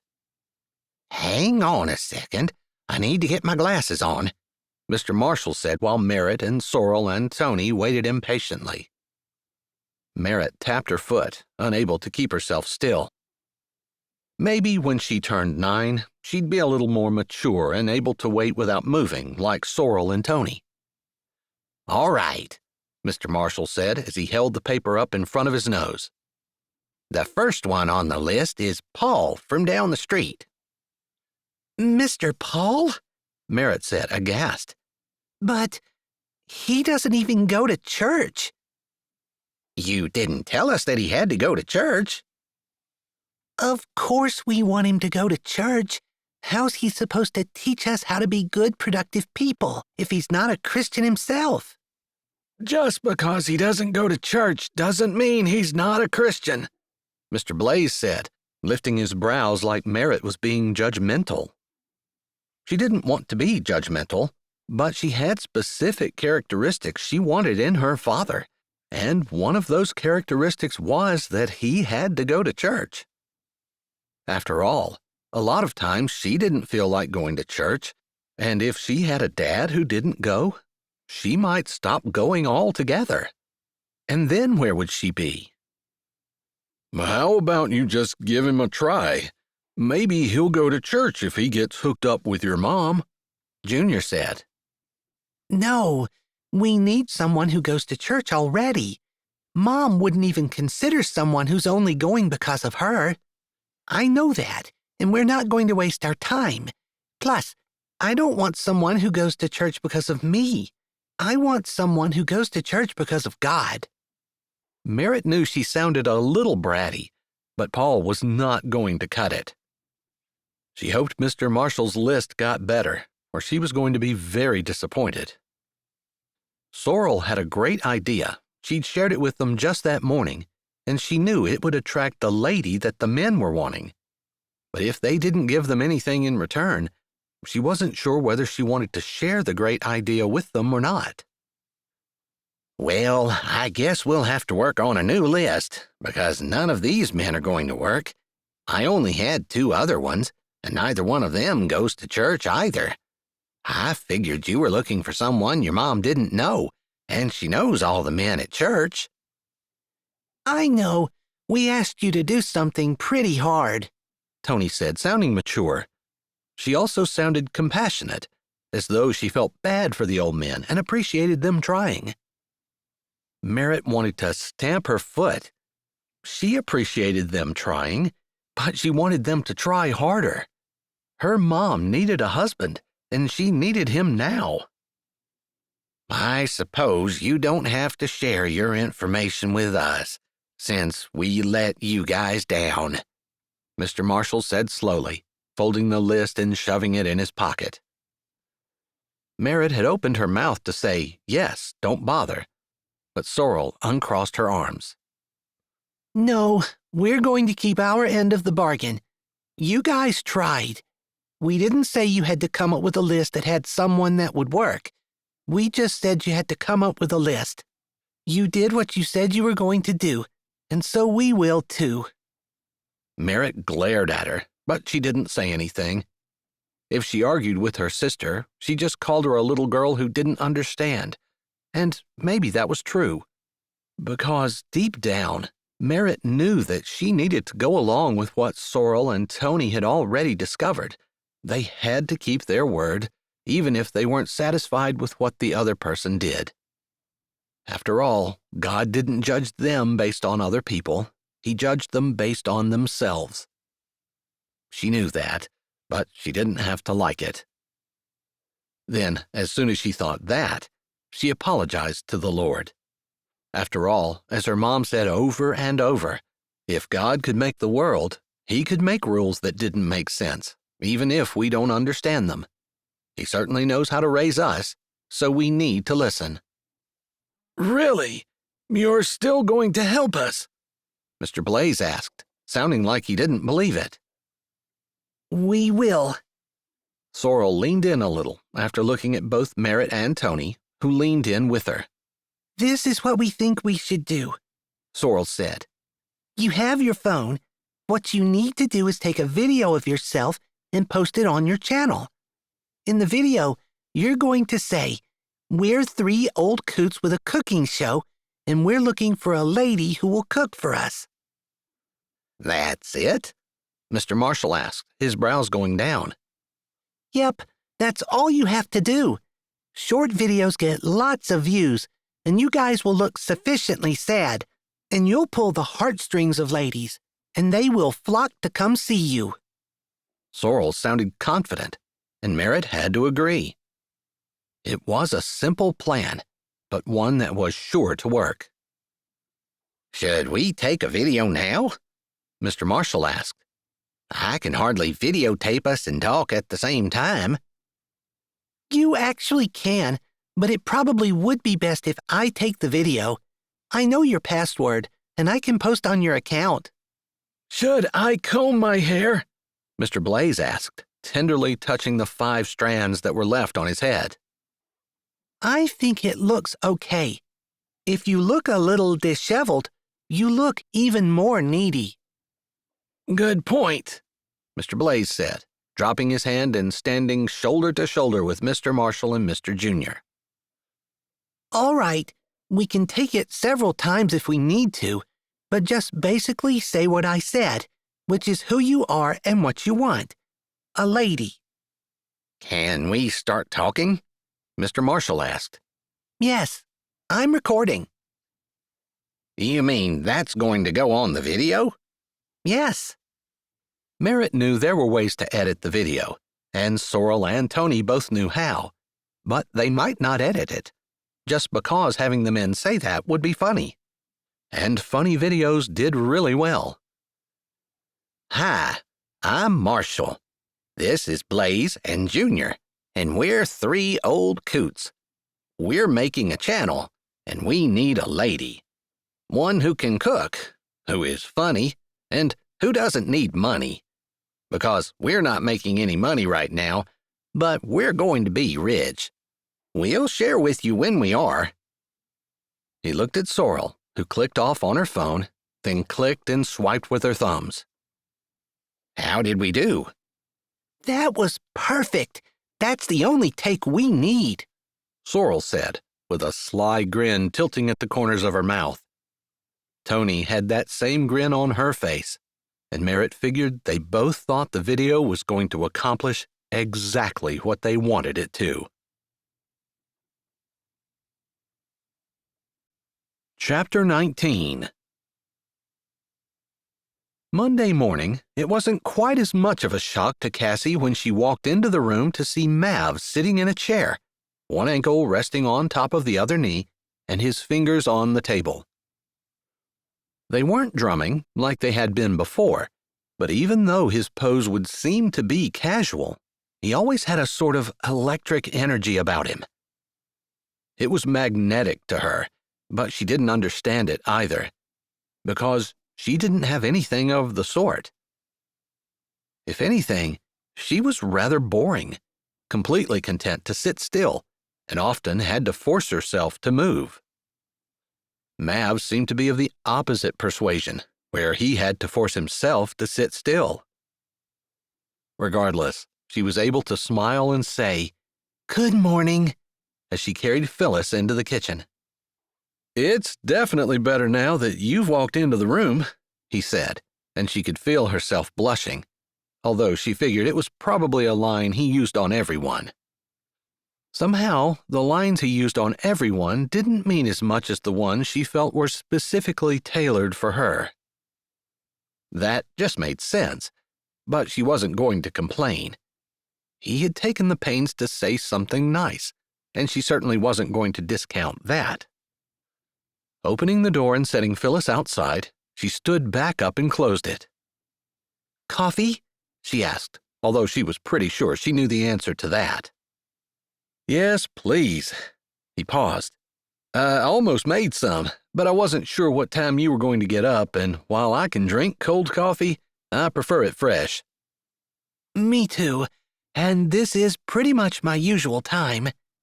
It was the same time she'd stepped into the kitchen the last time he'd been there.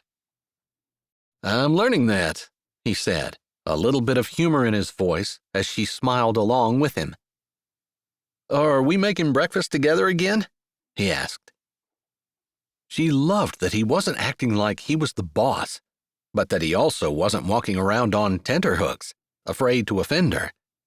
He just acted like he belonged there, which he did. She wanted him to, even though they'd agreed that they were going to start cleaning her house in preparation for putting it on the market to sell. It was a big day, and maybe she should have gotten up earlier. Sure, we have a lot of work to do, and a big breakfast is essential. I agree that food is essential. Sometimes I'm not hungry first thing in the morning. If I get up at 4, it's usually about this time when I'm ready to eat. This time was 7 o'clock.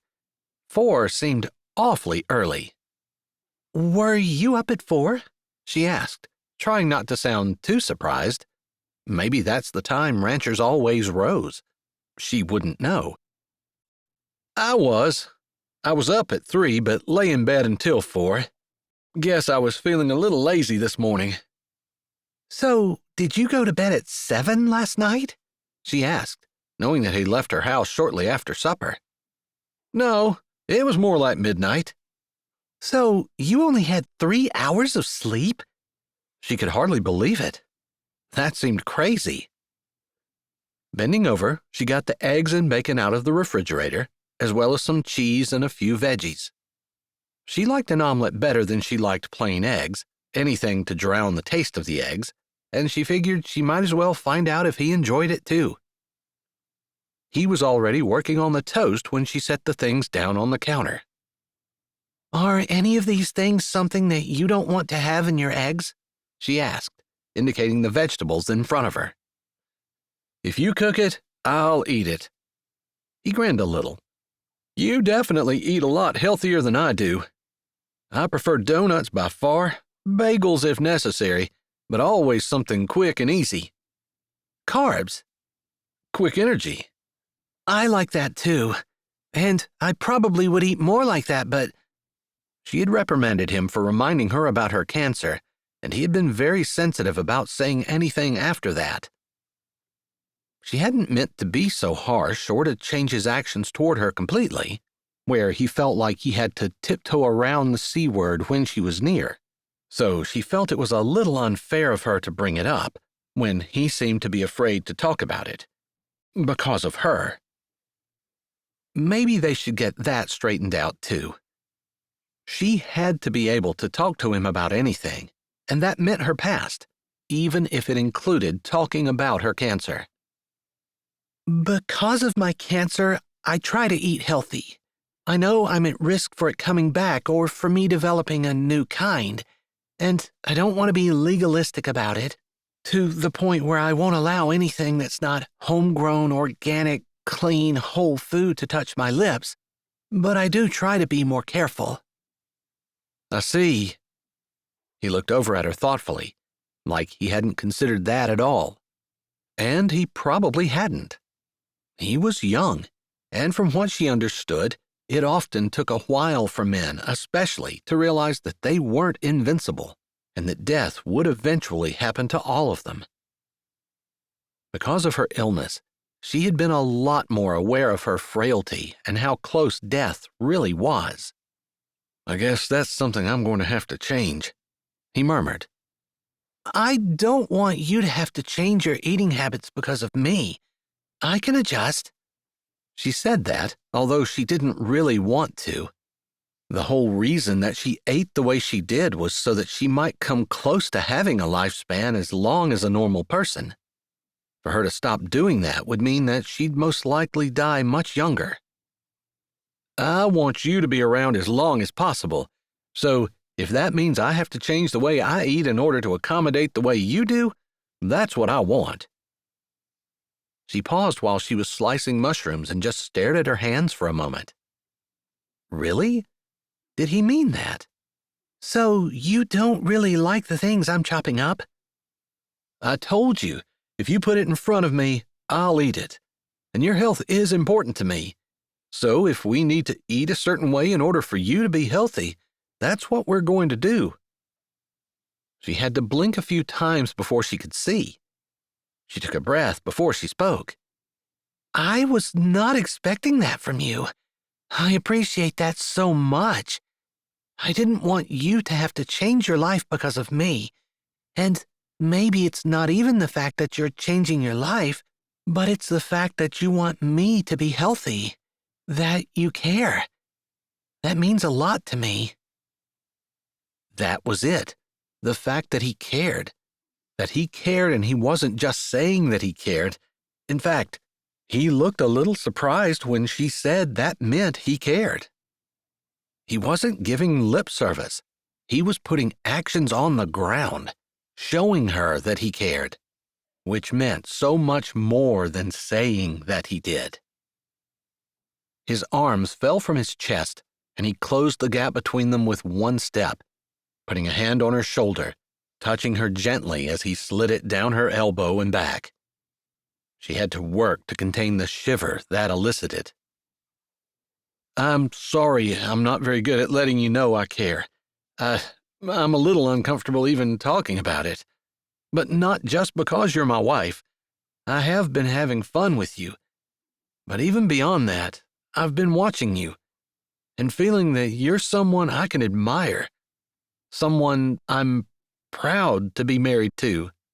Not proud in a bad way, but proud in a way that I know you love God and you're doing your very best to walk with Him.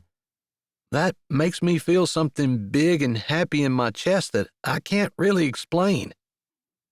He didn't say anything more. She felt the hair beside her temple move and realized he had pressed his lips, carefully and gently, on the side of her head. You're an amazing woman. His voice was low, and this time she couldn't contain her shiver. She was on the verge of turning and putting her arms around him when the toaster popped up.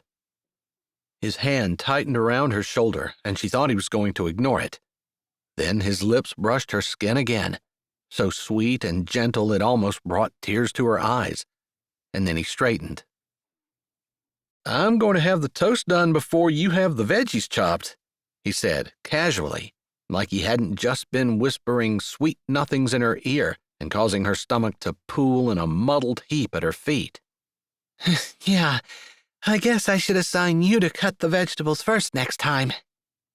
She knew she sounded a little breathless, like she hadn't quite gotten control over her equilibrium, and there was nothing she could do about it. There had been a reason she had crushed on him now for such a long time. Who would have thought he would have such a huge effect on her? Just holding her arm and whispering in her ear. It wasn't even really a whisper. He was just stating facts as far as he was concerned.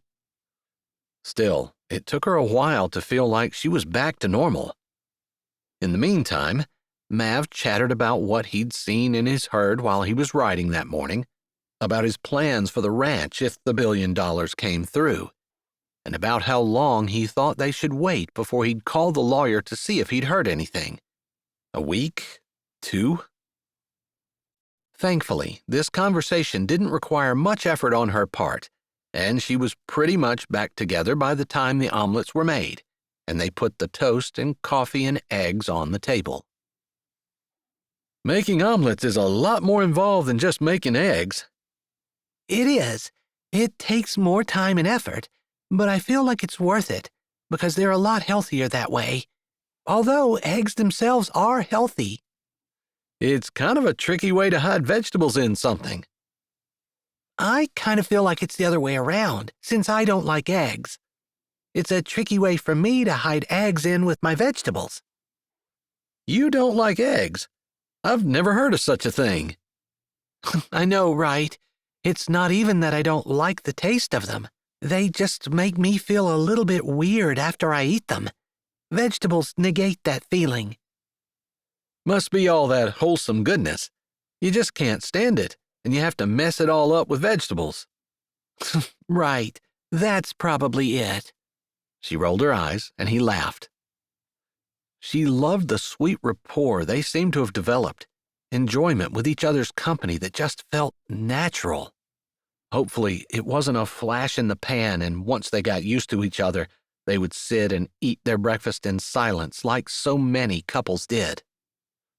She didn't want that to happen in her marriage. For her to start sitting across the table from a virtual stranger, unable to engage him in conversation or get him to pay any attention to her. Mav didn't seem like the kind of person who would ever do that. But he did seem like he was always on the go, always had an idea or something he was interested in, a project he was doing or something to funnel his energy toward. Speaking of, after he'd said a prayer, she took a forkful of her eggs and said, "So we were going to start packing up my house today. Is that still your plan?" "It is. I figured I would head down to the hardware store, grab some boxes and a few totes for the more delicate things, unless you have some sitting around, and we'll pack the things we want to take to my ranch in totes and maybe put the things that you want to donate to the secondhand store in bags." That sounds good to me. I do have a few totes, but it wouldn't hurt to grab a few more. He smiled, like he enjoyed her praise, and they chatted while they finished their eggs. If that was the way their breakfasts were going to go for the next 50 years, she looked forward to them. Chapter 20. Mav walked to the hardware store, wanting to whistle. He wasn't so sure what it was about Cassie that made him so happy, but spending time with her had been fun and enjoyable. How had he ever thought she was boring, and why hadn't he ever noticed her? She was quiet, and she had a self-containment about her that could be a little bit intimidating. She didn't fidget or make unnecessary movements, which were something that seemed to be hallmarks of him. Opposites attract, or at least that's what he had been told, and he supposed that was true in Cassie's and his case, although they had so many things in common that there was glue to keep them together, even if their opposite tendencies tended to push them apart at times. Of course, like charges repelled, while opposite charges attracted. So maybe having things in common wasn't as important as being able to compromise.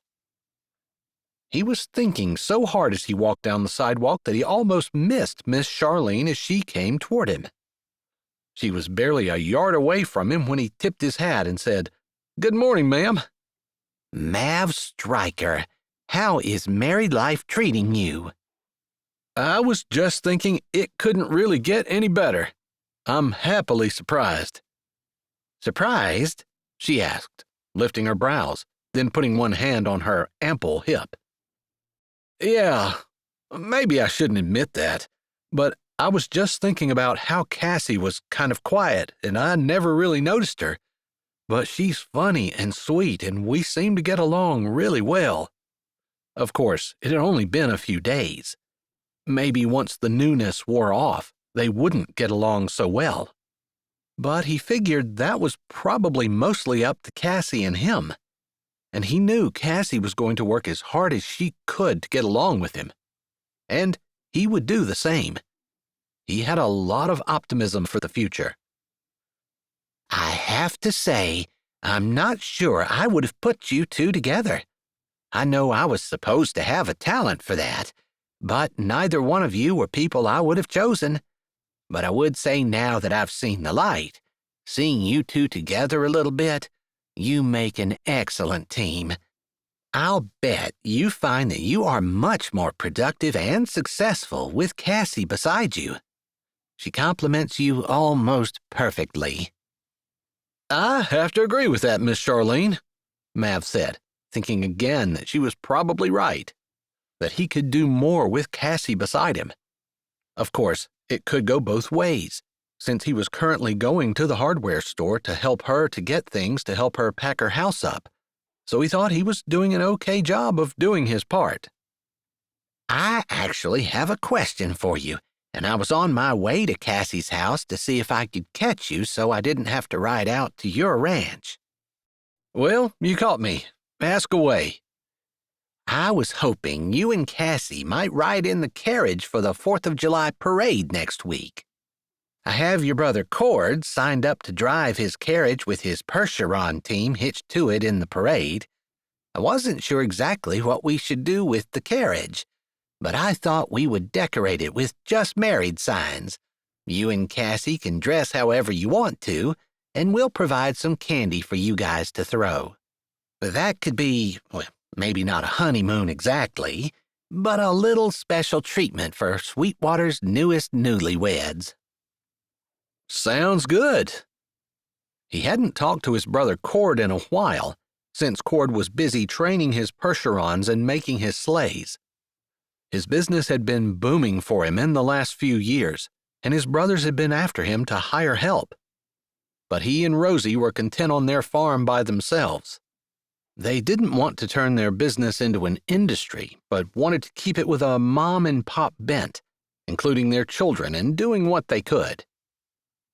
Unfortunately, the demand was so high that meant they were busy, although it also meant the busyness allowed them to pay for their farm and their horses, so Mav knew it was a balancing act for them. Don't you want to talk to your wife first? Charlene asked, in a low voice that was almost a reprimand. Oh, I'm sure she'll be fine with it, he said, unable to think of any reason why she wouldn't be.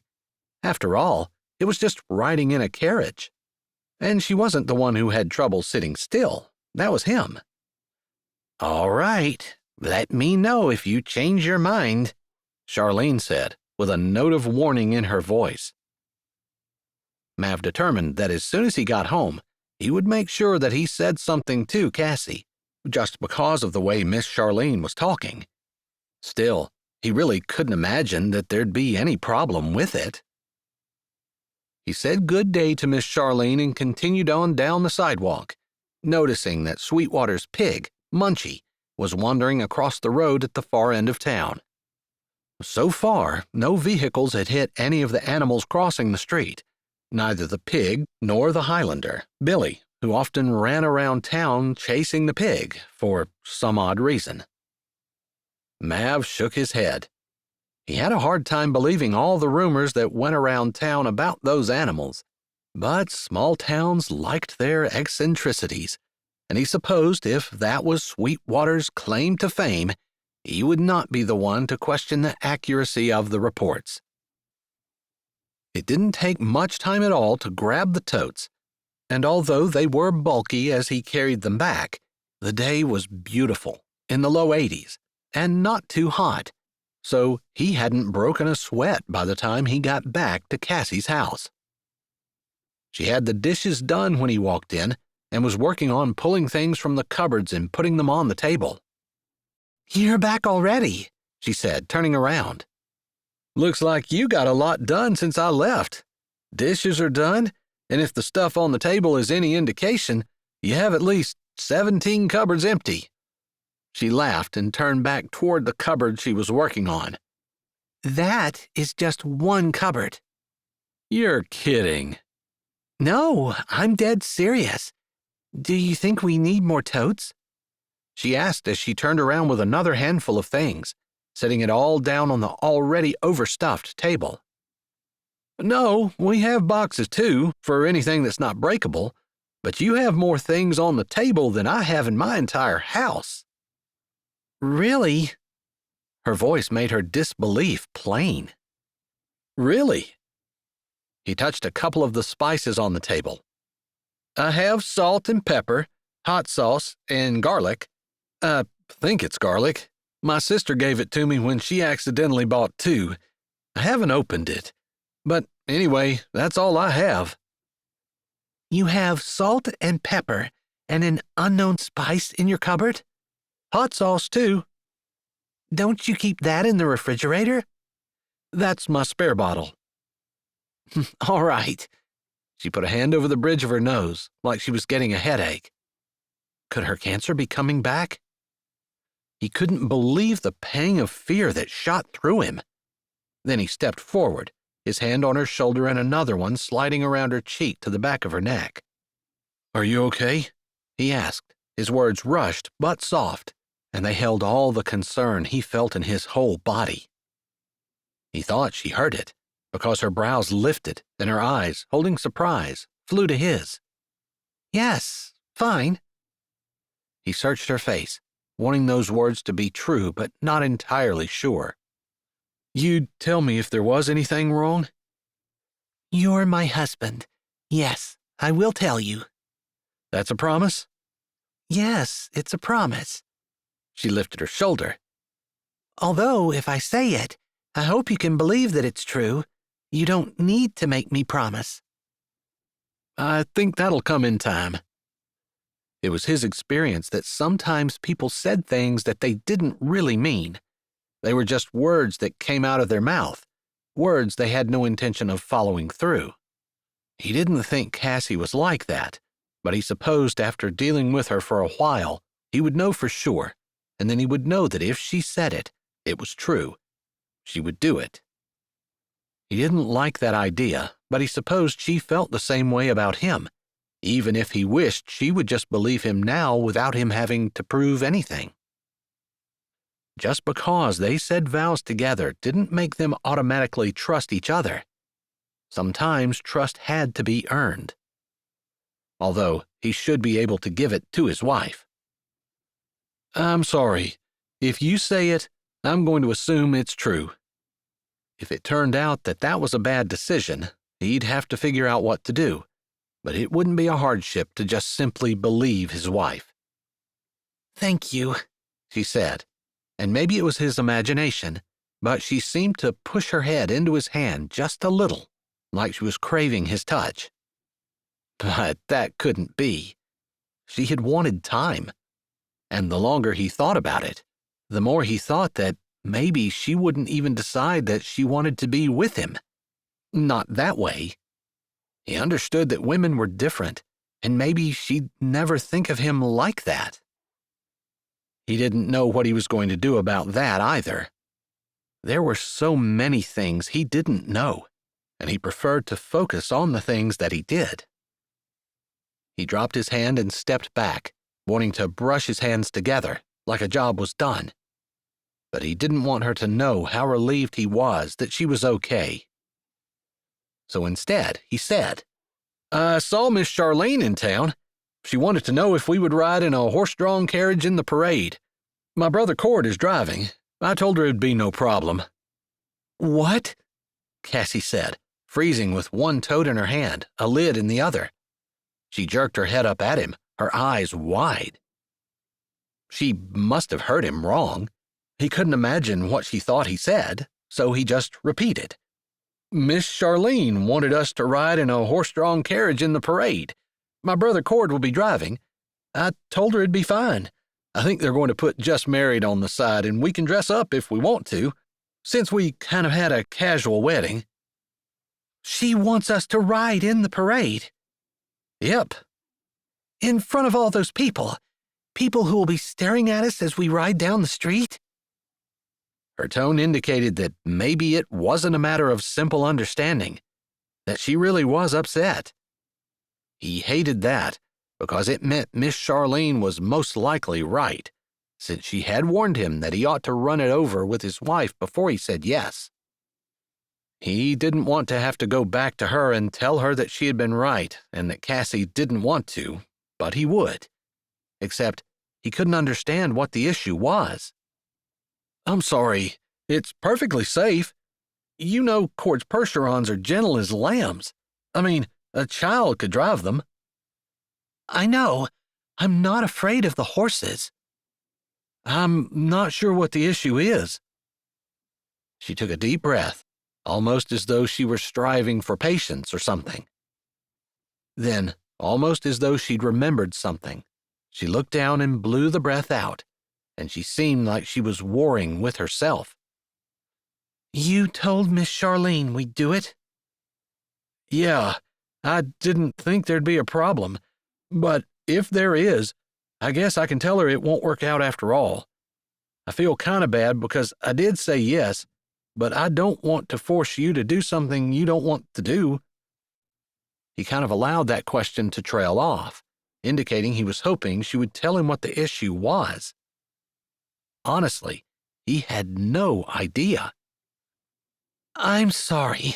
I told myself that I would start saying yes, because my automatic answer is often no. And each time God has tested me on it, my automatic answer has been no. I see. I guess I have the opposite problem. My automatic answer is sure, why not? And I have a tendency to get myself into things that maybe I shouldn't. It appears I've done it this time, too. No, you haven't. She put a hand up, stopping him from saying anything more. I think it's a cute idea. And while I don't have a wedding dress, I definitely could dress up if you don't mind. I can find a monkey suit to put on, I suppose. Or I could just wear a pair of nice jeans and a button-down. I'd be just as happy in them.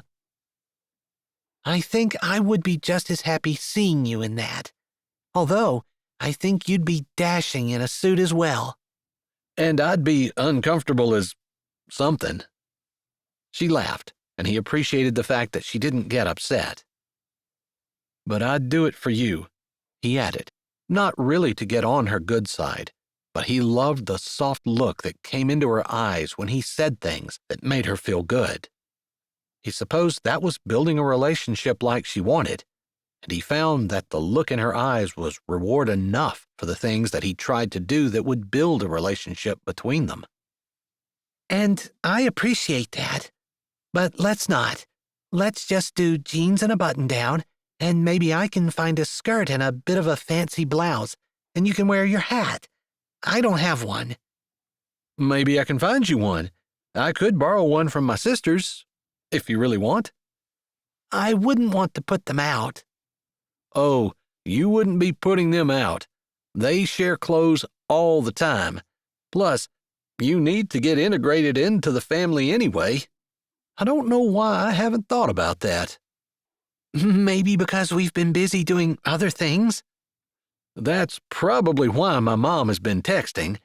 I checked it out, and it didn't seem like an emergency, and I kind of forgot about it. She's probably going to want us to go eat with the family. Is that going to be a problem with you? Yes. No. I would love to eat with the family. It made him laugh.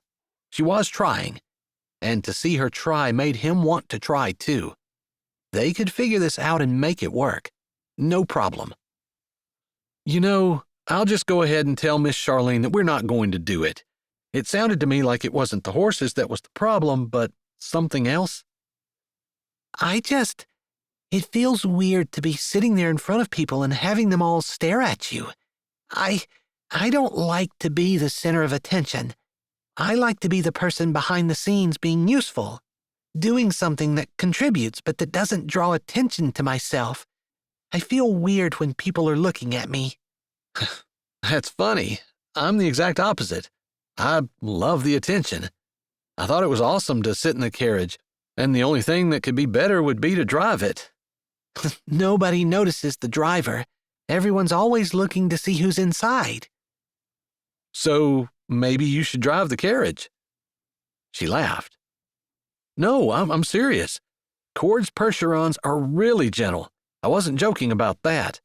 And he'll have his gentlest pair to put in the parade. He will not want them to spook or cause any problems. Of course, they're going to look good too, because he'll have them all dolled up. But you could drive them. It would be fun. I'll sit in the back and wave to people. They can keep the just married signs on the side, and we can just be Sweetwater's most eccentric newlywed couple. She had a smile on her face, and she looked like she was about to laugh. But she still seemed like she wanted to say no, when she had sworn she was going to say yes. He figured a little prompting wouldn't hurt. What about that vow you vowed to yourself? Something about saying yes to opportunities or something? Oh, you're terrible. I can't believe you're throwing that in my face. Hey, I think you'll thank me. Do you think Cord would mind if I practice first? I know he won't. In fact, he'd probably love it if we'd take his horses out for a ride. They have so many that it takes forever for him to exercise them all, and while he doesn't want to hire help, he doesn't mind family coming in and giving them a hand once in a while. I'll talk to him. All right. And you'll promise me that if something happens, you won't hesitate to jump in and help me? I won't, but I know you can do it. Chapter 21. Cassie pulled more Tupperware containers out of the cupboard and set them on the table. Mav worked silently beside her. They pretty much had the entire kitchen done. She was working on the last cupboard, and he was putting things into boxes. He seemed antsy, though, like he could barely contain himself in the house. He was used to being outside, not stuck indoors. Was that the problem? Of course, it wouldn't hurt him to learn to do some things that made him uncomfortable. After all, twice this morning she forced herself to say yes when her automatic and preferred answer was no. And, of course, she didn't think that she always had to say yes, but she had determined that she said no so many times and to so many things, and that was her default answer, when if she would just think about it, it wouldn't hurt to say yes. It seemed like Mav thought, why not? That needed to be the way she thought too. Seriously thinking, why not? Because if there was a reason to not, then no was the correct answer. But if there was no reason to say no, then it shouldn't be the first thing that came out of her mouth. Riding in the carriage. No, driving the carriage. What were you thinking? She dreaded it a little bit, but she was also excited, because it was a new experience, something that could end up being fun. She needed to not dread those kinds of things, the crowds and the people staring at her and being the center of attention, and just learn to roll with it. Mav was going to be a really good teacher in that regard for her. She glanced over at him, and while there was no outward manifestation of the electricity she felt, she still had the idea that he was feeling stifled. Maybe she was going to be a good teacher in helping Mav learn how to be bored and content with that. She didn't really like that thought, and so she set one more group of plastic containers on the kitchen counter, but instead of turning back to the cupboard, she turned to Mav. I feel like you could use a break. His head swiveled to hers, like he hadn't been expecting her to say anything. They had chatted easily for a while, and then fell into a companionable silence, and she was breaking it. But maybe it was her words, the idea that he needed a break, since he'd been working for less than 2 hours. I wouldn't take a break without you. Are you getting tired? His face creased with concern, and he took one step toward her, like he was going to touch her again. On the one hand, she loved the concern and that he cared about her. On the other hand, she didn't want to be babied. She wasn't sure which one was the most dominant, and it didn't matter anyway. Whatever he did, she would appreciate it. If he was caring for her because he was concerned about her cancer coming back, she would appreciate it. And if he was not paying attention and doing things his own way, she would appreciate that too. She needed to learn to be content with whatever happened. This whole marriage thing was going to be a good lesson in that. Getting her way sometimes, but not getting her way others. And learning to be content in the fact that she got her way sometimes, so it was only fair that Mav got his way sometimes too. And she couldn't keep score. She knew that intrinsically. I wasn't thinking that you would take a break from working completely. I was thinking that you'd take a break from being in the house and maybe carry these things that we have to the car, or your pickup if that's what you're using. And maybe you can take a load to the drop-off center for the secondhand store. One had recently opened in Sweetwater, although she hadn't met the proprietress yet. She hadn't had any reason to go down, because she hadn't needed to buy anything. Although curiosity almost overrode her practicality. You think that would be a help? He asked, and while he didn't exactly jump on it, she felt like he was eager to move, to get out, to do something besides stand. She wasn't sure exactly what, but it wouldn't hurt for him to take some things and deliver them, and maybe that would help whatever she was sensing. Yeah, I feel like maybe you're ready to go out and move around. He laughed. Is it that obvious? I thought I was hiding it. I'm just not used to staying inside. No, it wasn't really that obvious. It was just something I felt. She didn't really want to talk about that anymore. Sometimes she could tell what people were thinking, not even by looking at their face, but just by their movements and how the air around them felt. Without touching them, she knew that was weird. She couldn't do it all the time, and she couldn't do it with everyone. But once in a while, she was right. I guess we do probably have a load here. Yeah, especially if you take the blankets that I washed and bagged in there in the laundry. I think there's 4 or 5 bags. I don't even know where I got so many blankets, but I assume you have some at your house.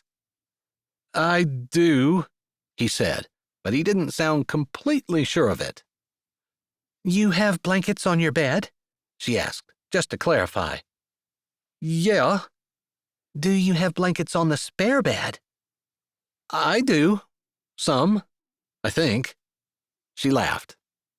He held his hands up. Okay, I'm sorry. I never really paid attention. One of my sisters insisted that I needed a bed for the spare bedroom, so I bought one from an estate sale in Rockerton when I was down there looking at horses.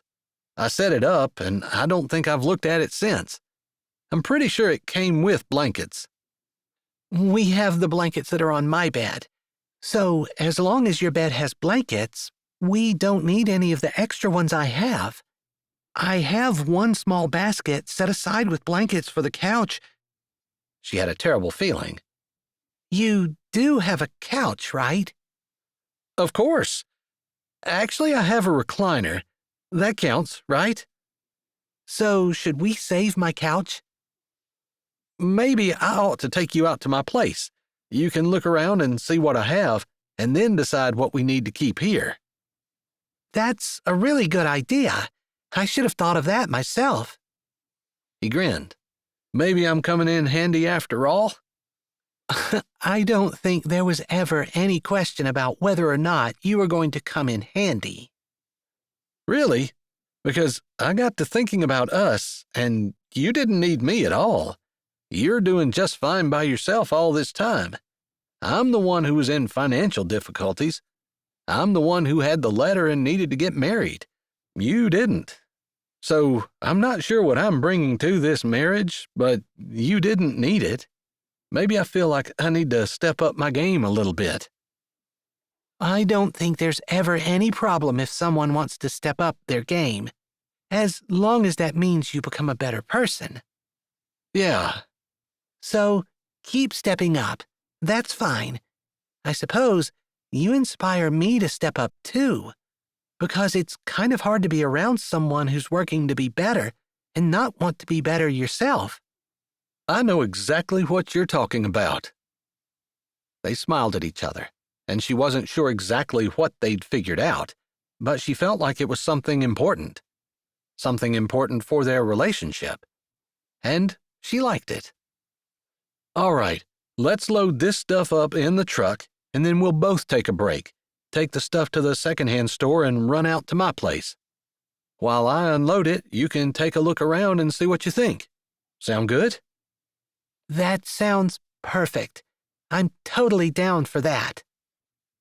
He grinned and went to put his boots on while she finished pulling the plasticware out of the cupboard and packed it up.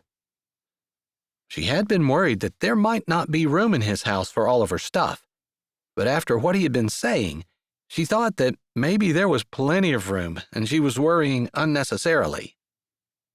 He carried things out, and she finished up the packing.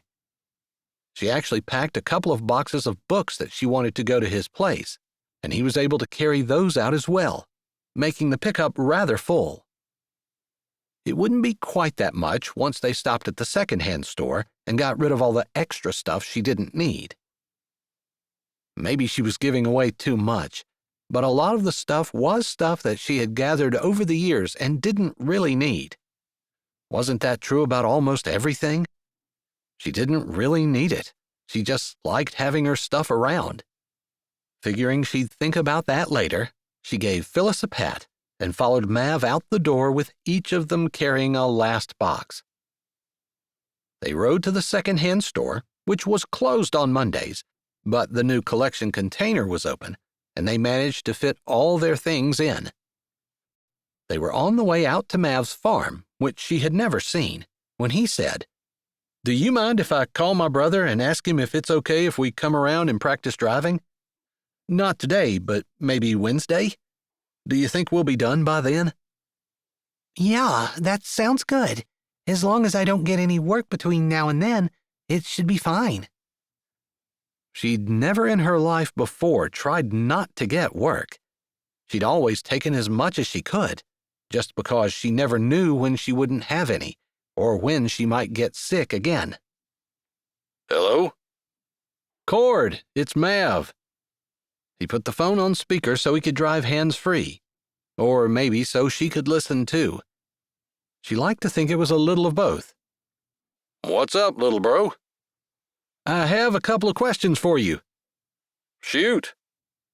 First of all, you're driving a carriage in the parade next week? Yeah, Miss Charlene asked me to. Why? She asked us, Cassie and me, to ride in the carriage as newlyweds. Oh, that's right. Congratulations. Rosie and I have been meaning to stop around. Rosie more than me, but we just haven't had time. No, that's fine. It's only been a couple of days, and it was rather unexpected. I'll say, and Rosie wants to know all about it, so I hope Cassie is going to be ready for 20 questions when we do meet up. Cassie is ready for anything. Mav looked across the seat and winked at her. She could feel her cheeks heating, but she returned his smile. Anyway, Cassie doesn't really want to have a lot of eyes on her, and no one ever looks at the driver, so I suggested she drive.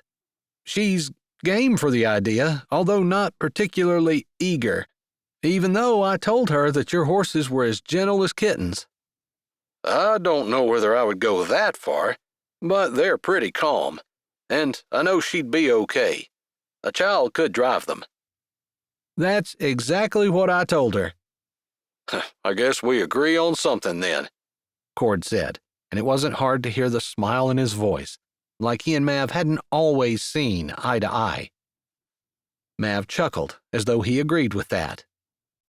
Anyway, she's never driven before, and I told her that you're always looking for people to come out and exercise your horses for you, and that you probably wouldn't have a problem if we came out to do that, and if she practiced with the team you're planning on using in the parade.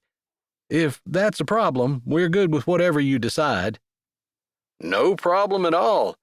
You know you're always welcome here. You know we're always looking for help and love it when it comes from family. And if Cassie is hitched up with you, I'm not sure about her intelligence level, but she's still family.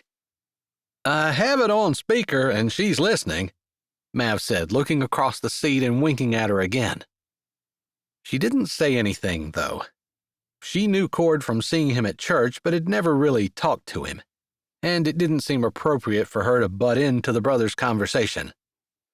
Hey, Cassie, sorry about the insult, but, you did marry Mav. No problem. You're family, so you can get away with it, she said, imitating what he had said. Plus, I think there may be more to Mav than what you think. You're remembering a little boy, and he's grown up and matured a lot. Chapter 22. Cassie didn't want to gush on about Mav too much, although maybe she should. Maybe Mav needed people to talk about him and for her to tell other people how wonderful he was, because everyone seemed to have the stigma in their head that he was just like the way he was when he was 18. That was 10 years ago, and he had grown up. Even though she loved him then, maybe she loved him in a little girl way, just admiring the energy and the spirit and the sense of humor that he had. But as he matured into a man, she found even more to admire. Well, I guess I can say that one smart thing he did was to marry you. I've heard good things about you, and I'm glad that my brother found such a wonderful woman to be his wife. I know Rosie can't wait to get together with you and talk. And I can't wait to go talk to her and hang out with the rest of Mav's family, Cassie said, and it was only just a little bit not true. Large crowds of people sometimes made her nervous, and Mav had a lot of brothers and sisters. And they had kids, and they were almost to the point where the kids were having kids, and it was going to be loud and crazy if the whole family got together. That was a far cry from her, who just had her mom and her. Her mom had gotten remarried to a man who didn't have any children, and they were living in California, doing whatever it was that retired couples did when they had a lot of money and a lot of time and no responsibilities. All right, Cord, would Wednesday work for you? Sure would. If you text me half an hour before you get here, I'll try to make sure your team's hitched up for you. If not, I'll show you how to do it. All right. I'll talk to Cassie and see what she wants, and we'll see you on Wednesday. Sounds good. They hung up, with Mav smiling as he swiped his phone off. Sound good to you? He asked, looking across the seat at her again. It does. Thank you. I think this is going to be fun. I don't know. I think I'd rather have you sit beside me in the carriage, but I think I'll enjoy watching you drive the horses too. So it's kind of a win-win for me. I suppose I would rather be sitting beside you too, but I'm looking forward to driving the horses, so it's a win-win for me too. He grinned as he put his turn signal on and pointed to the road ahead. This is my road. My driveway comes off this road in about a mile, so we're almost there." You don't live quite as far out as what I thought. "No, it's just a 10 or 15-minute drive into town. More if it's snowing, of course. Although I try to hunker down and not do too much in the winter other than check the stock and make sure they're okay. So even though it's not too far into town, I don't make the trip too much in winter." That makes sense. She watched as they turned in, eager to see where he lived and the ranch he worked. As they turned on the lane, she said, Are you going to tell me where your land begins? "Sure, you'll see it. I actually have an arch, and we'll drive under it. I didn't make it. The guy who owned the ranch before me did. I have about 500 acres. I own both sides of the driveway from there to the house, and the house kind of sits in the middle of it. It's actually a pretty nice setup." Sounds good. I always loved those old arches. Not too many people do that anymore. "Pretty expensive, from what I've heard. But since I didn't have to do it, I don't know. Nice to reap the benefits of some other people's work, although I love doing the work myself and reaping those benefits as well." It was easy to tell when they went under the arch, and she looked around, eager to see when the house came into view. A pole building that served as his barn with some fencing around it, probably corrals and paddocks that he used to work his cattle, along with a head-chute system, came into view first. And then the house.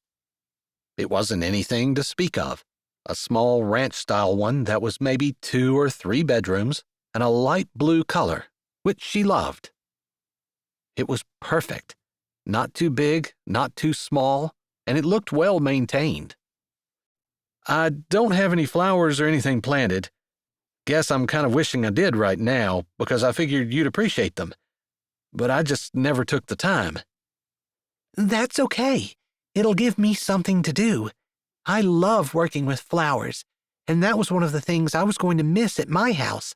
The back porch where I'd been setting plants out and having a few small raised bed container gardens in my backyard. I'll eagerly get to work doing some of those things around here. "I'll help you if you let me know what you want. If you're looking for raised beds or anything. I can slap some boards together, although I'm not a great carpenter." That would be wonderful. I ordered the ones I got because I'm not a great carpenter either. Actually, I'm not a carpenter at all. He laughed. "But I bet you put the ones you ordered together yourself." I did, and I enjoyed it. It was busy work. Once I figured it out, it was easy, and I could just enjoy the weather and the sounds of nature while I worked. That's a lot of what ranching is. It's not hard work, necessarily. It's just everyday work, and a lot of it doesn't take a whole lot of brain power, so you're free to think or, like you said, to enjoy nature around you. He sounded a little amazed, like maybe they might have something in common after all, and she didn't want to disabuse him of that notion. Although she figured that her idea of enjoying the weather for a 5-minute break while she walked outside for a few minutes was different than his idea of enjoying the weather for 12 or 14 hours a day while he was outside in it. Still, it was a bit of a start. He pulled up to the house and turned the pickup off. "I'll carry everything in, if you want to go in and check things out. All right?" Okay, she said, not going to try to figure out whether he was trying to baby her because she had cancer, or whether he was just being a gentleman. She didn't have to question everything and figure out the why of things. And sometimes, maybe he just did things without the why behind them, without thinking about it or having an angle. She was always trying to figure out people's angles, even though she didn't always have an angle of her own, because she didn't. Sometimes she did things just because. It was not unreasonable to think that Mav did the same. "Is it locked?" she asked as she got out of the pickup, figuring she would have to wait for him to walk in and unlock it. "Nope, never lock it. Go right in." She grinned to herself, not surprised, and walked to the house, stepping up the steps onto the porch, which wasn't tiny but big enough for a swing and 2 rocking chairs. She smiled at the rocking chairs, figuring that was probably something his sisters had insisted that he needed, or his mother. It definitely didn't seem like something Mav would want on his front porch. She couldn't imagine him taking the time to sit in the rocking chairs and actually enjoy them. Although, maybe she could imagine him sitting there in the evening, watching the sun go down, tired after working all day, but unable to get his brain to stop. She smiled at the idea. She walked in, taking her shoes off at the door and looking around. It was sparse. A lamp and a recliner, no blankets, and she was glad she had kept the basket back, because, especially during the long North Dakota winter, she loved to snuggle in blankets and cuddle up in their warmth. But being that there was only one recliner in the living room, they were going to need some of her furniture. There was room for her couch, or she could just bring her chair. She wasn't sure which would be best, and she figured she and Mav could talk about it, although she couldn't imagine him having a strong feeling one way or the other. Walking through the living room into the kitchen, she opened a couple cupboard doors and realized that Mav was not joking. They were basically bare. One cupboard had a stack of paper plates, but there were actually no real plates at all, and she was glad that she had decided to bring hers. There was silverware in the silverware drawer, but just 2 of each piece, and there were some dirty dishes in the sink, which included 2 forks and 2 spoons, so it looked like he had a set of 4. She had brought her silverware too, so that was good.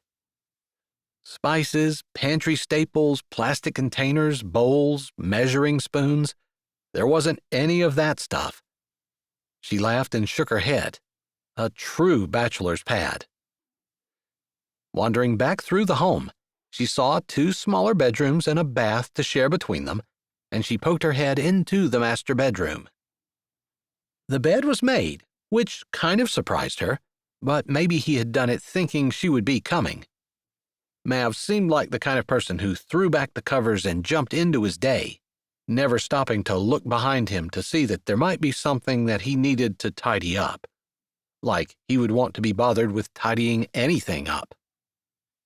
She supposed that trait might start to bother her after they'd been married for a while, but it made her smile now, just thinking that they were so different. Because she went through her day, slowly and methodically, always taking time to tidy up behind her, washing the dishes when she was done with them, not letting them sit in the sink and pile up. She'd rather have just a few dishes to wash than a whole sink full. The floor didn't seem excessively dirty, so either he'd swept for her arrival, or it hadn't been long since he swept. Of course, if he took his boots off before he came in, the house wouldn't get very messy. "What do you think?" he asked, startling her, and she yanked her head out of the bedroom. I was just thinking it looked like you swept recently. "Yeah, I think the day that we got married, I swept. That's been less than a week." He grinned. "Sometimes it goes for a while, especially in the summer when things get busy." If you take your boots off before you walk in, that probably keeps a lot of the dirt out. "It does. I figured that out, and it's a little bit of extra work, but it saves me time." I'm surprised you don't have a dog. I expected you to. "I've been meaning to get one. Even after I bought this place, I went trucking on the ice roads in the winters and did some fishing in Alaska as well." You're a sucker for punishment. "I'll say, you think it's cold in North Dakota? You don't want to be on a fishing boat in the winter, with waves crashing up and ice forming on everything." Sounds pretty if you don't have to work in it. "Have you ever seen the ocean?" No, I haven't. I guess I don't have a deep desire to see it either.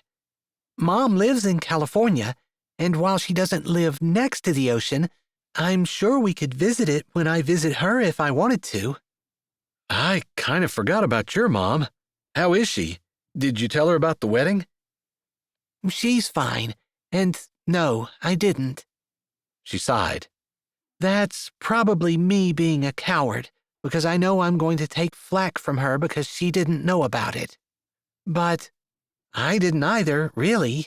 And then there's going to be a stressful conversation, and I just didn't want to go into it with her. I'm sorry. I'm a terrible daughter. I understand. Sometimes some parents make it hard to be a kid and for you to want to talk to them. When they demand so much out of you, it's exhausting to make a phone call to them. Your parents don't seem like they would be like that. They're not. My mom is awesome, and she married a really great man. He's got a lot of wisdom, and I've learned things from him. Not necessarily from him lecturing me over the years, but just by watching. He's quiet, but his life speaks loud. One of those. Wow, that's great. You lucked out in the parent department. Yeah, or God blessed me. Maybe because he knew I needed it. I needed a lot of direction because I have a tendency to take the wrong road.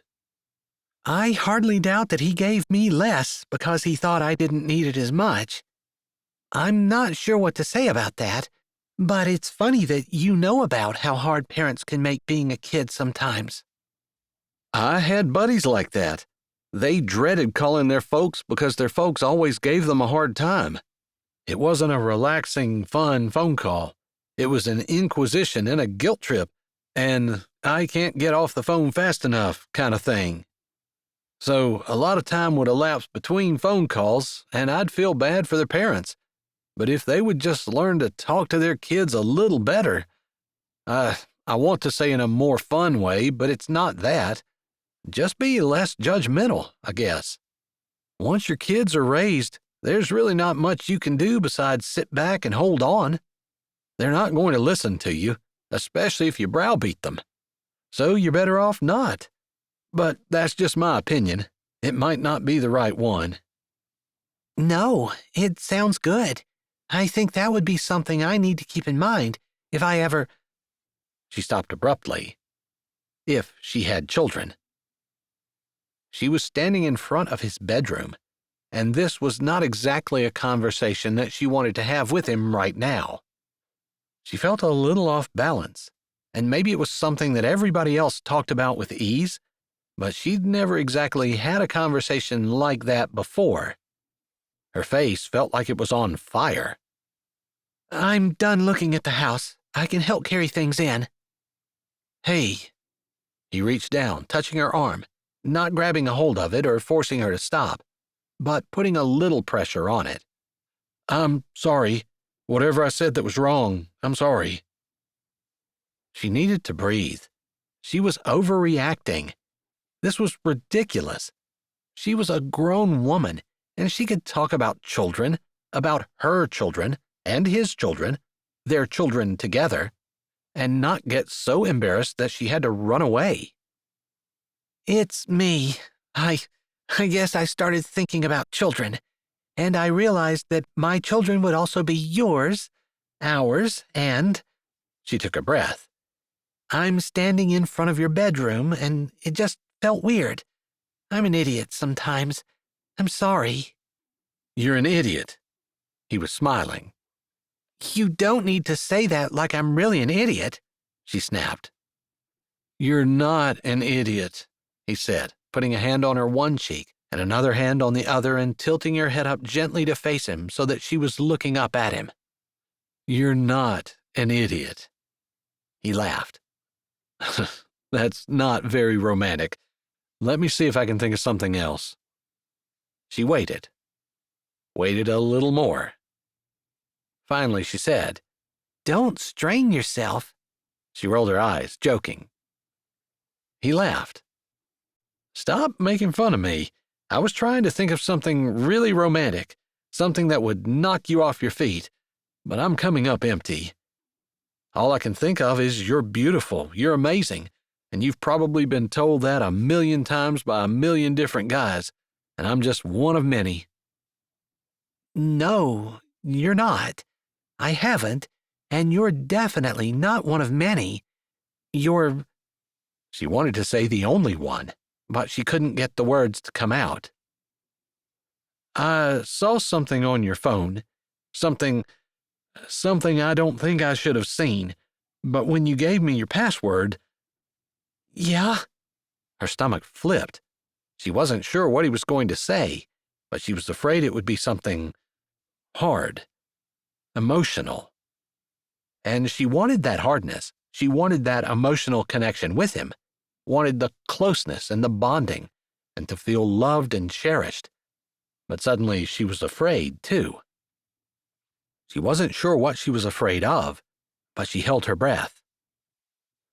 "The text said something about you marrying the person you had a crush on for years.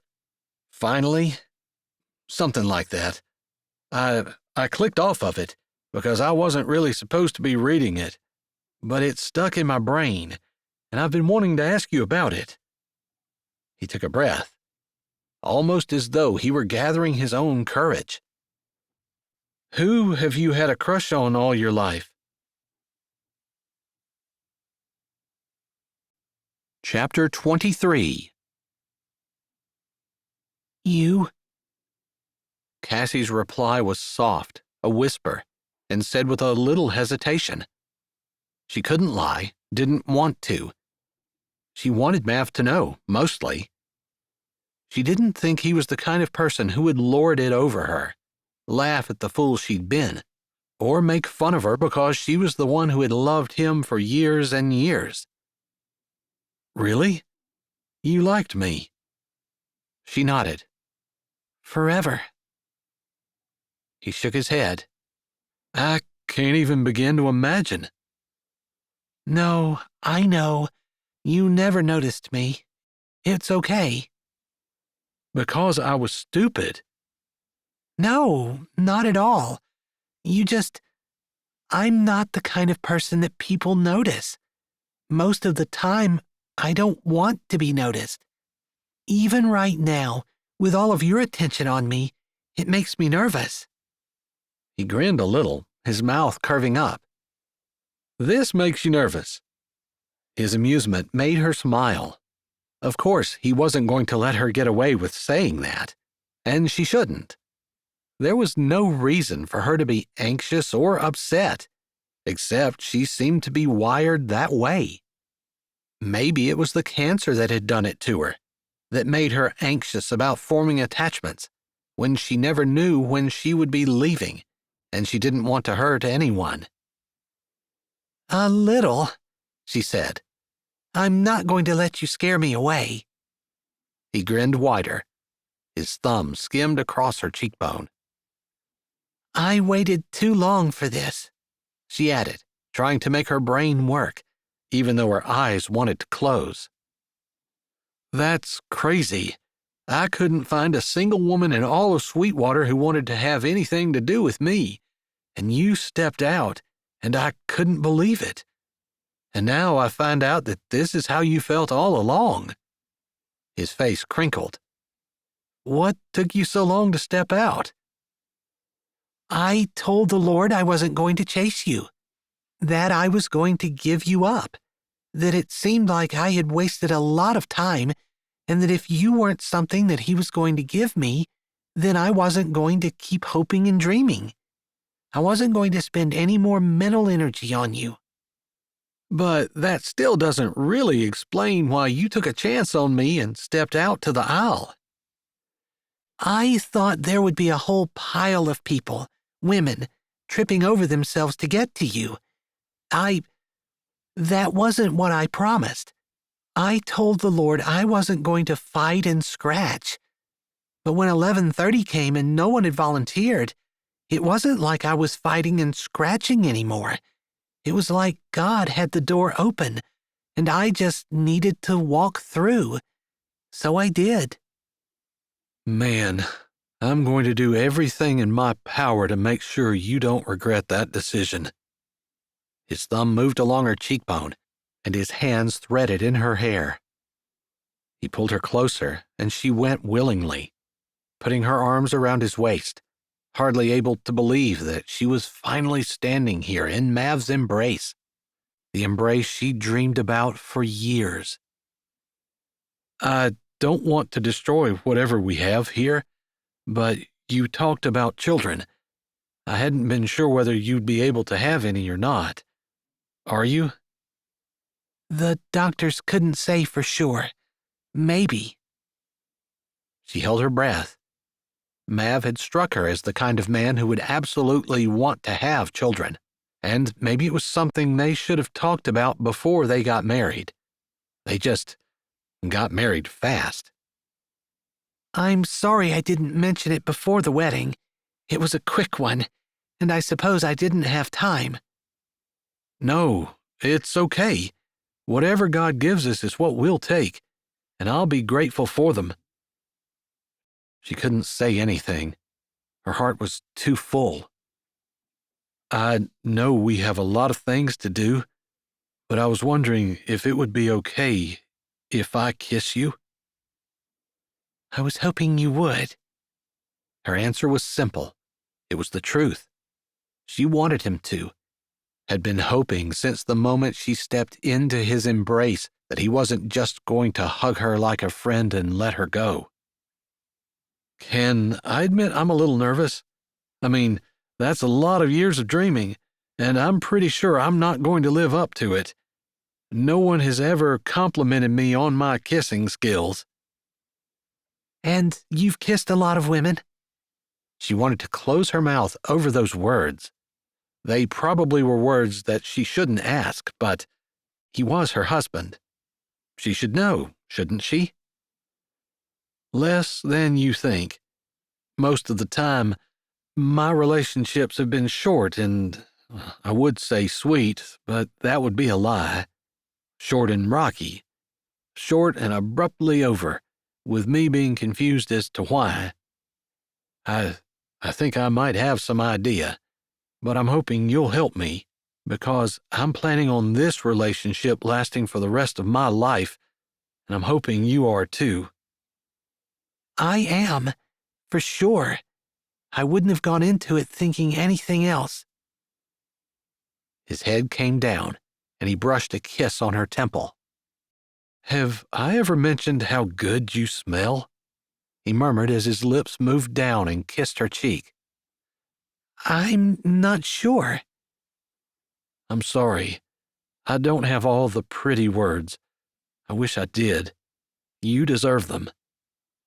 I just want the true ones, she said, knowing that was the truth. She didn't want pretty words that weren't true. She didn't want a bunch of platitudes that were just designed to get her to do whatever he wanted her to do. She wanted the truth. Just the true words.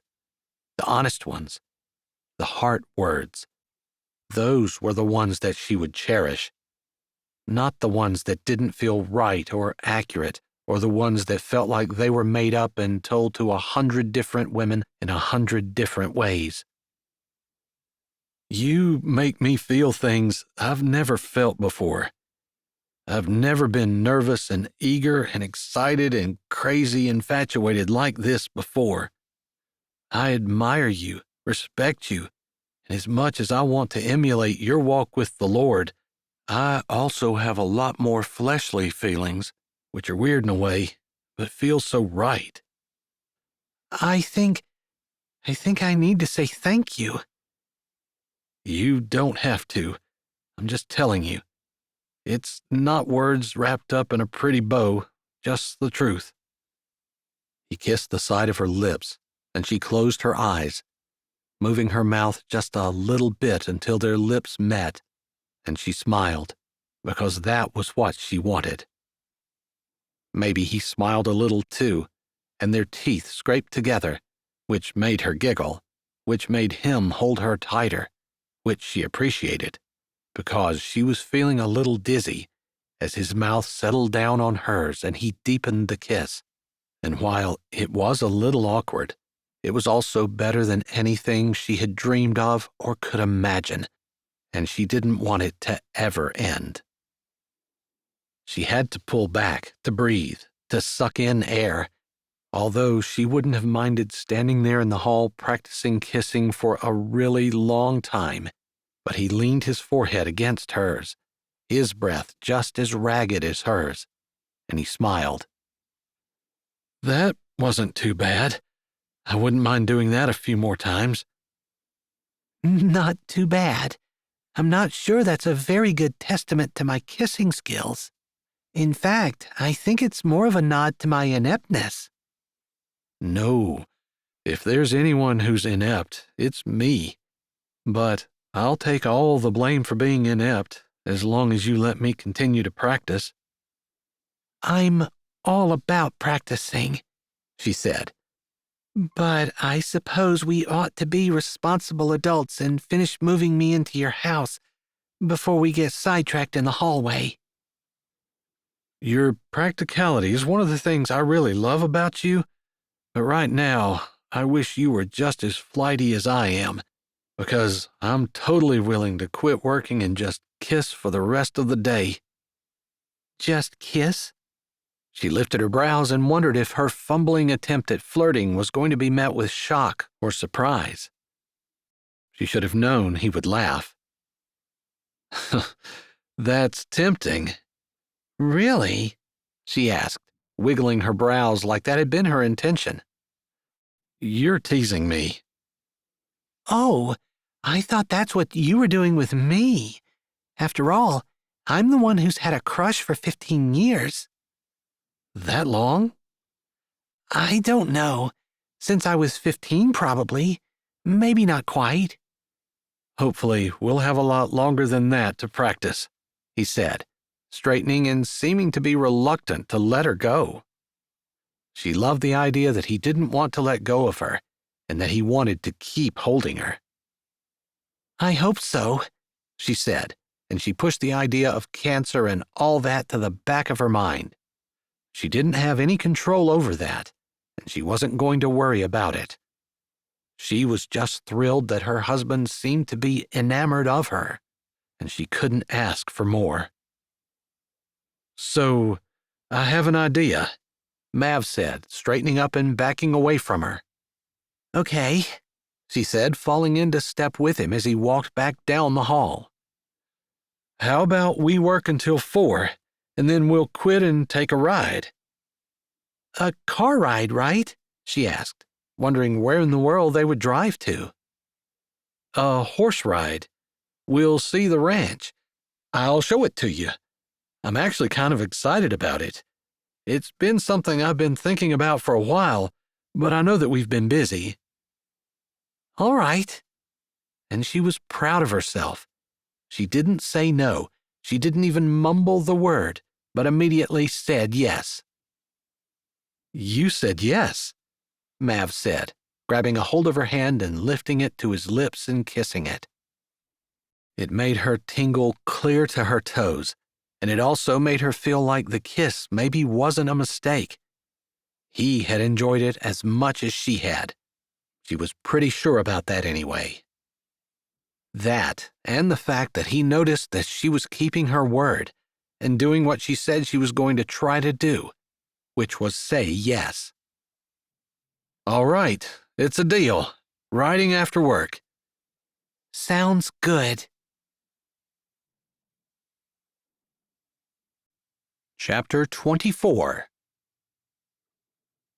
This is Sunshine, and she's sweet, Mav said as he led his pretty little mare over to Cassie, who looked a little nervous. It's a girl? She asked, lifting her chin. He loved that little tell that she was trying to be brave. He hadn't really meant to ask her to go riding to scare her. He hadn't meant that at all. He wanted to do it as something that they could enjoy together, a reward for the hard work they were doing, and another way to spend time with her, doing something he was comfortable with. He didn't mind helping her pack up her house or moving her into his.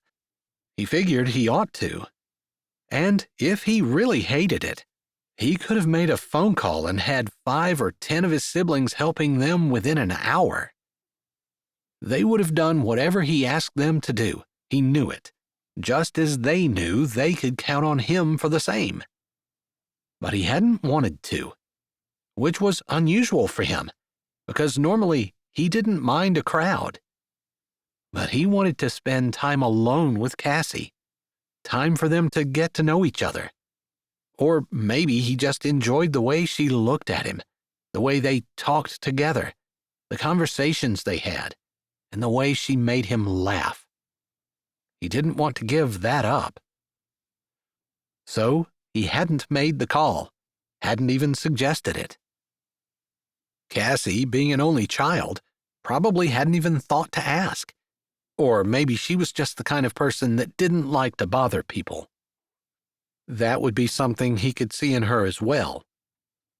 Regardless, he was glad, because if they had had people helping them, they would still be working, and he wouldn't be out in the barn by himself with his wife. She's a girl, and she's the calmest horse I have. In fact, she's so calm it's kind of hard to get her to even walk, and she definitely doesn't go faster than that without a lot of encouragement from someone.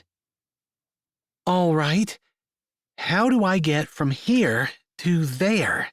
She said, nodding from where she was up into the saddle. You got to put your foot in the stirrup, your left foot, and you're going to grab a hold of the pommel, then jump and pull yourself up. It's kind of a learned technique, so nobody's expecting you to be graceful at it today. But go ahead, unless you want me to help you. He couldn't help it. His voice dropped a little on those last few words, and they sounded like an invitation. As well they should, since if it was an excuse to touch her, he would take it. He couldn't remember ever being this besotted with someone, which he supposed was a good thing, since he was married to her, and she had a crush on him. But even with this crush, the crush that she said she had, she seemed a little surprised that there was kissing involved, and definitely a little uncomfortable at anything else that might be involved. So he wasn't giving himself any grand ideas of his wife wanting all the things that he wanted, and even if she did, he still wanted to woo her, to do all the things that a man did for the woman that he loved. He had never wanted that before either. In most of his relationships, all of them, it had been all about him and what he wanted. Maybe that had more to do with what he had talked to the Lord about not that long ago, or maybe it had to do with Cassie and how unselfish she was. It made him want to be the same. All right, so that means you're not going to laugh at me? I didn't say that. Great. He laughed. How about you go get on your horse, and I'll work on getting on mine. This kind of looks pretty high, and I'm not sure I can do it. I know you can do it, and I'm not going anywhere. I want to make sure I can catch you if you fall. I'm not expecting you to, but it would be kind of irresponsible of me for me to take you for your first ride and not even stick around to make sure you got on her okay. All right. Far be it from me to insult your teaching abilities on your very first lesson on my very first ride. I'm glad you see I have a reputation to establish. She grinned at him, and he kept a hold on Sunshine's bridle, standing to the side so he had one arm free to help Cassie if she needed it. But she gritted her teeth, grabbed a hold of her saddle horn, put her foot in the stirrup, and to his surprise, she didn't hop on exactly, but she made it on okay. You're more coordinated than I am. It took me forever to get the hang of that, and I started when I was a kid. Well, maybe it was just beginner's luck, she said, and his lips quirked. You're always humble. You know, you can admit that you're good at things. She sighed. Maybe that was another lesson of the cancer, but I feel like every breath I take is just because of God. So I can say that I'm good, and I might joke about it, but really, I know that everything I have comes from the Lord. I'm so aware of that.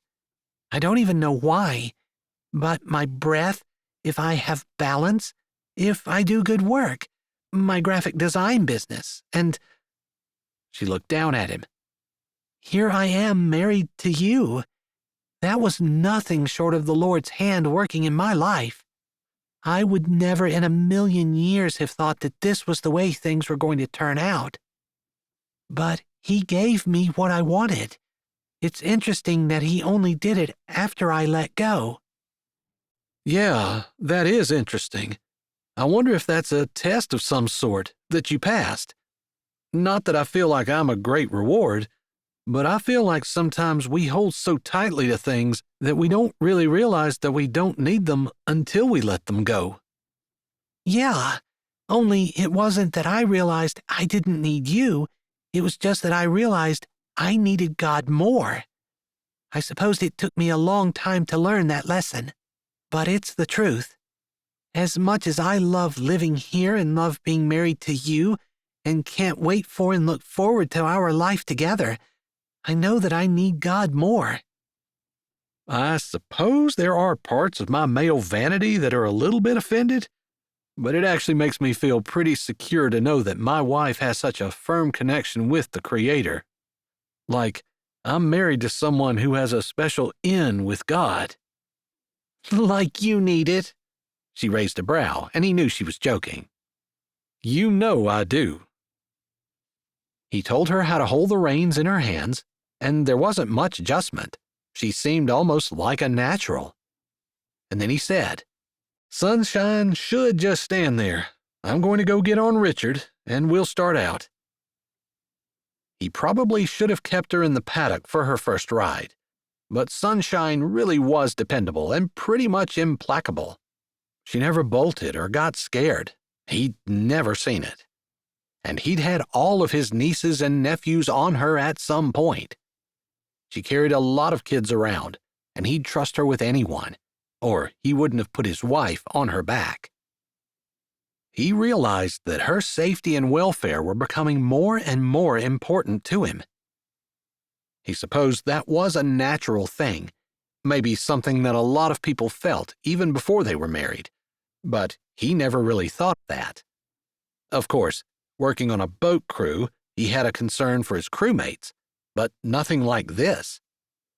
Even the feeling that he had for his sisters and his mom couldn't compare. Nor should it.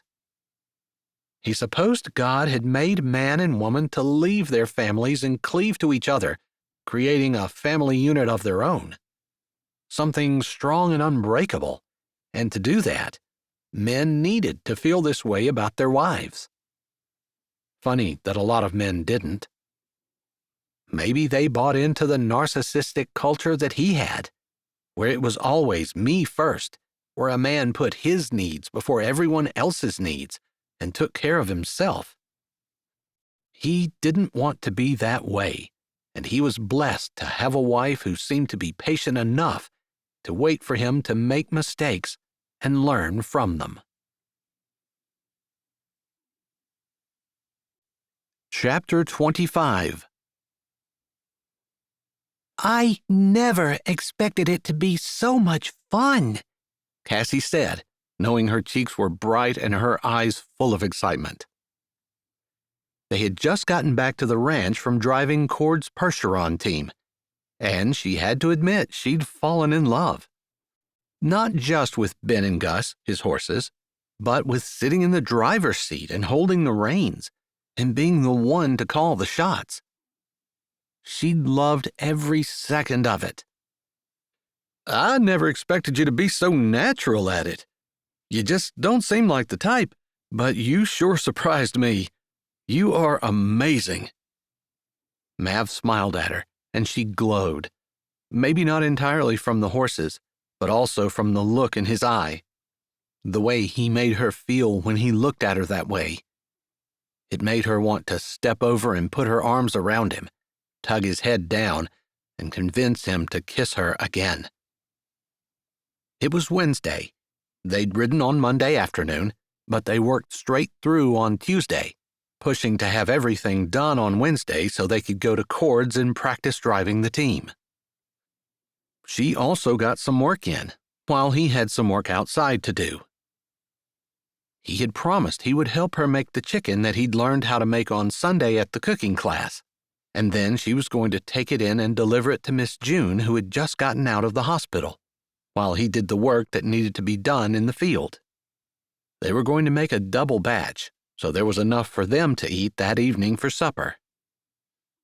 All of her things had been moved, and the only stuff that was left were a couple of pieces of furniture, including her couch, that they were going to move into his house, and some things to take to the second-hand drop-off. Mav had some of his brothers coming Thursday morning to help with that furniture, and they'd already contacted a real estate agent to put her house up for sale. They would be coming Thursday to take pictures once Cassie had cleaned it. It had been a long, hard week, and it was only half over. She was exhausted, but she was also having so much fun. Knowing Mav and being with him had added so much color and sparkle to her life, she could hardly believe the difference.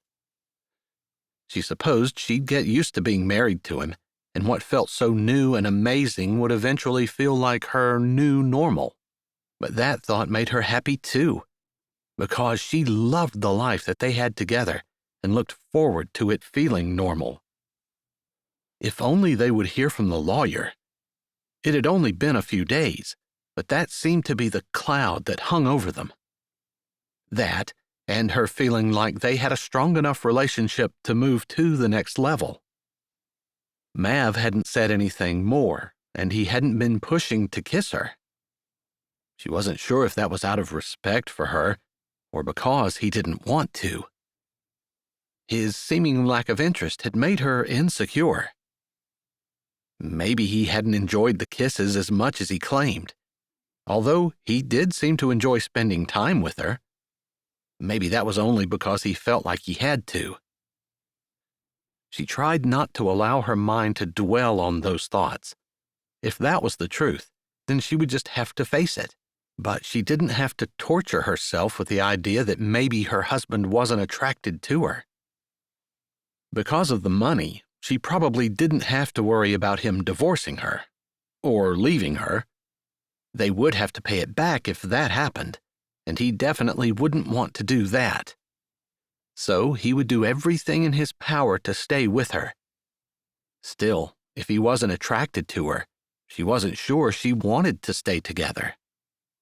Except marriage was for life, so whatever she got, she was going to work with. Whatever she had to do. "You ready to make the chicken?" he asked, coming up beside her and putting his arm around her. She didn't think she would ever get tired of that. She often longed for the touch of someone to hold her and cuddle with.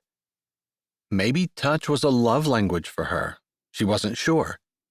But whatever it was, when he put his arm around her, she always wanted to lean into his side and just get closer. She resisted the urge. "I thought you were doing it yourself." "No, Miss Jane taught me, so I can teach you. Next time, you can do it all by yourself." "While the king of the castle sits on the couch with his feet propped up?" "You know me, always sitting around on the couch." He looked tellingly at the spot where there was no couch. Soon we'll have a couch so the king of the castle can sit there." "I don't think I want to sit on the couch without you," he said casually as he walked into the kitchen, and she trailed along after him, bemused. Funny how one little sentence from him could make her feel warm and gooey inside. She should be getting used to it by now, but he had the ability to discombobulate her with his casual comments that obviously meant a lot more to her than they did to him. She tried not to worry about that. It was probably normal for a woman to be more emotional and a man to be more casual. She had to tell herself that. They got the chicken out, and she was kind of impressed that he actually remembered how to do it, just from reading a card that Jane had given him. It wasn't any time at all before they had the chicken made for their supper and enough to put in a casserole dish for her to take to June to warm up for her supper. She had heard June was doing fairly well and figured while she was there she would offer to see if there was any housework she could do. Are you sure you're going to be okay without me? She asked, not because she thought he wouldn't be, but because she really didn't want to leave, and she was dragging her feet about it. You know, I've gotten used to you hanging around all the time, and I think I'm going to miss you. I'm definitely going to miss you. It's kind of crazy how much I enjoy your company, but I do. Her words had made him feel good. She could tell by the glow on his face, and to her surprise, he put an arm around her back and leaned down, giving her a kiss, quick but firm. She really didn't want it to be so fast, but she steadied herself as he pulled away and said, "You be careful, okay?" I'm just driving to town. I'll be fine. I'm serious. I don't want anything to happen to you. That's just because it's so hard to find a wife, especially when you announce in the morning that you want to get married that night. Are you going to tease me about that forever, or just like for the next 50 years? Oh, forever, for sure. She grinned. I'll be careful, and you be careful too. I can't believe how attached I've become to you in just a short week. It's true that we spent pretty much every waking hour together, and now we have to separate, which feels harder than it should. I know. You're just going to town. I'll see you for supper, but I want to trail after you, almost like a puppy, and whine for you to take me with you. But I know I have work to do. I do too. When I get back, I'm going to have to get started on it. I probably won't have it done by supper, so I'll need to work this evening too. No problem. Wherever you are, I'll just lie down at your feet and put my head on your toes or something. All right. That might be a little bit much. Really? You think? They smiled at each other, and he was waiting for her to turn and open the door so he could carry the casserole to her car. But instead of turning, she stepped closer, tugging on his head and bringing it down. She kissed him like she wanted him to kiss her, and she wasn't sure exactly how he felt about it, other than he made a noise that sounded like a groan, and that made her smile. She pulled her head back. Now that's a proper goodbye kiss. Warn me next time, because I don't want to be holding a casserole and not be able to put my arms around you. That was like torture. All right.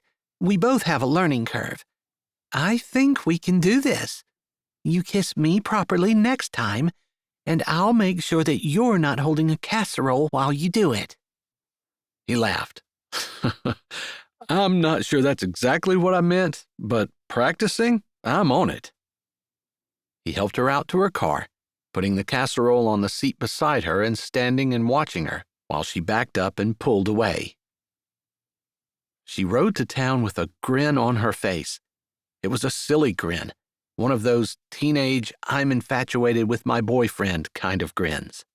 Only she was an adult, and she was married to the object of her infatuation, and he'd been her crush for years. She reached June's house and walked around the car to carry the casserole in. Just June's car was parked next to the house, and so she assumed that her husband must still be working.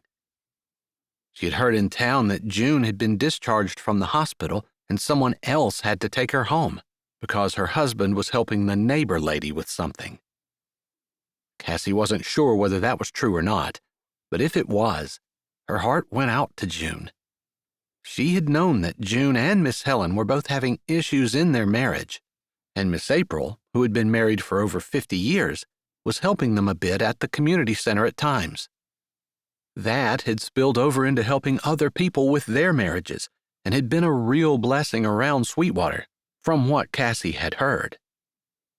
Still, it must be hard to have a husband who neglected his wife so badly. She tried to imagine what her relationship would be like in 30 years, but she couldn't. Would Mav and she grow apart? She didn't want that to happen. She would try with all her heart not to allow it. She didn't want to become another statistic, someone who lost their marriage and was just one more divorce on the tally. Walking up the steps, she knocked on the door, but then she opened it slowly and called out, "Hello, I'm coming in so you don't have to get up," as she walked in and closed the door. "We're in here," a voice that did not sound like June said. "I'm sorry, I didn't realize you had company." "Not company, just Helen and me. We usually hang out at the community center and do some crafting, but with June laid up, we figured we'd come here for the day. She seems like she enjoyed the company, and she's a little more perky than she had been a few days ago." "Good. I brought supper," Cassie said, stopping in the doorway. "I'm going to go in and set it on the stove. It'll be ready to warm up in the oven whenever you want. It's already cooked." "Thank you," June said, sounding a little weak but not completely terrible. Cassie walked back and stepped in the doorway of the living room. "I thought I would offer to do any sweeping or dusting or cleaning that you needed. Your sink was empty, so you don't have any dishes to do." "No, April and Helen have taken care of me." June sat on the couch, propped up by pillows, her legs up beside her and her arms in her lap. Fatigue lined her face, but she didn't seem to be in great pain. Still, she wasn't moving very fast. "You can come in and visit for a spell," Miss June said. "I wanted to know how your marriage is going." "It's going well. We're kind of adjusting. I think that kind of thing is always an adjustment. But Mav is a great guy. He makes me laugh, and he's trying to do right, too, and I admire that." "Has he kissed you yet?" Miss April asked. Cassie supposed at Miss April's age, she could get away with a question like that. Cassie didn't like to talk about details of her personal life much at all. When she had cancer, it was all she could do to tell people the details of her treatment. It made them feel included and gave them a direction, to know how to pray for her. But she kind of liked keeping things close to her, especially whatever it was going on between Mav and her.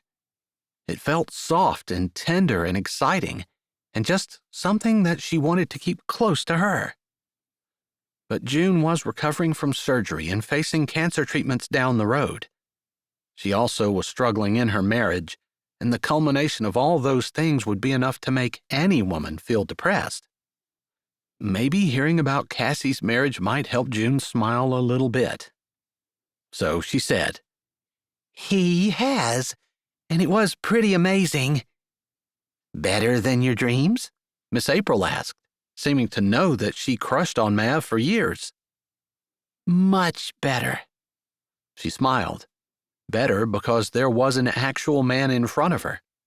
Not that Mav had any kind of standard to live up to, because it didn't really matter how he kissed her. It would have been perfect because it was Mav. "I think probably how a man kisses doesn't really matter. It's what kind of character he has. But I think we always like to hear about the kissing," Miss April said with a knowing look. That had been exactly what Cassie had been thinking, and she nodded. "I agree. He is a lot more mature than the town gives him credit for. I think it bothers him that he has a reputation to try to live down, and he's discouraged because it always seems like everybody always throws up all the youthful things that he used to do in his face, and he feels like it doesn't matter what he does, no one's ever going to notice that he isn't that person anymore." "That would have to be discouraging. I've never thought about that, but I suppose we do kind of hold people to the reputation that they had when they were a kid. You never really outlive it." "No, and that's the reason a good reputation is very hard to build, and a bad reputation is easy to earn." "I don't think kids understand that. They don't realize how careful they have to be with the things that they do. that those things are going to follow them for all their lives, and they'll never live them down, so they need to watch their step. I certainly never thought of that when I was a teenager, but I guess I wanted to please my mom. I wanted to make her proud of me, which never seemed to happen, but I would strive for that. So I guess I avoided some of the pitfalls that other people fell into. It's very mature of you to look past Mav's reputation and see the man that he has become. Miss Helen paused. Did you know that before you stepped down the aisle? Or is that something you figured out in the last week or so? I've been watching him for a long time. I guess I can admit that, because he knows that I've had a crush on him for years. Over a decade, even. And, yeah, I knew that he was more mature, that there was more to him than what people gave him credit for. I guess I didn't just watch what he said or he did, but I watched his facial expressions, body language, what he did when other people weren't looking at him and he wasn't the center of attention. Well, that's a good way to scope out a potential husband, and then somehow have him ask for a bride and be the one to step out. Cassie smiled. They had no idea about the money, and she certainly wasn't going to tell them. It definitely was the Lord who had orchestrated that, and she wasn't going to argue with him or however he worked things. But still, she didn't have to tell all of her secrets either. All right, I think I better head home. I have a job to do, and I have a husband to get supper for. Although it's already made, all I have to do is warm mine up too. Maybe he'll come in and warm it up for you, if you're working. He just might. That wouldn't surprise me at all. Chapter 26. Later that night, after she'd worked all afternoon, and they'd eaten the chicken together, and he cleaned up the dishes while she went back to work, Cassie stretched and looked at the clock. It was 1:30 a.m. She had lost herself in her project and hadn't realized it was so late. Mav, true to his word, lay on the floor at her feet while she sat in his chair. They needed to get their couch in here. She should have made him go to bed hours ago, but she hadn't, and now she looked at him lying on the floor, Phyllis snuggled up in his arms. He cradled the dog gently, even in his sleep, and he snored lightly, lying on his back with one of her shoes as a pillow. She stared at him for a bit, admiring the long slope of his nose, the curve of his lips, which, of course, made her shiver just a bit. But he wasn't watching, and she could study them. Funny how lips could feel so good on hers. Just looking at them could bring back those memories and make her want to kneel down and touch his with hers. She didn't want to wake him. He'd had a hard day. He always worked hard, was always busy, always finding something to do. And yet, there he was with her dog, snuggled up, with Mav holding her carefully, even though it was funny to see a man like Mav with a little dog like Phyllis. He needed some kind of strong, mangy mutt running beside him, following him around the farm, chasing groundhogs and prairie dogs and helping him with the cattle, whatever it was that farm dogs did. But he'd taken to hers, and Phyllis trusted him, and despite them looking odd together, they enjoyed each other's company, and Phyllis even sought him out. Closing her laptop, she stretched her shoulders, cracking her neck from side to side, before she carefully put the recliner part of the chair down and slid slowly to her feet. Setting her computer on the table, she grabbed two of the pillows that she'd brought from her house. Carefully moving her shoe out from underneath Mav's head, she replaced it with a pillow. His breathing hitched and she froze, but then it resumed, and she finished putting the pillow under him. Phyllis didn't move at all. Grabbing a blanket, she spread it out over top of him, and then, Not sure if she was being maybe a little presumptuous, she knelt down, lifted the blanket, and crawled underneath it, curving her legs to match his while she put her head on his arm and her arm around his waist. If he noticed that she was now snuggled next to him, his snoring didn't stop and he didn't move. So she assumed she hadn't even woken him. Whatever he did with all his heart, whether it was working or cooking or sleeping. She smiled at the thought. He flung himself into whatever he did, and she hoped that included marriage. Still smiling, she squeezed a little, pressing herself against his side and closing her eyes. She thought she might lie awake for a while, getting used to this new idea of sleeping beside a man. But before she knew it, the world had gone black, and all she knew was the warmth of the man beside her. Chapter 27.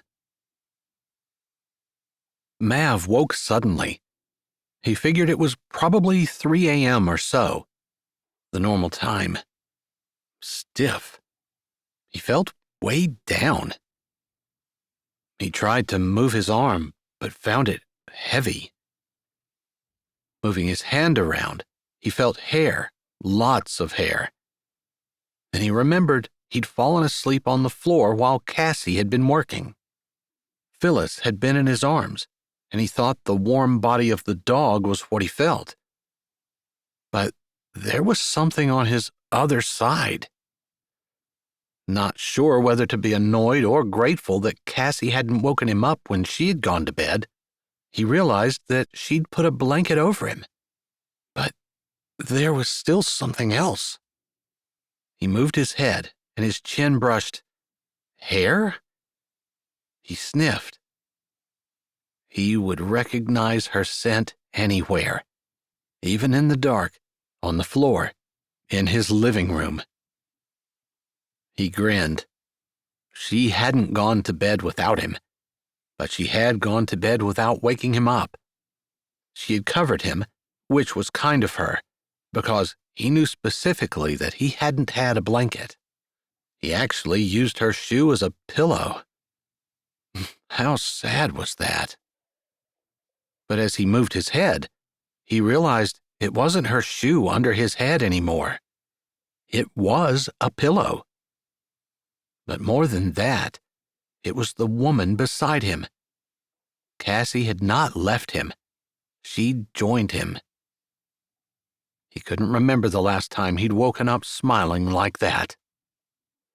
Her legs were all entangled with his, and her arm was around his waist. She held on to him tightly, like she didn't want him to leave her. And if she were awake, he would have assured her that he definitely was not leaving.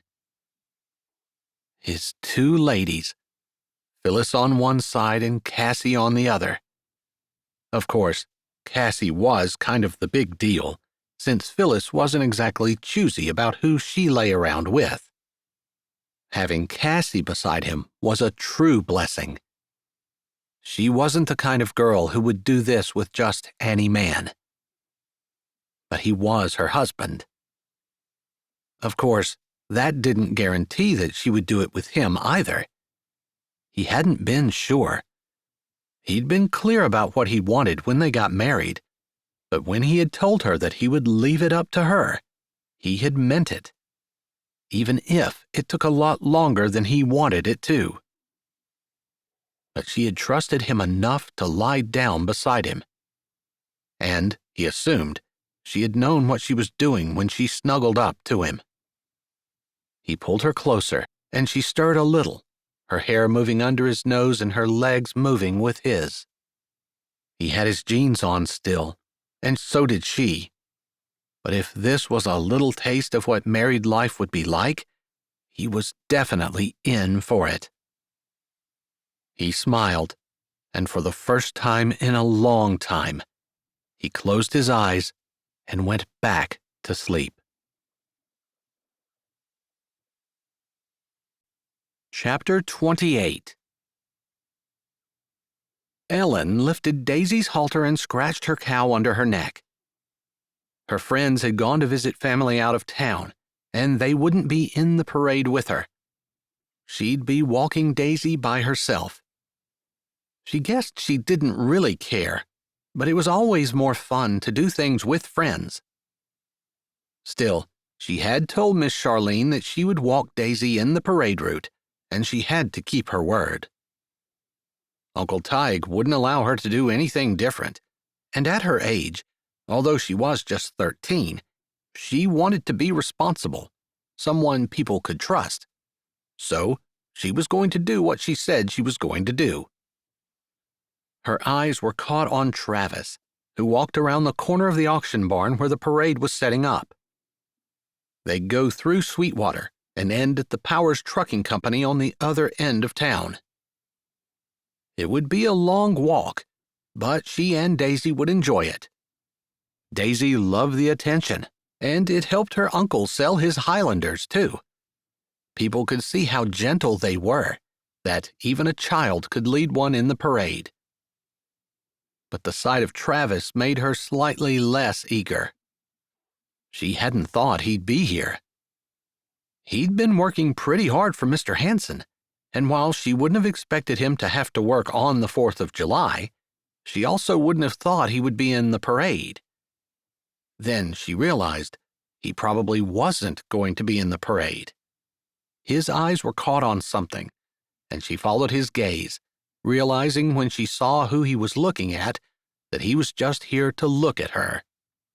Shanna, the girl that Travis couldn't seem to take his eyes off of. Ellen looked down at her own jeans and boots and t-shirt. It was a nice t-shirt, with flowers on it and a unicorn in one corner. And it was her favorite because it was blue, with rainbow colors, and that appealed to her eyes and her senses. But it wasn't anything compared to what Shanna wore. Ellen was old enough to know that guys liked girls who wore short skirts and midriff showing outfits. And that's exactly what Shanna had on. Her tight top ended high enough to show a good 6 inches of her toned stomach. She was here with the cheerleaders, and they would be doing formations as they did the parade route, and it would be a huge draw. People loved it, their outfits notwithstanding. She castigated herself for still having feelings for someone who was so easily motivated by a little skin and less brains. She said that in her head, and she knew it was catty, and she tried to push the thought aside. Shanna was just as smart as anyone else. Maybe she didn't do very well in school, but she was good at other things, and she had a nice figure, and that counted for a lot with men, it seemed. Better than Ellen. She didn't have to see herself in the mirror to know that she didn't really have any curves. She just had kind of a chunky belly with legs that were padded and thick and straight. Some girls had a little extra weight and carried it in such a way that it just accented their curves. That was not her. She was just stout. That's what Uncle Tige said sometimes. A stout Irish girl. Like that was a compliment. She tried not to resent it because she knew Uncle Tige didn't mean it as an insult. He meant it as a compliment. But it wasn't something that she wanted to be. She wanted to be beautiful, not stout. She wanted to be curvy and whatever the words were. Luscious? Yeah, that sounded very enticing. If a man, Travis, looked at her and thought luscious, that was definitely good. No one was going to look at her in her dirty boots, rainbow unicorn shirt, and worn blue jeans and think luscious. They were going to look at her and think stout. She'd have to thank Uncle Tige for not lying to her. She watched as Travis went over, and Shanna, who had to see him come, deliberately turned her back on him. Ellen figured that it was probably not because she didn't want to talk to him, although it might be a little bit of that, but it was more that she wanted him to have to work to get to her. Ellen didn't typically employ feminine wiles, partly because she was stout, but also because she looked ridiculous when she tried to simper and act helpless. Anyone who knew her knew she wasn't helpless. She ran her hand down Daisy's neck, and Daisy turned her head, pushing her nose against Ellen, and that said to Ellen that she cared. "Sometimes it feels like you're the only one, Daisy," she whispered, but she knew her words were dramatic. Even as a teenager, she had those tendencies, and she didn't want to be a drama queen. So she tried to turn her head away, but she had to see if Shanna was going to talk to Travis. He walked around, touching her arm, saying something to her. Shanna rolled her eyes and said something that made the girls around her titter. It made Travis's cheeks heat. They stood and talked for less than 5 minutes, but it felt like an eternity, and Ellen wished the parade would just get started already. But it didn't, and while she managed to tear her eyes away, putting her arms over Daisy's back, leaning against her and scratching her at the same time, she was very aware that her crush on Travis was hopeless, and she should let him go. But she still fought the urge to keep watching to see what happened as he talked to Shanna. "Hey there, kid," a voice said, and she started. "Travis, are you here? What a surprise. I thought you'd be working today." She was ridiculous. No one was going to believe her when she said she was surprised to see him. She was surprised to see him beside her. That was true. But at least maybe he wouldn't suspect that she'd been staring at him for the last 5 minutes. "I saw you looking at me. I know you knew I was here," he said, laughing, walking over to the other side of Daisy, bending down so his face was in front of hers. "What's the matter? You look like you're down in the dumps." "Just waiting for the parade to start. I've got work to do when I get home, so I'm ready to get in and get out so I can get started on my work." "Oh, big plans for tonight? Something you have to get done so you can go on a big date or something?" "I'm only 13. I don't date." She looked down her nose at him. Sometimes he was such a jerk, and she didn't know why she even liked him. "Only 13? I thought you were older than that." "That's just because I can outwork you." She narrowed her eyes, straightened, putting her hands across her chest, like she was protecting herself from him. She wasn't going to like him anymore. All he did was chase after that stupid Shanna, and he couldn't see how vapid she was, how she was just using him to get what she wanted, and how he was like a puppet at the end of a string, doing whatever she wanted. "Wow, that's nice. I think that's Miss Cassie," Travis said, and the tone of his voice made Ellen straighten and turn around. Sure enough, it was Miss Cassie sitting on the driver's seat of what looked like Cord Stryker's carriage. His team of Percherons, Ben and Gus if she wasn't mistaken, were pulling, all brushed with their amazing tails flowing in the wind, their harnesses jingling, and the carriage, the silver highlights shining in the sun, rolling along behind them effortlessly. "Is that Mav in the back?" she asked. "That's funny. They just got married. She's pulling her husband in the just married carriage, except she's driving." "I guess that's not a sight you see every day," she said, smiling and mostly forgetting her pique at him. They could be friends. She supposed they could, if she could control herself and remember that she wasn't allowed to have a crush on him, because he was just going to break her heart. Because he didn't want a girl like her. He wanted a girl like Shanna. Empty head and gorgeous body. "Those horses are so pretty." "Cord's been breeding them for years.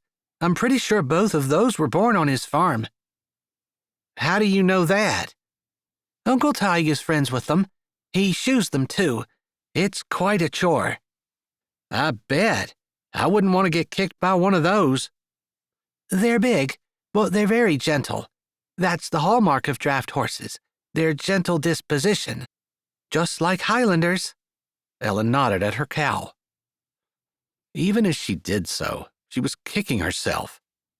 Boys didn't like girls who went around talking about how much they loved their cow. Daisy is pretty sweet. She has those big horns and she looks pretty ferocious, but she's just a big butterball. Butterball? If you're insulting my cow, I might have to call you on it. It was a compliment, wasn't it, Daisy?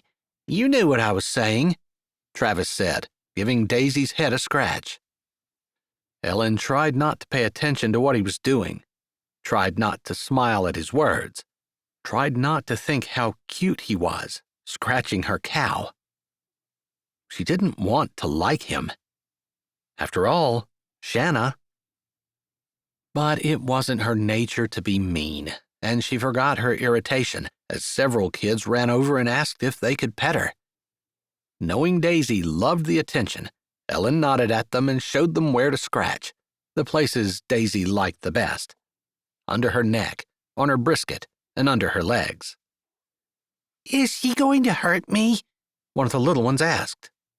No, she's used to being touched all over, and she's used to all this commotion. In fact, she likes the attention. Cool, the little kid said, scratching for a bit more before he ran off, yelling thank you over his shoulder.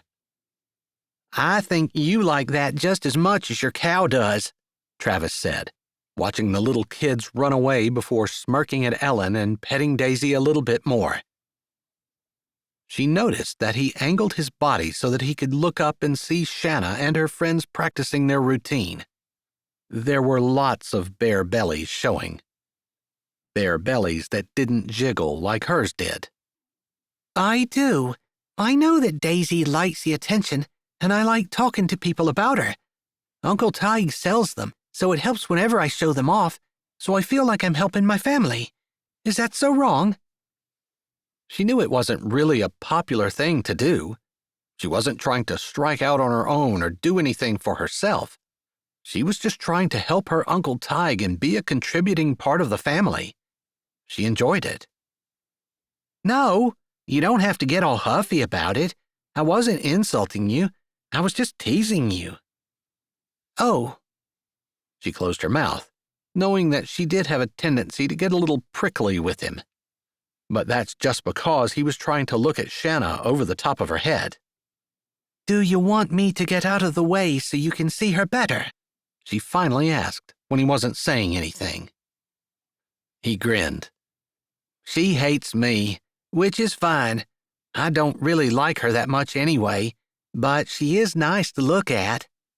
So is my cow, Ellen said, not really meaning to insult Shanna, but realizing belatedly that she probably did, especially when Travis huffed out a laugh.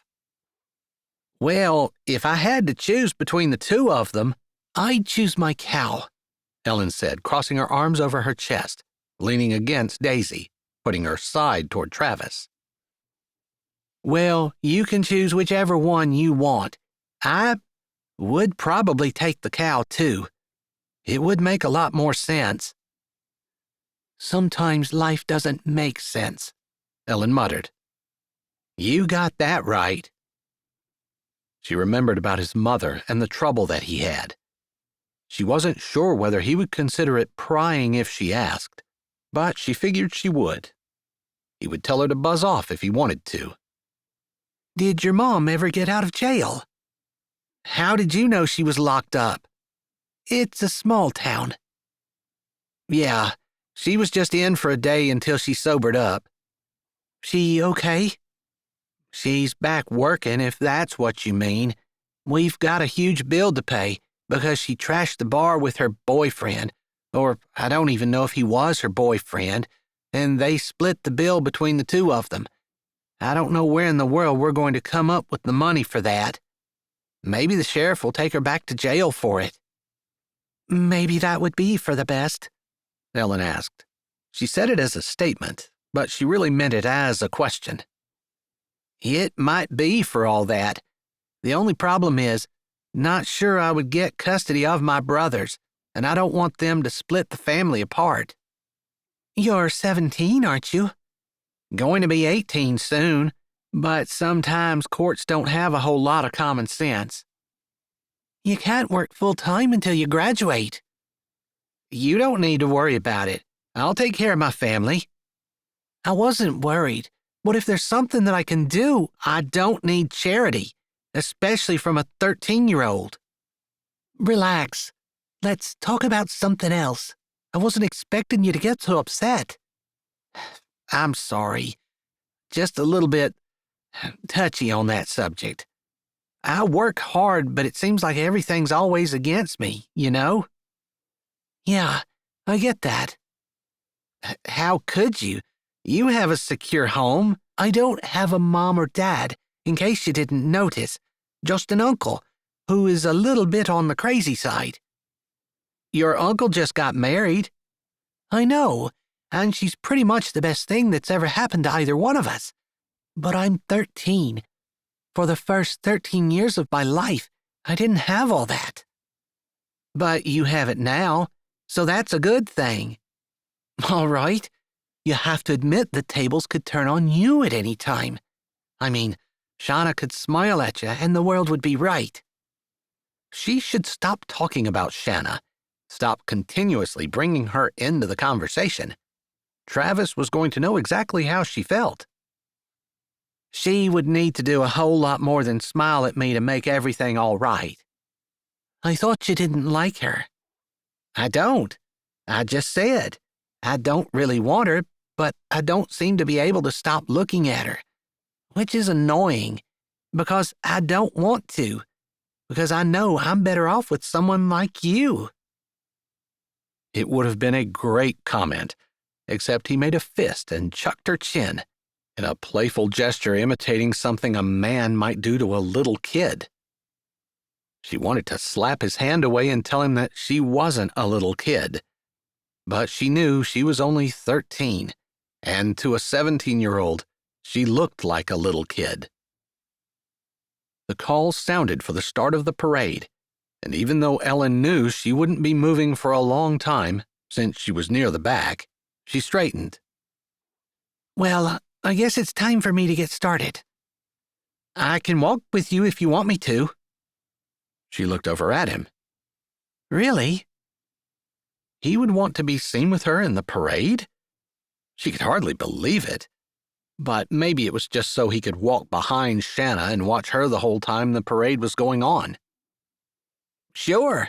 If you want, I'll even hold the lead rope for you. Well, what a help you are to this damsel in distress. Seriously, Ellen, you know that if you needed me, I would really help you. I mean, there haven't been too many other people who've been as nice to me as you and your uncle have, and I owe you. So if you ever need anything, you can just ask. That goes both ways. If you would ever need anything, working man, just ask. I might only be 13, but I'm stout. He laughed, as she figured he would, because it was true. And to her surprise, he ended up walking with her through the whole parade route. And maybe it was just her imagination, but he didn't seem to look at Shanna once. Chapter 29. You and Rosie seemed to have a lot to talk about after the parade was over. Mav sat on the porch swing, his arm around his wife, contentment seeping into his bones. He couldn't believe his life had turned out quite so perfectly. The only dark spot was whether or not they were going to get the money, but honestly, he didn't even care about that. As long as Cassie was with him, he was willing to go wherever he needed to go or do whatever he needed to do. Sell the ranch, move to town, or move across the country. With Cassie, he felt he could do anything because she believed in him. She was the first person outside of his family who actually thought he was the man he wanted to be. He wasn't, of course, but she acted like he was, like he could do anything, like she respected him and loved him and saw him as a responsible, godly man. It made him feel like he could conquer the world, or at least his little corner of it. We made a deal that I'd come over on Thursdays to help her with the Percherons. I had to talk to you first, of course, but I told her I thought you'd be all for it. I am. His words were easy. I assume I'm allowed to come too? She laughed softly, the sound shimmering on the midnight air.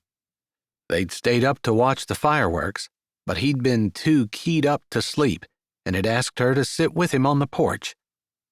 She hadn't hesitated to say yes. He wasn't sure if that was her making herself do it, or if she wanted to.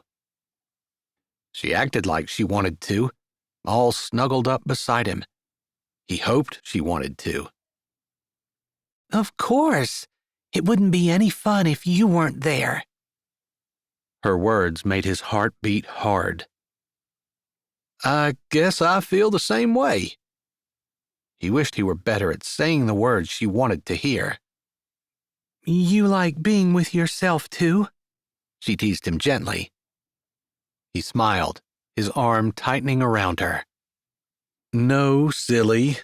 Everything is more fun if you're there with me. He paused. He was going to try to tell her how he felt. But being serious and giving anyone a glimpse of the things that were important to him wasn't something he was used to doing. He took a breath. You believe in me. It makes me feel like I can do anything as long as you're with me. Like she was the person he'd been missing all his life. She swallowed, but didn't say anything. I love you. There, he said it. He held his breath. I guess you already know I love you, too. Her voice was soft. And you might already know that I liked waking up beside you the night we slept on the floor. He'd slept better on the floor that night than he'd slept in his whole life before. He'd stayed there, too, long after he woke, just so he could watch her wake in his arms. It counted as one of the best moments of his life, his wedding being at the top. Although this moment, this beautiful, magical night where Cassie just told him she loved him, this might even top that. His throat closed. It was one of the few times in his life where he couldn't find any words, not even the wrong ones. I hoped we could do that again. She paused. Tonight. His heart gave one slow thump, then seemed to stop. Maybe she wasn't saying exactly what he hoped she was, but even if she wasn't, he'd take whatever she was offering. Yes, he finally choked out. Are you okay? She sounded concerned and insecure. Maybe she'd taken his inability to string two words together as disinterest? Surely not. But just in case, he said, Yes, I've dreamed of you saying that, but it's hard to believe it's actually happening. I wanted to say something for a while, but I wasn't sure how you felt. Her breath blew out slowly. You didn't seem very interested in kissing me. I didn't want to push you. That was true. He'd tried to work on building a relationship, which was what she wanted and needed. He'd found he wanted it too. Wanted to know her. Wanted her to know him. Wanted to share everything with her. Oh. She sounded relieved, but not like she completely believed him. It's true. You wanted a relationship, wanted us to get to know each other, and I found the more I knew about you, the more I wanted to know. I wanted us to be solid. Of course, I wanted kissing too, but I thought you might mistake that for me going back on my word of allowing you to decide, or that I wasn't interested in knowing you. Because you're more than a physical relationship to me. I don't want you to not feel valued for who and what you are. You've made me feel cherished just because you've been willing to give up what you want just to make me feel comfortable. The swing creaked. And I do feel comfortable. She moved against his side, pulling away just a little. I'm happy to hear it, he said, wishing she wasn't going to leave him. Mav? He asked, wondering what he was supposed to do now. Even after what she'd said, maybe she didn't mean what he thought she meant. I want to move into your room. That's where I want you. Good. Her hand landed on his leg, a lot higher up than he was expecting. He managed not to jump. Will you kiss me now? That was a question she didn't have to ask twice. He moved, sliding his arm around her and pulling her close, holding her like the precious treasure she was to him, and kissing her with all the emotion he hadn't been able to express in words. It seemed to be enough. His phone buzzed in his pocket. Really? He'd finally kissed his wife the way he really wanted to, and someone was going to call him after midnight? He tore his lips away. It couldn't be good news. Cassie seemed to have already figured that out. He could see her puckered brows in the soft moonlight. But she didn't say anything, just watched as he pulled his phone out of his pocket, glancing at the screen before swiping and putting it to his ear. Hello? Mav Stryker? The lawyer, the funny little man from the petting zoo, Mr. Seitzler. Yes? He took his arm from Cassie and pushed the speaker button so she could hear too. This is Peregrine Seitzler. You had come asking about a letter and wanting to know if it would still be good if you didn't actually have a license to get married until after the date expired. Mav looked at his wife. His stomach clenched, then relaxed. He'd just told himself it didn't matter not that long ago. And he was pleased to see it really didn't. Not to him. And if the look on her face was saying what he thought it was, it didn't matter to her either. His eyes dropped to her lips, a little swollen and glistening in the moonlight. He lowered his head and kissed them. She didn't hesitate, but kissed him back. He lifted his head and met her eyes, smiling, even if they were half closed. That one kiss didn't feel like enough. He lowered his head and kissed her again. Mr. Stryker? The lawyer's voice brought him back to the present. He lifted his head, but trailed his lips over his wife's temple. This phone call had to end. Yeah. The money will be deposited into your account tomorrow at 9. He blinked. Just like that? His gaze sought out Cassie's. She seemed surprised too, but she also looked like she was ready for the call to end. That made two of them. Sounds great, thanks. The man said something else, but Mav was kissing his wife again and barely managed to grunt before he swiped his phone off and dropped it somewhere, just because he needed it out of his hand in order to put both hands on either one of Cassie's cheeks so he could cradle her head as he kissed her. Or maybe he wanted to pull her closer. She wasn't nearly close enough. She seemed to feel the same way, because her hands pulled him tighter, and she pressed closer, and he was pretty sure neither one of them was thinking about money, even $1 billion.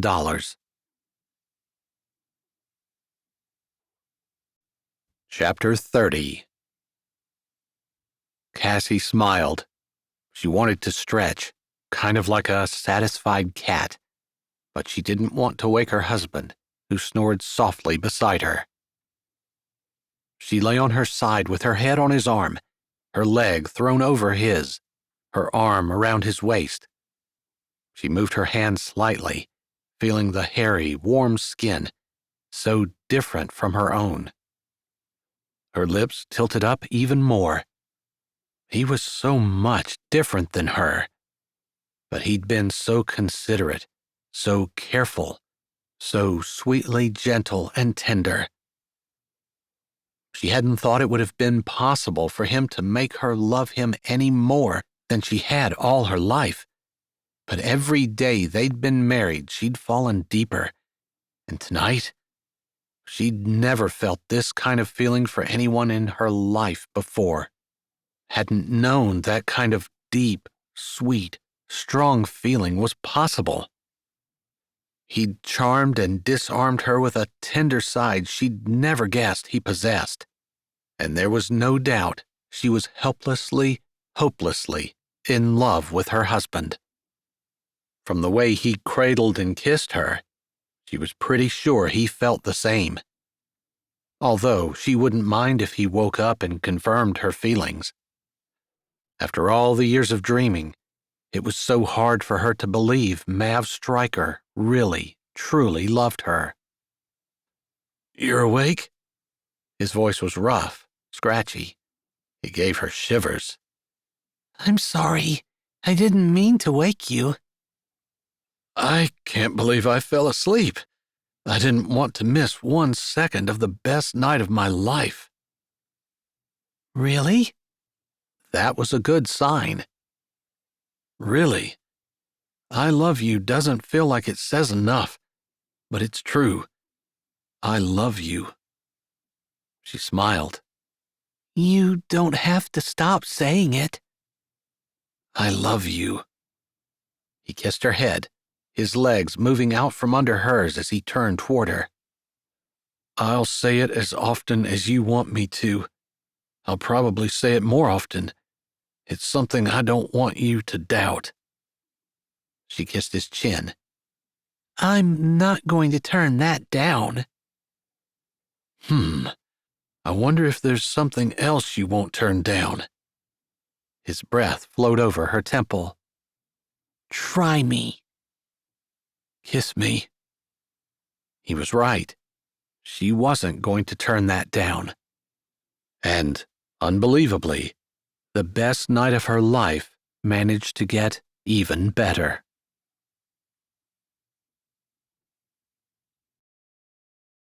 Hi, this is Jay, and thanks for listening.